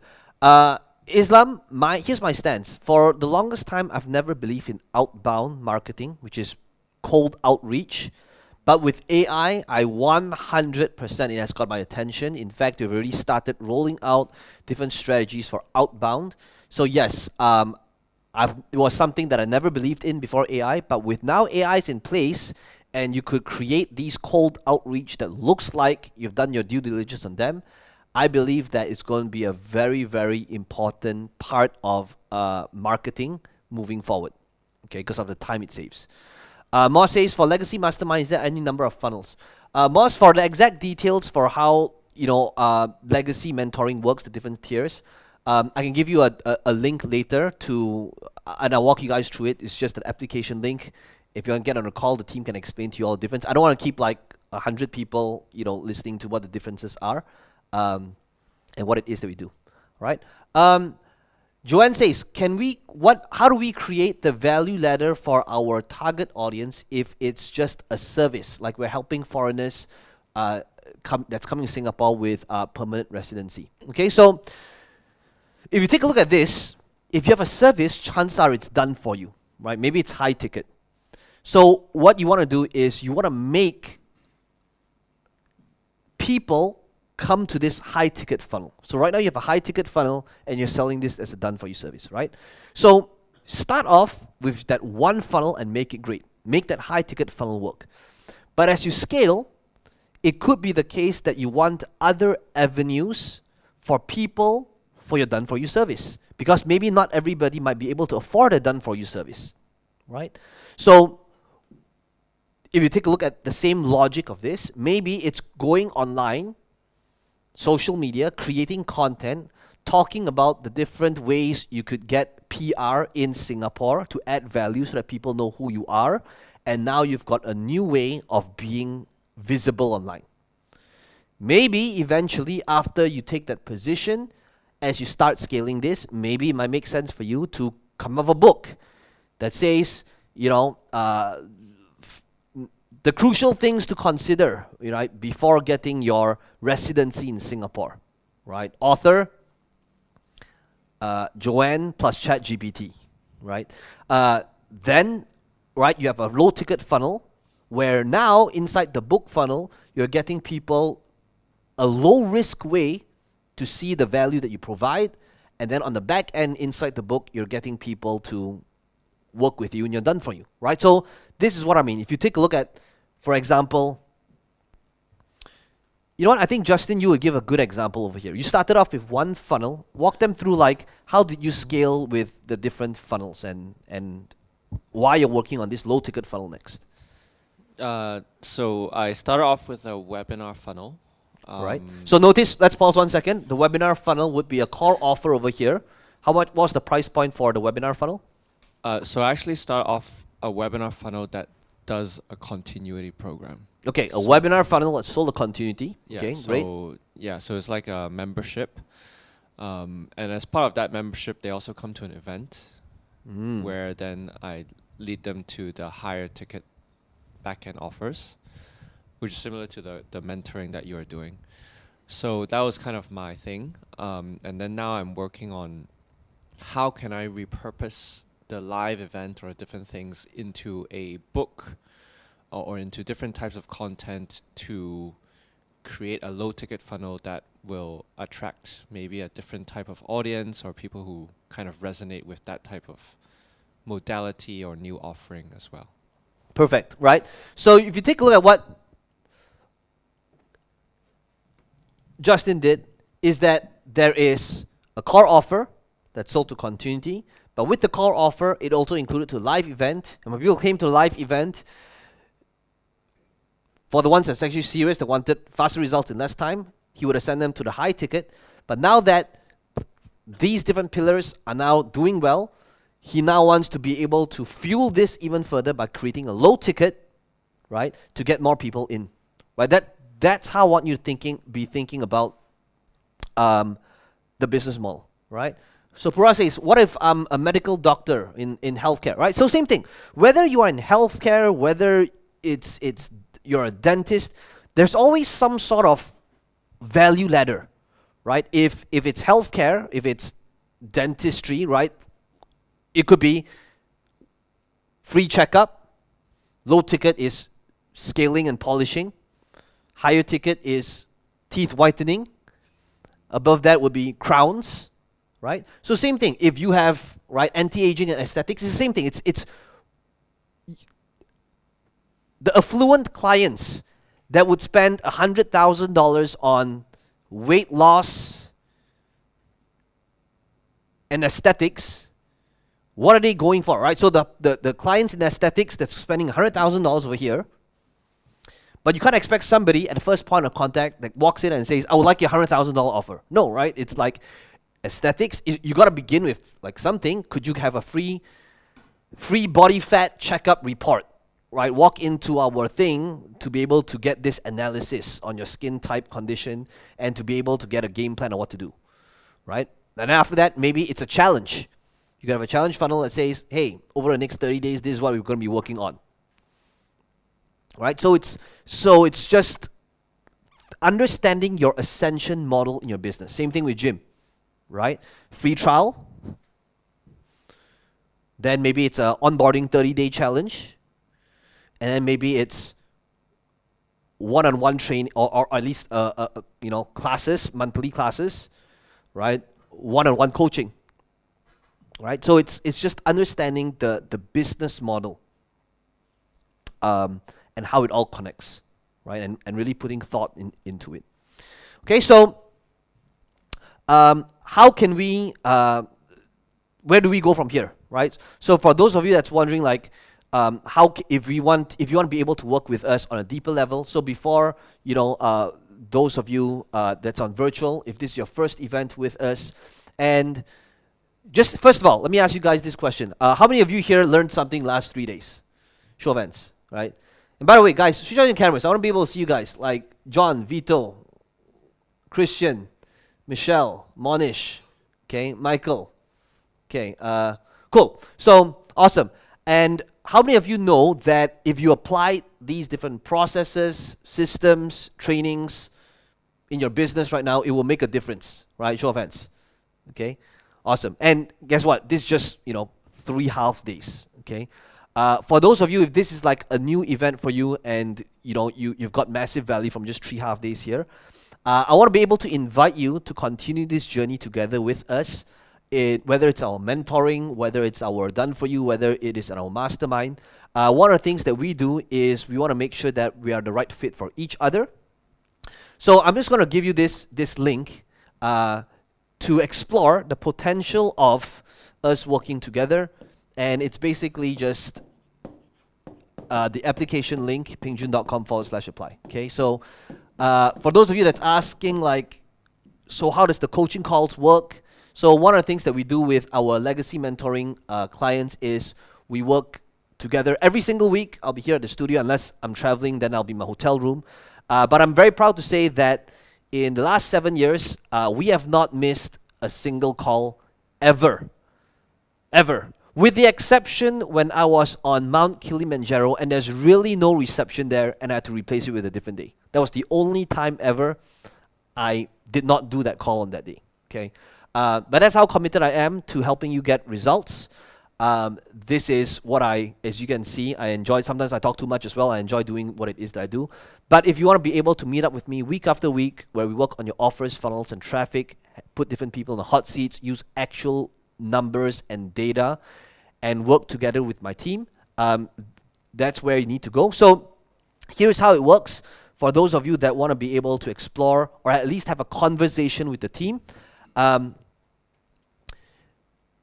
Here's how the call works. Okay, it's to do these 3 things. Number 1, find out where you're currently at in your business. Number 2, find out where you want to be 12 months from now. And number 3, just to see if we can help you get there a whole lot quicker. Okay, so when you apply, you'll be taken to this page called the Legacy Mentoring application. It's very straightforward.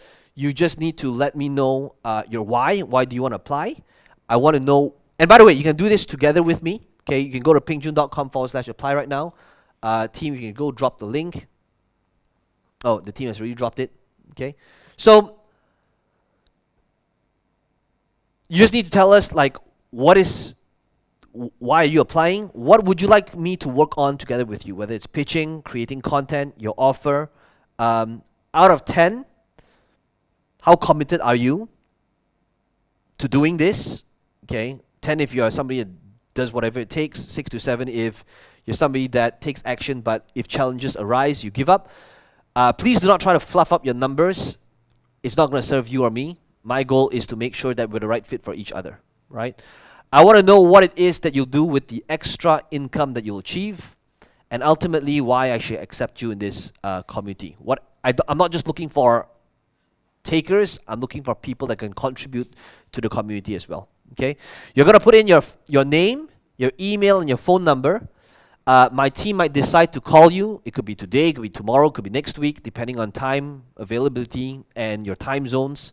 Okay, so if you want to be able to explore that possibility and see if we can help you get there a whole lot quicker, you can go apply for that strategy call and interview over here. Okay, so for those of you that's thinking about how legacy mentoring works, the team will explain to you if you're the right fit. I've also briefed them because here at this event, we always do these calls in batches. So if you missed out on this window, you'll have to wait until the next time we do an event where we do these calls in a batch. Okay, so Rohaida says, what if you're already in Accelerate? Rohaida, if you are in Accelerate and you're thinking about working with us on a deeper level, whether you want the accountability calls or the done for you, and if you want to upgrade to Mastermind or something like that, apply for that call as well. And we'll see, we'll love to be able to have you if you are ready.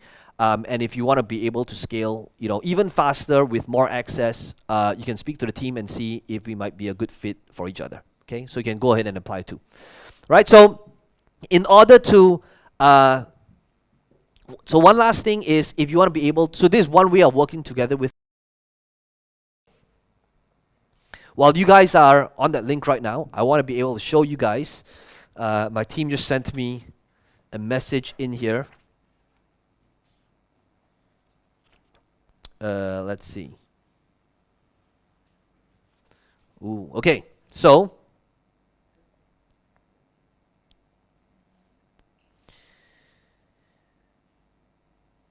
my teams had surprised me with this. I have no idea. I've not even seen it myself. But some of the things that they have been working on tirelessly behind the scenes, super stressed out, okay, is they wanted to kind of design or showcase their design. Okay, I've not seen it myself, by the way, so I have no idea what to expect. It could be an epic fail. Who knows? Okay, we'll find out.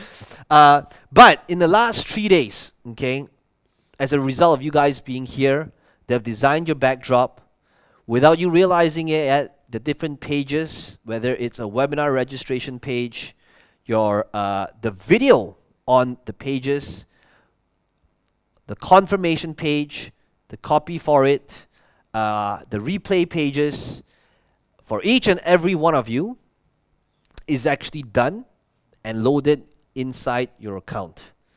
So on top of that, all these different pages, okay, that typically take people, just think about it.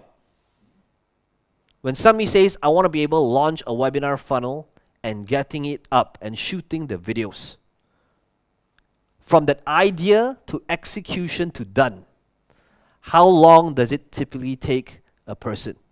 Okay, for low ticket, the design, the architecture, the headlines, all of that is now also embedded and you're set and it's complete and it's now inside your account. Okay, and yes, the team, we have. Let's just say, okay, you guys don't know this, okay, but now it's safe for me to tell this story. On day one of this event, at 11:30, who was it that broke the news to me? Was it you, Andrew? Was it Sam? Oh, it's Sam. Looking at Sam's face, I knew something wasn't right. She looked at me and said, Peng Jun, there's a typhoon in the Philippines right now, and the person that has all of our files is uncontactable. And I'm like, what do you mean? It's like, there's this, what was the area that had this typhoon? Cebu. In Cebu right now, there's a huge typhoon, and it's in the news, there's a whole blackout, and right now, all of the participants, they don't have their backdrops. And the first thing in my mind was like, okay, every event is always very interesting, okay? So I was like, okay, guys, how long do we need to design each backdrop from scratch? And by the way, Afik, could you come up here for a second? Afik truly needs a huge round of applause. Afik, he's shy, okay, he's shy. No. Come up in front because I want virtual event to see you guys, see you as well, okay? Afik is extremely shy, okay? He doesn't enjoy being in the limelight. But let me tell you this, every single implementation week, he's one of the people that's got the most stress. Like, all of the graphics, all of the requests coming in, he's one of the man that really holds the fort. Guys, let's all give Afik a huge round of applause, okay? Right, thank you. So then I'm asking Afik and Jaden, okay guys, how long does it take to build all this from scratch? In the event, he just goes missing for the entire, like, he looked at me and was like, just the backdrop would take like 2 hours each at least, you know, putting all of the different layers and all of that together. And like, there's not enough time. Even if we split it to every single designer out there, we can, but it's going to be rushed. So he said, there is a super low res image that's 50 kilobytes that was sent over WhatsApp for approval. And I said, do you think we could put it into AI to sharpen the image? Right? So Jaden attempted to do that. Jaden, what happened? Failed, right? We're not there yet. But that's the thing. I've seen on social media people doing it, right? And they sharpen the resolution. So anyway,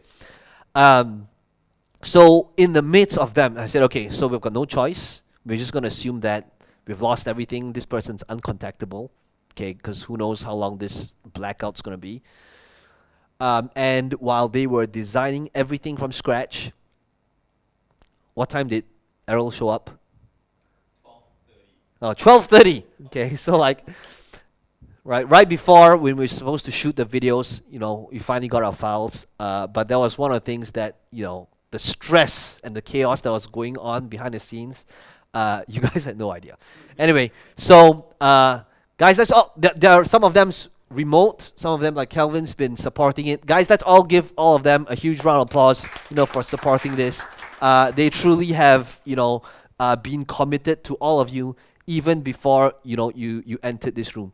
Same thing goes for all of the handouts. I can tell you with respect to the handouts, I trust my team so much that I didn't even see the handouts until day one of this event. Right? That's how I operate these days. I say, I trust you guys implicitly.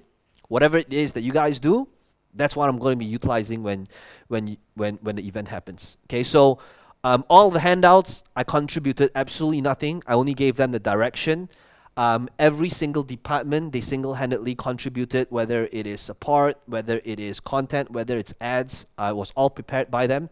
So, with that said, I wanted to be able to show you one last thing that they did, okay, to support you guys in your journey, and that is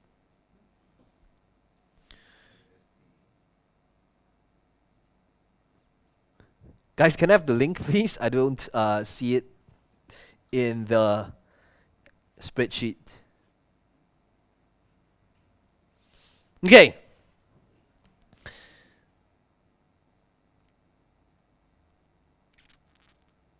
Let's see. Yeah, it's not in the...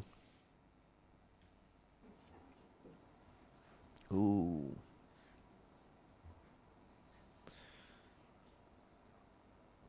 Wow. Okay.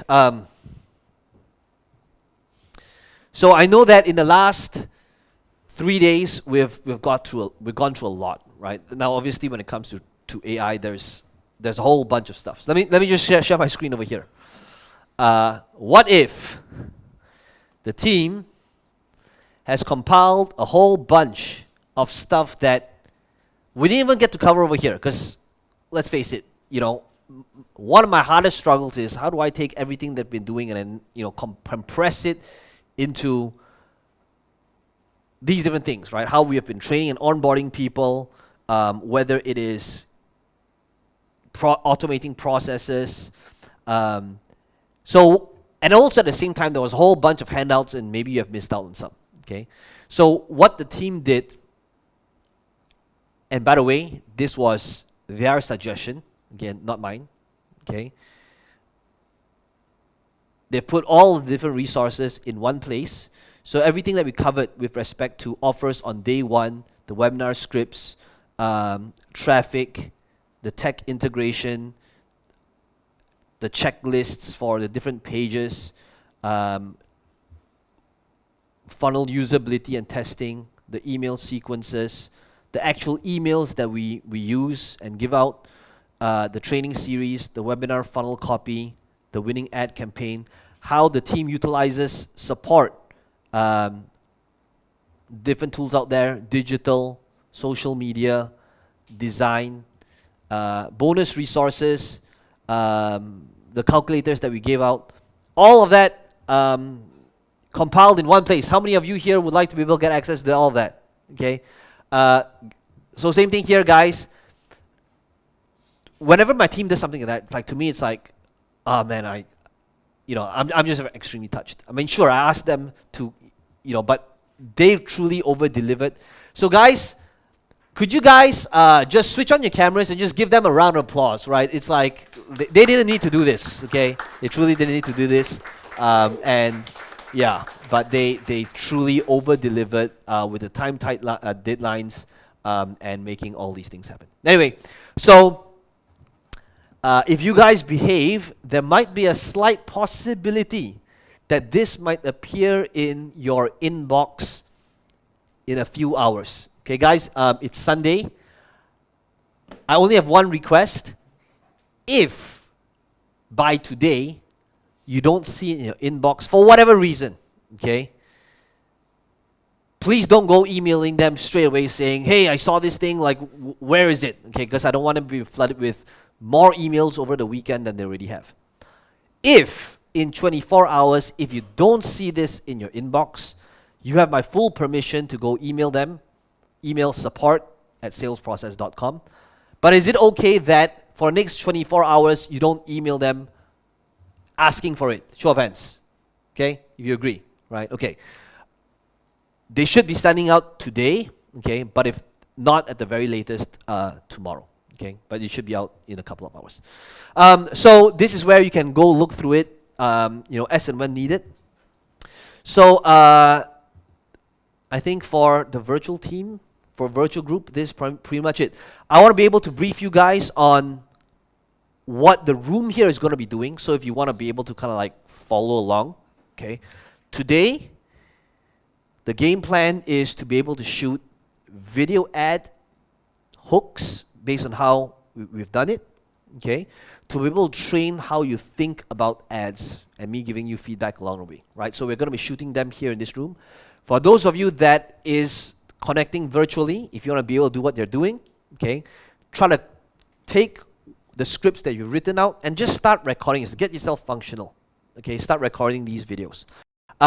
For everybody else, we are going to be breaking for lunch.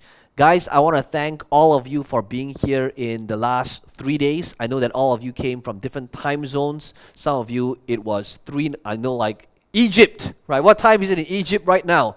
You started at what, 3 in the morning or something? And now it's 9 in the morning, okay, guys?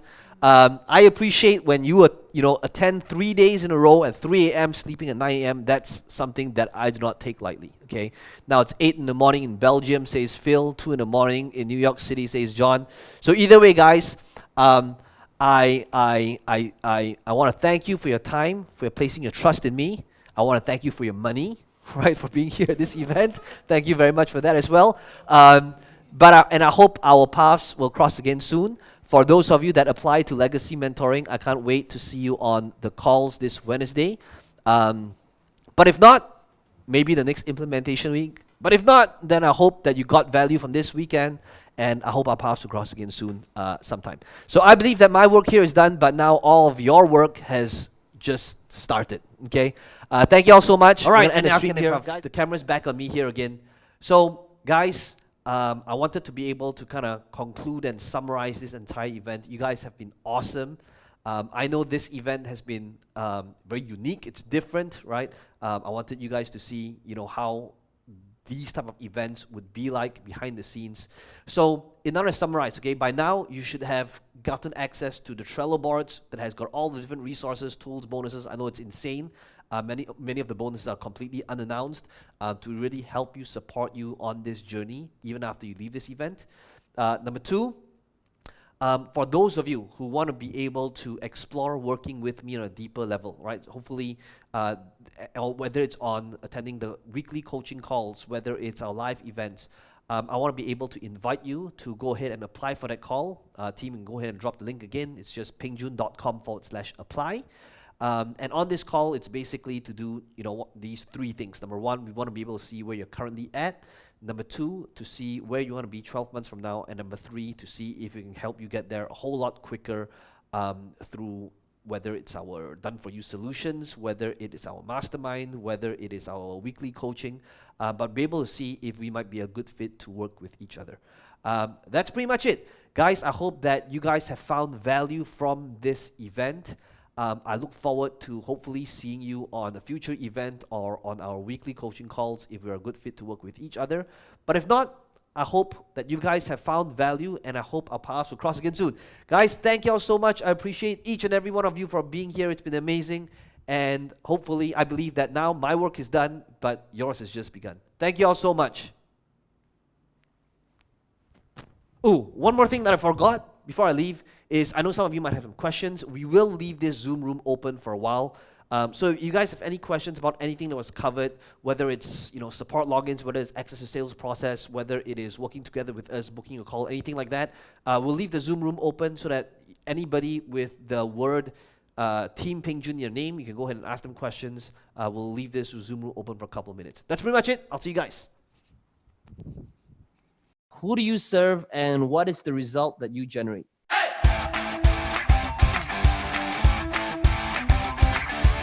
No, I thought it was great. I thought it was brilliant.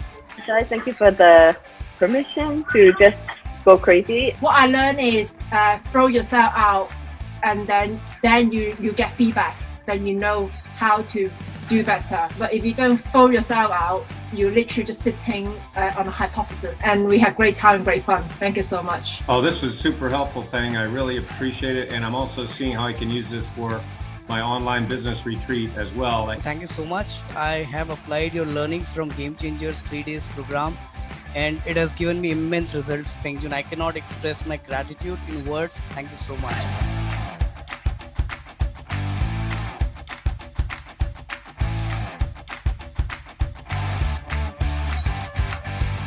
Okay, so there's a sales video.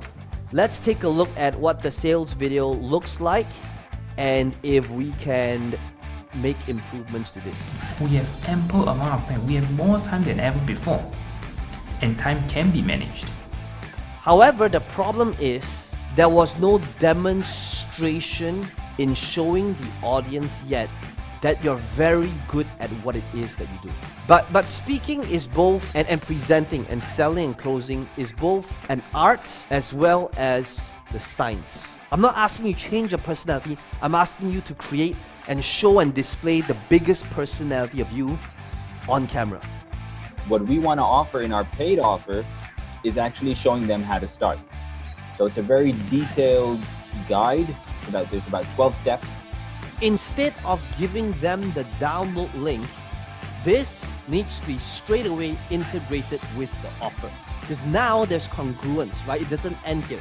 Just getting your feedback now, I'm actually thinking of rewriting the blueprint to make it even more relevant. I help people learn how to change their subconscious thought patterns using my affirmations method, and that thereby change their beliefs, change their habits, and change their lives. Very nice. Okay, so love it, very compact. This popover is a problem. Why? Because I was merely scrolling down, and instantly what's happening here is that your audience is going to be a little bit confused, and a confused mind never buys. And everything you just said is right on the money. You're absolutely right. For everyone listening, he's totally right. I've spoken on many stages too, and it is all about the result that you can get for that event host. So Peng, you nailed it. Really well done. And I help them become more searchable in their job market. They become more visible from the job seekers and from the companies. Very concise, perfect. This was the offer letter by TCS. I got campus placement in this organization. So Jogesh is spending $300 to get back $1,360 in return. So guys, let me know in the group right now, is his process broken? Should you work on your ads, be looking at your funnel? Should you be looking at your offer and see how can you improve your close? Okay, I want you to start thinking about how can we actually improve this. On this landing page, I need to really work on, because as you said, it is the low-hanging fruit for me to really work on and get a lot of changes on the landing page. I think those couple of things I really got to do immediately. How many of you here would love to hear from Michelle? Would love to hear what it is that you did in order to make this happen. I mean, during the presentation, I will try to talk about the upsell part as much as I can in the content, like what you always said. Just push ourselves and just carry on, you know. So when the first sale already came, it's like, wow, it's like unbelievable. And I know that you always say that, like remember that feeling. Self-limiting belief that it's actually, number one, possible to bring this online, charge high ticket, and actually get people to go on to your next level offer. Okay, so well done. Looking forward to seeing more of this. Grace has conducted a live webinar with a JV partner. 297 people registered, 40% of people showed up, 100% retention, 42 calls booked. That's actually really, really insane. So what did you do in order to make perhaps this JV partnership happen? What did you work on that you feel the rest of us here would be able to learn from what it is that you did? And I hear what you say in terms of the 48 hours are really hot leads. So I did do an email follow-up sequence for anyone who registered or who booked a call, I should say.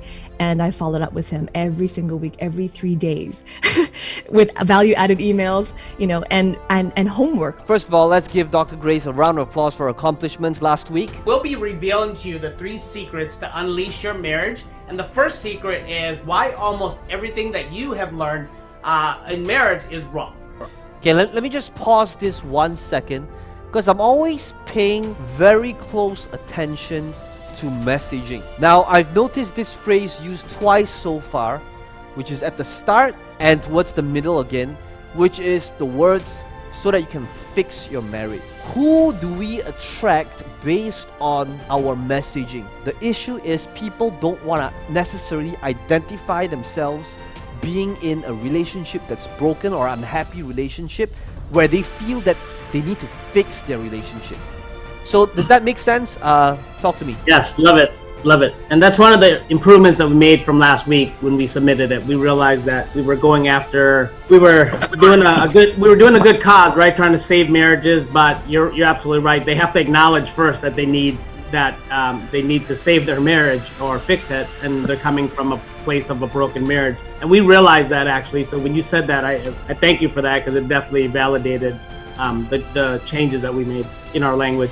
Now I realize that until I learned from you, Peng Jun, about all this storytelling and how to put a picture and all, those talks that I use stories, that I open up myself, and especially when I think some of the fathers can relate, that's where they really open up to me. And after the talk, when we're having a break or when we're having a meal, they will come to me and they will ask me for advice and all this. And that's where I find that, and the stories actually help me in my credibility.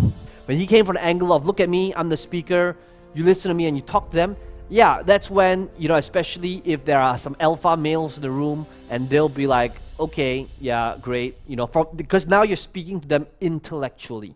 But if you can connect with the heart, that is when you'll have a very different result. That is when people will be coming up to you saying, that was like a wake-up call for me. That was like a slap in the face. That is when you know you can actually truly change their life and help them at a much deeper level. How many of you here can envision that this could be you, where you spent $90, you had like 250 plus people, 350 plus people visit your site, and you haven't had a sale yet, and you don't know what to do? How many of you here can envision yourself being in the same position? This doesn't help you because this doesn't help a person move towards this. Now, what is the thing that sells this? It's your video. So eliminate this, and this entire thing should be moved so that this thing goes up, and this video needs to be on autoplay. Okay? My ultimate aim is to get them to sign up at a corporate coaching program that I plan it to be around 8 weeks, and I hope I could actually secure it. Today's session gave me an opportunity to actually polish some of my script, and I hope that will come in very useful tomorrow. Perfect. Very nice. Guys, notice something from KK. It's this, okay? Remember, the delivery mechanism, it could be a one-on-one meeting. It could be with a boardroom of directors with 7 people in the room. It could be a 3,000 person event. What I say on a webinar and what I say when I'm live in front of 1,000 people could literally be 90% identical. The only 10% that's different. Could be the mechanics during the call to action. It could be on a webinar, it could be on a Facebook Live, but as long as you're under messaging, that is when you'll have the confidence to deliver it on whatever platform. Let's take a look at some game changer wins, #boom. Joyce, first ever sale online. Congratulations, Joyce. I know like you have been here, you have been absolutely consistent on these calls. 30 seconds or less, just let us know how you feel, what you've learned from closing your first sale. So what happened is because I launched this weight loss program, I still do working on it. So yeah, again, I jump out the plane without a parachute. I'm building it as I go down, but it's already people joining in, and I think it was such a boost for myself because as I say, I've been on here. I try to launch so many stuff, the webinar, everything. Because I say if you don't dip the skin into the water, you're not gonna put the effort in it. So and that's how I went for it, and I did. And people start starting up, so yeah, well done. Everybody, let's give Joyce, a huge virtual round of applause. I think, I always say the first sale is never about the amount, but it's about the belief, right? It's just about the belief that if you get the taste of the initial success and what's actually possible, replicating it and making it happen over and over and over and over and over again. Notice how my value ladder begins with free. Okay, free content on YouTube, Instagram, Facebook, creating content, getting people in here. What is the purpose of this? To be able to create a warm audience, hot audience, to get people to my front-end funnels. And what are the purpose of the front-end funnels? To get people into my challenge. The whole goal here is to give yourself clarity and vision of what is the ultimate goal. This table just blew my head, and thank you, Davina, for that. Learning a lot in the first coaching call.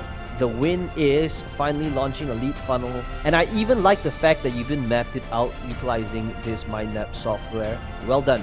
And I would love to be able to hear what it is that you did, what have you been working on, so that perhaps I can give you a quick insight on how you can, take things to the next level. I used your product launch funnel, converted it to, rewrote it on GrooveFunnels, recorded the videos according to your training, and it's now launched. So anyway, I'm pleased it's done. I've been spending the last 2 days trying to carve out a stop the scroll ad on Facebook. I'm ready to go, so I think it's more like tomorrow I'll launch that ad. Okay, Yes. Well done, Raymond. Let's all give Raymond a round of applause for having his funnel up and running. But if you find a way, a coach to take you there, step by step, and supporting you and cheering you on, you can climb higher and higher and be closer than you think you are. Ooh, very And good. please, if you want to find out more, please join my webinar where I'll share with you how to get closer to your dream clients. Perfect. Guys, are you seeing this? Okay, right? So this is how you connect that conversation, and that's what I'm doing like all week. Okay, all week is I've been taking hooks that converts very well, and all I'm doing is I am going into the story. So first prize is $100 straight to your PayPal, and the winner is, here we go. Sorry, Meredith, you just missed it by a little bit. Phyllis, congratulations. I know you've always been here, you've always been showing up. Let's all give Phyllis a round of applause. Hopefully you'll buy yourself a nice dinner with Sis. Awesome, Penyun. Thank you. I want to take the advantage of this time to motivate everyone that you helped me start the year pump out with doing what I need to do. After the first our first coaching call, you push us to commit to do something. I am going to make it happen because you motivate us to make it, and I would just want to make everyone to to push their self. Doesn't matter what obstacle you have.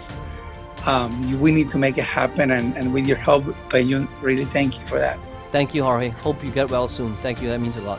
Thank you all so much for hanging out in here in the last 2 hours. I hope that you guys have, gotten value. But most importantly, I hope that you guys apply and implement. And until then, I look forward to seeing you guys same time next week. Okay. Let's all let it go together, guys. Thank you so much. Appreciate you guys being here. Here we go. 1, 2, and whoosh. Guys, thank you all so much. Appreciate you all for being here. I'll see you guys same time next week. Take care and bye for now.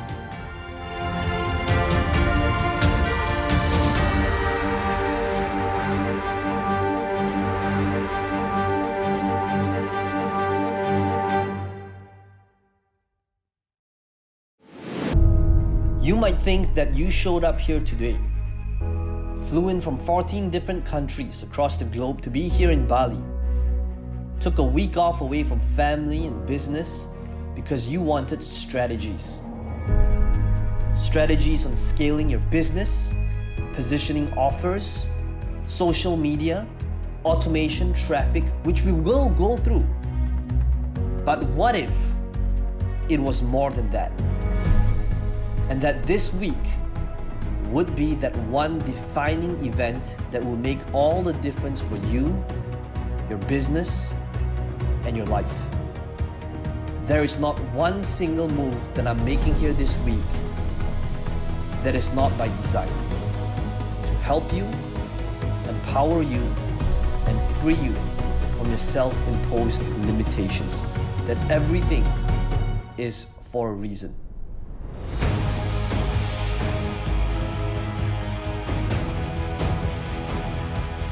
What Peng Joon is doing is different, is right on track, is so laser focused. You cannot other than succeed when you implement what he's teaching. You know, I'm old, I'm not techie, and I won't be able to do it. But the last few days, Peng Joon just showed me the way. Reading all his content online is not going to help because you personally have to be here for this retreat for 5 days and keep hearing him saying over and over again the same words, the same format. It will get into you. So Peng Joon's one of the guys that actually cares about people and not so much about the ticket sales. So for authenticity, I'm really going to nominate Peng Joon #1. I'm happy you're just getting me to do what I know I need to do. I need to be here with my wife next year. I need to be here. I need to be a part of this. This is that extra thing that makes everything work for me. Guys, this is the whole key. Everything else is easy compared to this. You will see behind the scenes to what it is that I do. The moves, the tactics, the strategies, the tech, the setup. I will only teach you what it is that I actually do. Nothing is left to theory. Internet Mastery Retreat is the #1 event for you to come to without a doubt. He's really one of those type of speakers who leaves everything on the table, right? So he comes in full energy, keeps his energy high the whole time, and then when he gets back in the next day, you wonder, man, how does this guy have so much energy, you know? I was tearing actually the day when Peng Joon asked his parents to go up the stage. I know I really want to be like Peng Joon one day where I can like bring my parents up on the stage to make them proud. So that was the biggest thing for me.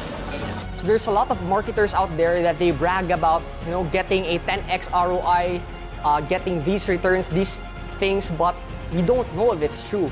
But you conducted a webinar, and that webinar alone changed my life because it brought an epiphany, and also it broke my 4-minute mile. I've never made that kind of amount in less than 2 hours, right? What I've learned here, there is no one else, and I'm so excited to take it back to South Africa and actually help people with their businesses. This is proper marketing, and you can't find it anywhere in the world. Coming to this event, I actually have a really huge regret, is that I didn't bring my partners along with me, and I just came here solo.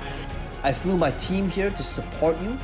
You will be able to connect with them, ask them questions on systems, traffic, automation, funnel design, copy. They are the same people that actually takes care of my stuff that happens behind the scenes. He's got a decade of experience, and you don't have to make the mistakes. You don't have to go and try and trial and error, figure things out and waste money on ads. You can get the knowledge, you can get the experience, you can get the wisdom so that you can apply it in your niche so that you can get the benefit which, you know, Peng Joon's laid out for you. So guys, that's all I have to say. Get here, get the information so that you can implement and make the change. When I'm done with you, when I've transferred to you the strategies, systems, templates, you will have what it is that I have.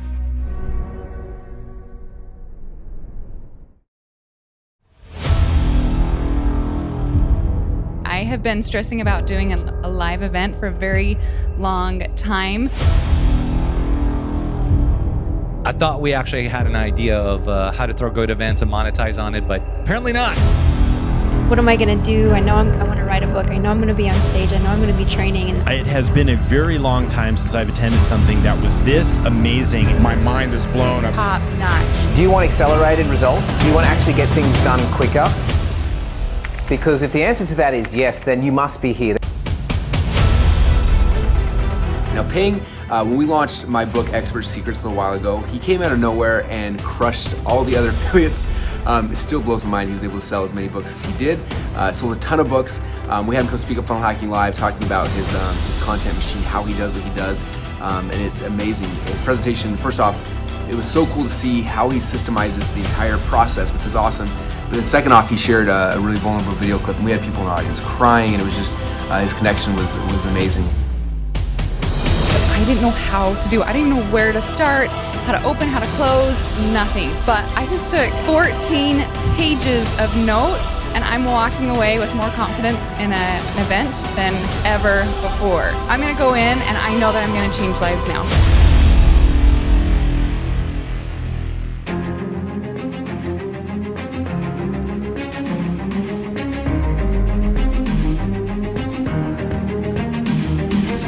My mind is blown. I've done millions and millions of dollars in sales from the stage. I've had events where I've done hundreds of thousands of dollars an hour from the stage. And I learned so much at this event about how to create more sales in my events. I am so glad I attended. If you're wondering whether or not Peng Joon's event is worth your time, not only is it worth your time, it's worth your money, it's worth your effort, it's worth your energy. We were just here at the Peng Joon event, and it was incredible learning how to really persuade and help people make the right decisions for themselves in their lives. We are in a room full of impressive and amazing people. Everyone's taking notes and are really excited to take this back and to be able to influence people that we're trying to serve. And for me, I'm really excited to help business owners who are struggling, who want to get to the next level. And I know that doing this at the face-to-face live event is just going to be amazing because we can really impact them and help motivate and inspire them to take the right actions. With Peng Joon's system, there's nothing left to chance, there's nothing left undone, and it's just a step-by-step process to get there. You got to work with him to be inspired, to see how to do it the right way. And I've been doing live events for about 5 years, and I thought I knew a lot about events until I came to this one. My biggest takeaway by far is the way that I'm going to frame the entire event. From the moment that I stepped into this room has been top notch. Peng Joon completely over-delivered, and he really inspired me to bring my A game even higher than before. Just seeing all of the different touches, all of the different nuances about the event that can help me help our event attendees make an even bigger impact in the world.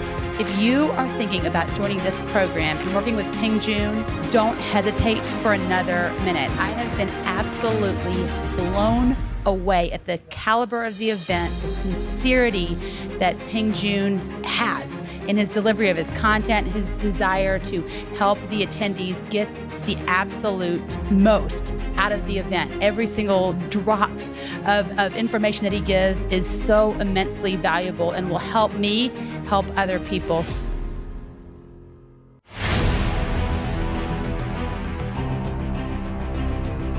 When I came to Peng Joon's event, I had no idea what was going to happen in terms of detail. Like, it's easy to look at someone like Peng, who's spoken on stage with like Tony Robbins, all these big people, and he has this really humble upbringing, right? But what's crazy is it's easy to dismiss like the level of deep work that he's put into mastering the things that he teaches.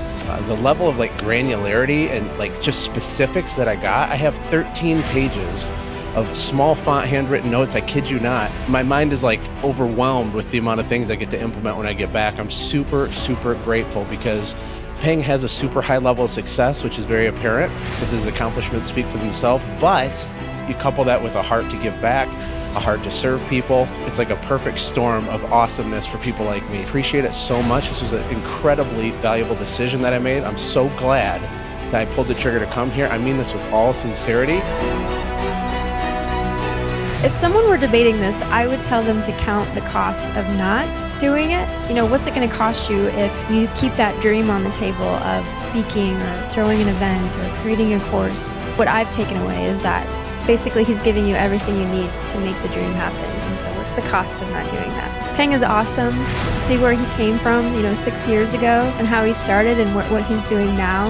There's hope for all of us. And I've got to tell you guys, as somebody who's been attending seminars and personal development events for like the last 10 years, it has been a very long time since I've attended something that was this amazing. And the reason why it was amazing is because Peng's way of thinking about things is extremely systematic, and he breaks everything down step by step by step and tells you exactly what you need to do. But not only that, he gives you these super insightful strategies that I don't think I've heard anybody else teaching. And I'm completely immersed in the world of internet marketing and business development strategies. And Peng's event today was absolutely one of the best events I've ever been to. And if you have the chance to go to one of his events, I highly and strongly recommend it if you want to see your business scale and grow, because his stuff is legit. He's used it all over the entire world. And I just feel really grateful to have been able to be a part of this today. And Peng Joon is one of the very rare individuals that could do very well with both, in terms of not just promoting and marketing an event, but also delivering a great experience.